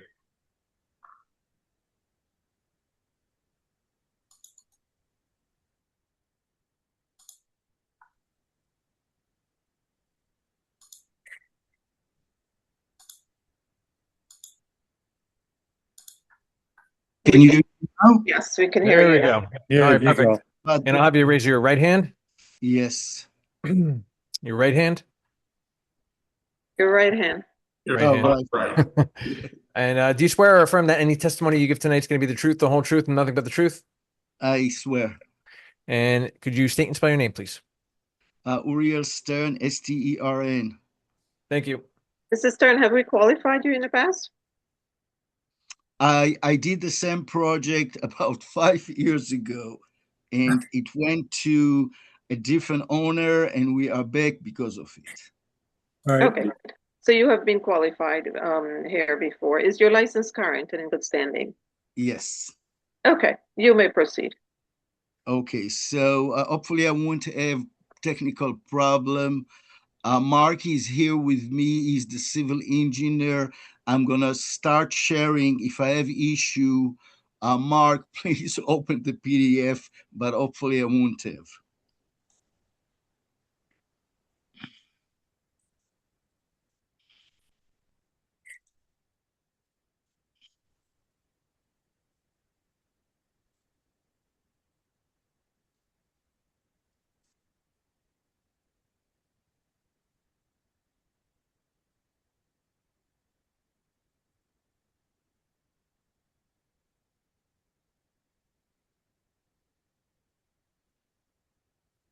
Do you see the drawing? Yes, I can see it. Good. Okay, so let me just kind of go over the general intention here. This building was a 4-story, now it's 5-story. We have a first floor commercial 4-unit retail, and we have first floor, and then the other 4 store is residential. We have 4 residential units at each floor. Each has, let's just go a little bit to the second floor, to this page here. Just give me a second. Can you zoom in a little?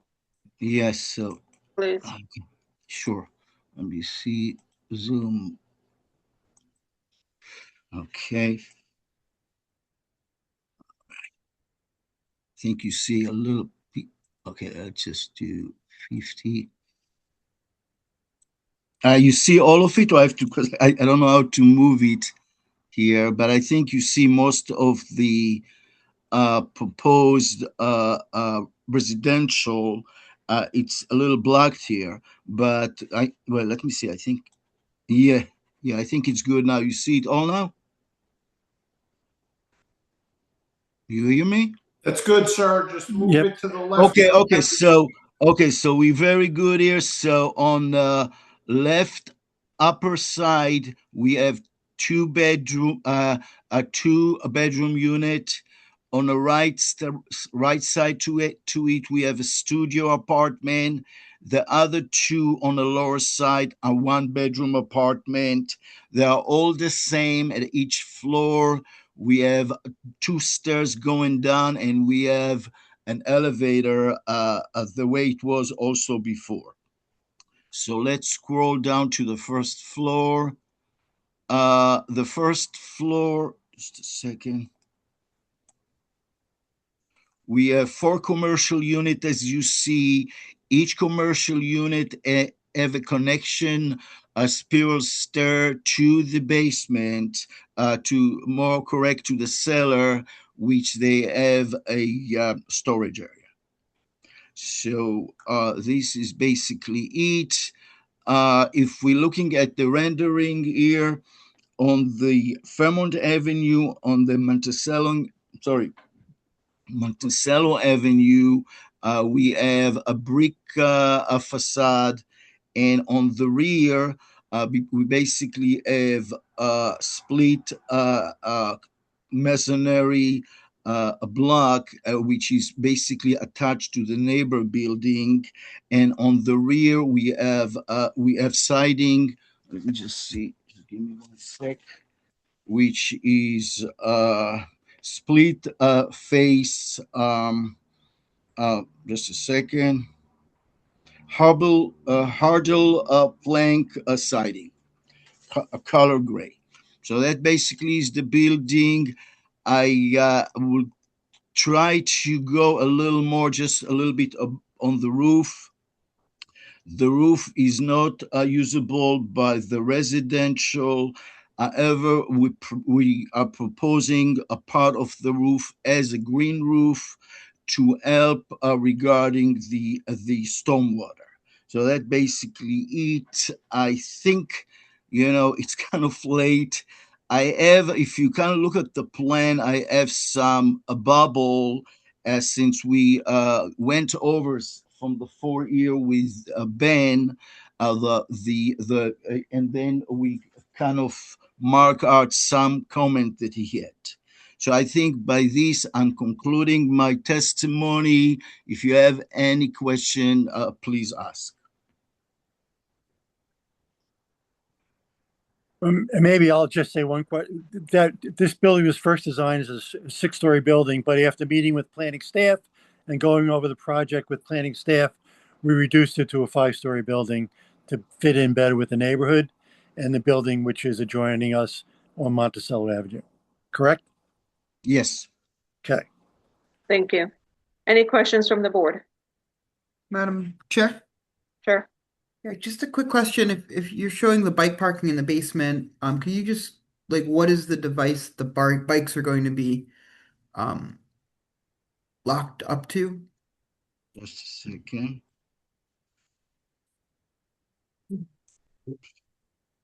Again, I have some little hard time removing it, but basically what we have here, I want to zoom to it.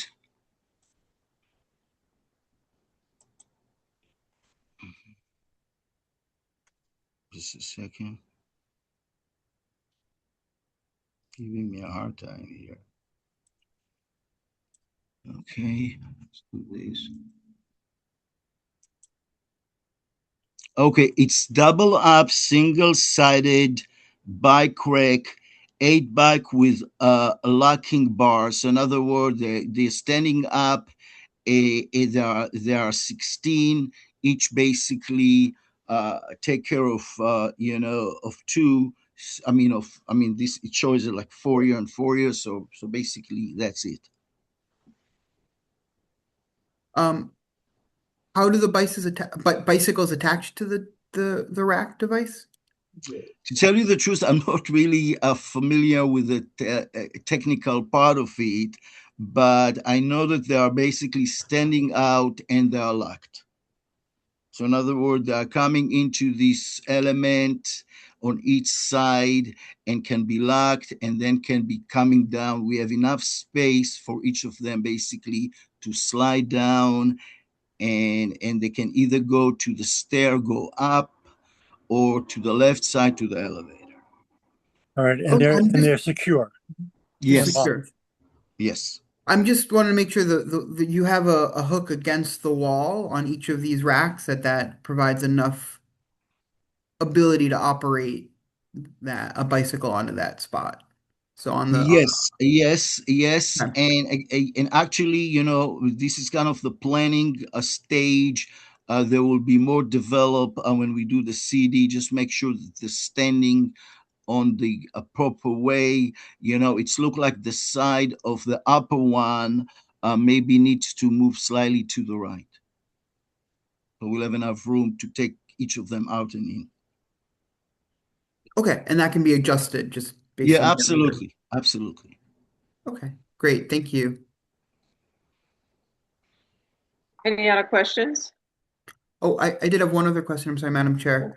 If you could go back to the site plan where you're showing the sidewalk. I see you show that there's been kind of a painted bump out that's installed with delineators. Yeah, let me just Yeah, of course. I'll give you a moment.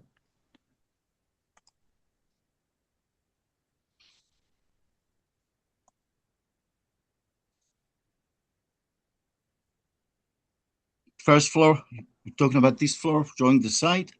The one that shows the curb ramps.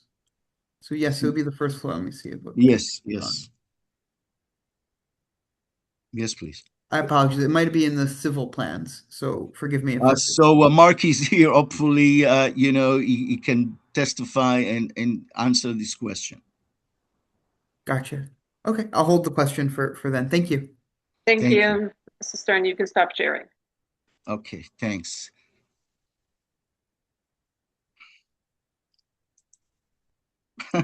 Hopefully, I hope for some reason this doesn't go. Let me just see. I go to 50.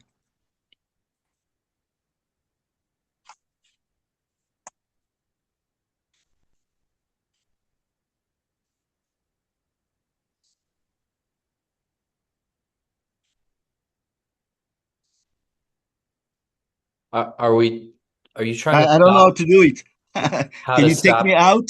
Can you take Oh, me out for the share? Because for some reason, okay. I I think you don't did. see the bottom stop sharing. You're good. Got You're it. good. Yeah. All right.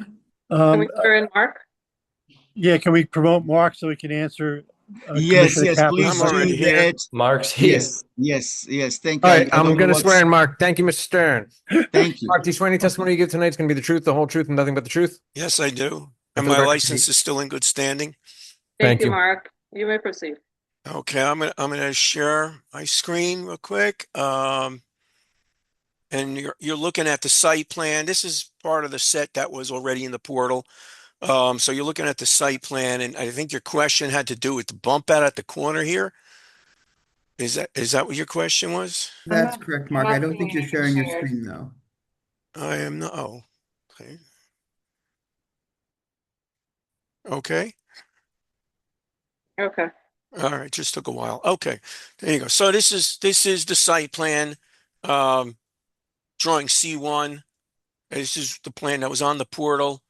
At the corner here, there's Monticello on the bottom and Fairmont on the left, and there's a painted bump out with bollards. This is all an existing condition. It was not there when we were originally approved, but it is there now. So we are maintaining that. These are we're going to replace the existing crosswalks because we replaced after in kind after we repave, and we have to remark this bump out, keep the bollards, but we are proposing to mill and pave part of Fairmont Avenue, so some of this crosswalk has to be repainted afterwards. But I think that's what you were talking about. We also are proposing a loading zone on Fairmont Ave, which Uriel didn't mention. When we understand that needs to be approved by council as well. But that's part of our plan and really the only other change from the original approval is that we are also proposing a two bike rack, the standard city bike rack on Monticello Avenue, where I'm pointing now. Thank you. So I guess my question, if I may, Madam Chair, I don't know if I'm Sure, sorry, I don't know if you absolutely. have testimony or if I should just jump in.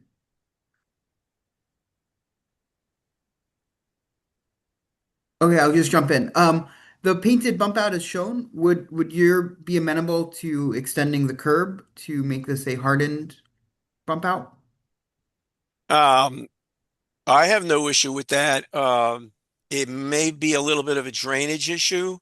We'd have to look into it because there's an inlet right here between the two handicap ramps. So we'd have to make sure that we're not trapping water. Probably we would wind up having to put an inlet right where the bump out begins on Monticello and on Fairmount because they both slope in a direction towards the inlet. But it could be done. We could work with your traffic division to see. I guess the bollards wouldn't be required if we did that. Sorry, I keep losing my voice today. That makes sense from a design perspective. Is the applicant amenable to that requested change? Yes, so we know the intersection. I know it's now a four-way stop, but I think anything that improves that intersection is a good idea. So we would be amenable. Great, thank you. And then the only other thing I'll just note, I see you shown a no parking loading. I would just ask that the specific markings shown in your site plan be worked through with the Division of Traffic Engineering. Sure. And I think there's regulations that have to go with it, and I'm sure it can be worked out, but just wanted to note that. But, thank you. Okay, if there's no further questions, and I know it's late in the day, I call Carolyn Westell just to give the planning testimony on the variance. Sure. Thanks. And Caroline, if you could just confirm that you remain under oath from earlier. I do. Thank you very much. Carolyn, your license is still current. It is still current. Yes, good standing. You may proceed. Thank you. Thank you, everyone. So we're here for a couple of variances related to two of them are related to the signage, and then the other is related to an architectural flourish that is on the project. I am going to share a screen just to sort of orient the board to these items. I think it would be the easiest way to discuss them. So we're going to start off with sort of the architectural flourish. So there's a requested variance for the rooftop appurtenance setback. We were struggling to figure out how we would sort of address this. But essentially what we decided was to request a setback variance. So we are proposing essentially it's like we're sort of it's an architectural design element that vertically extends the parapet located here at the corner. And so, because it's about 8 feet, 8 inches in height, technically we would need, I'm sorry, it's 8 feet tall, so we would need an 8 foot, 8 inch setback requirement because of its height. That's how the ordinance reads for the setbacks for these, rooftop appurtenances. But we are requesting the variance because we believe that the proposed design as is a better planning alternative.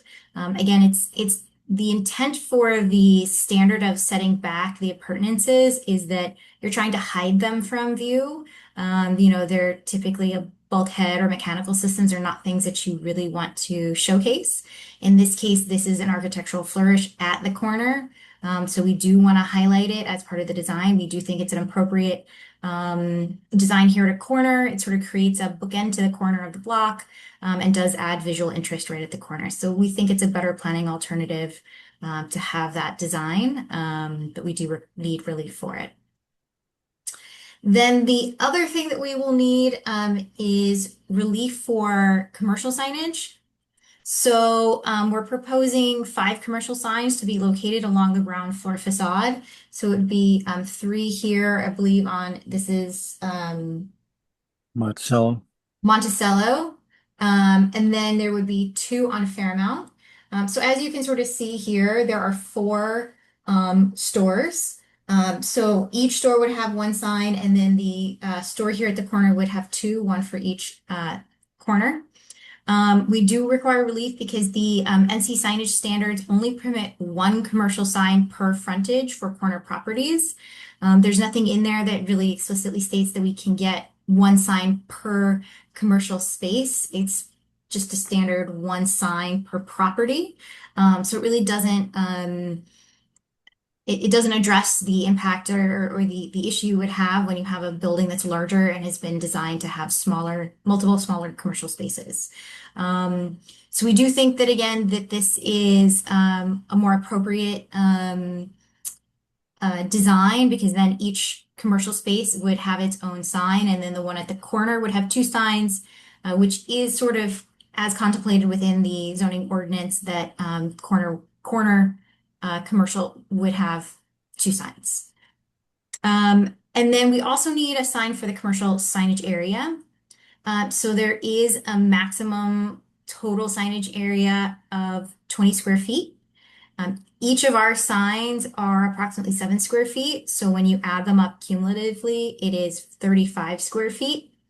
Again, I think that this is a better planning alternative. Each sign at 7 square feet is appropriate sized for that commercial space. None of the signs exceed the maximum permitted area of 20 square feet per sign. They're all significantly under. So again, I think that the proposed commercial signage, both in number and the size, is appropriate given the context here of the multiple commercial spaces. I think overall the project itself grant is advancing the municipal land use law. It's providing adequate light, air, open space with conforming setbacks consistent with Purpose C. It is an appropriate use consistent with Purpose A. We're promoting appropriate population densities and concentrations consistent with Purpose E. And promoting a desirable visual environment consistent with Purpose I by constructing a new building on what is currently a vacant corner lot and providing new housing and commercial options. So I think overall, the project itself advances the municipal land use law. When looking at the negative criteria, I don't see a substantial detriment to the general welfare or intent and purpose, substantial impairment to the intent and purpose of the zone plan or zoning ordinance.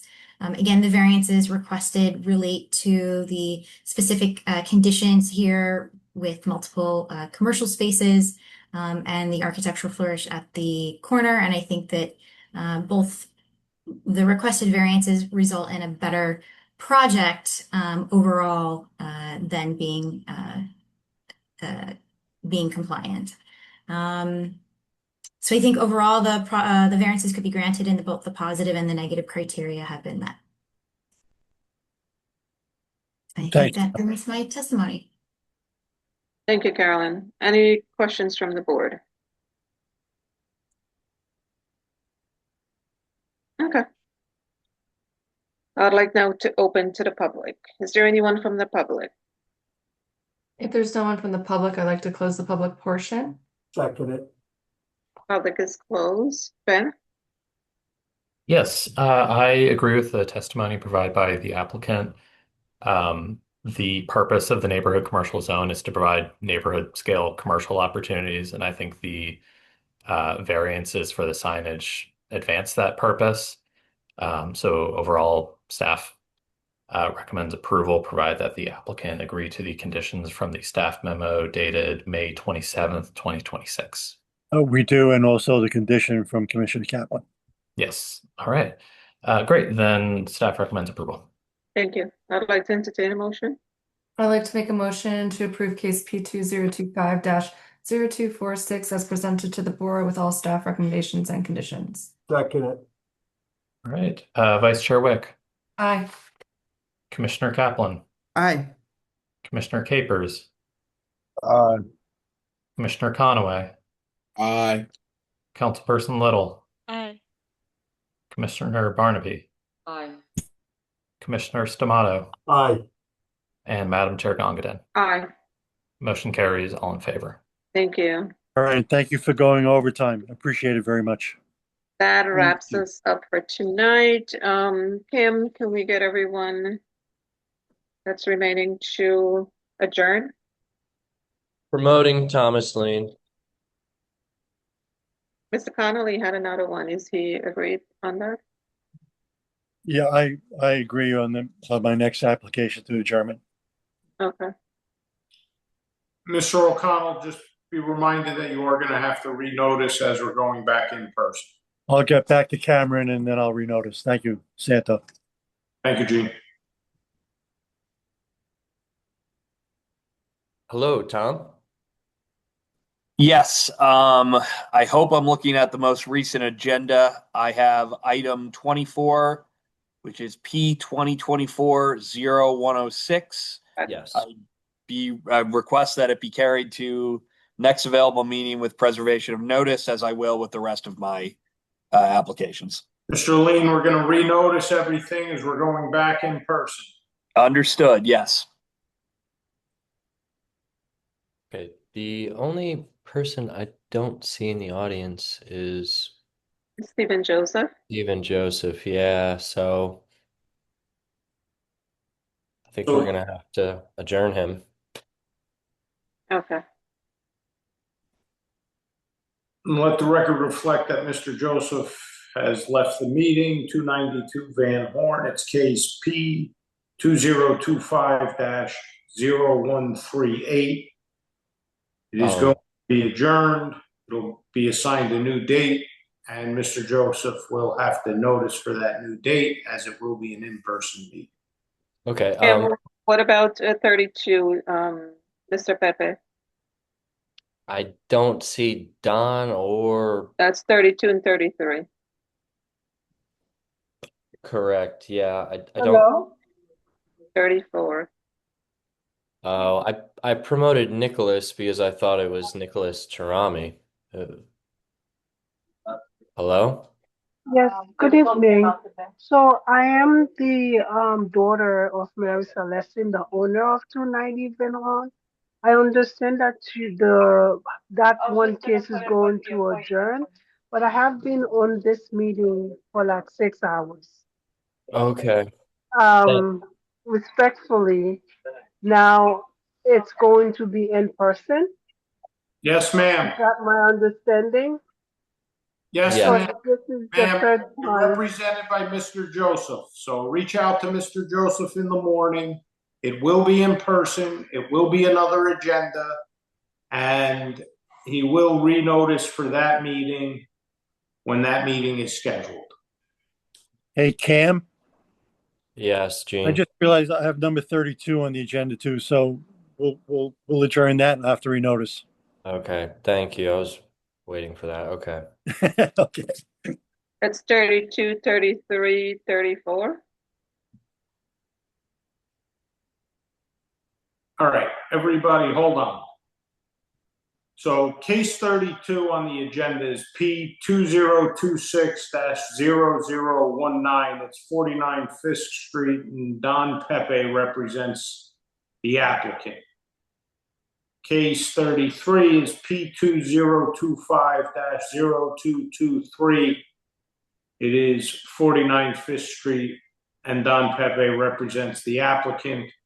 And case 34 is also 49 Frisk. It's case P2024-0186 with Mr. Pepe representing the applicant. Those three matters will be carried, and notice will need to be sent as we are going back in person. Case 30 is case P2025-0244. It's 3000 Kennedy Boulevard for Mr. Harrington. I believe that was already adjourned for September 8th. So, Mr. O'Connell, I'm not seeing one that you have.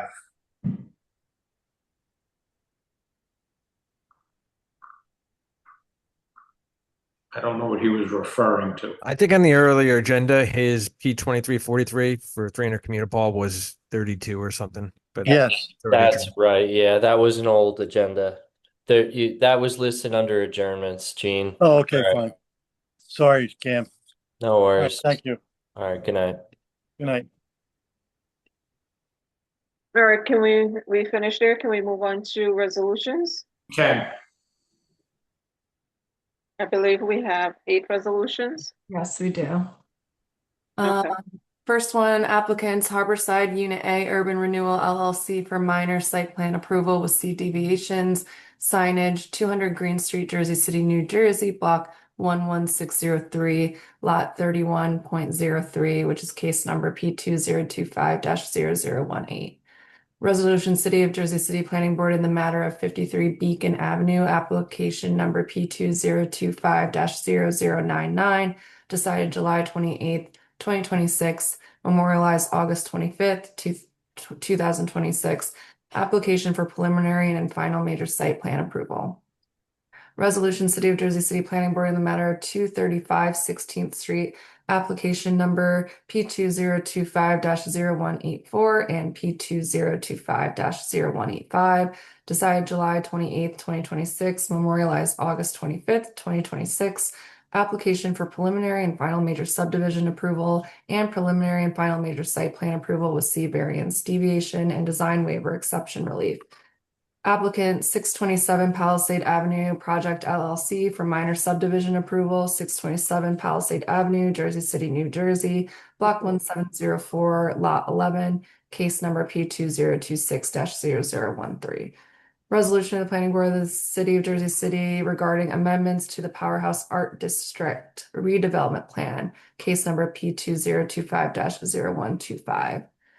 Cases numbers P2025-0017, P2025-0018, P2025-0116 for minor site plans and minor subdivision with C variance. Applicant 115 Neptune Ave LLC, address 115 and 117 Neptune Avenue, Jersey City, New Jersey, block 29301, lots 13 and 14.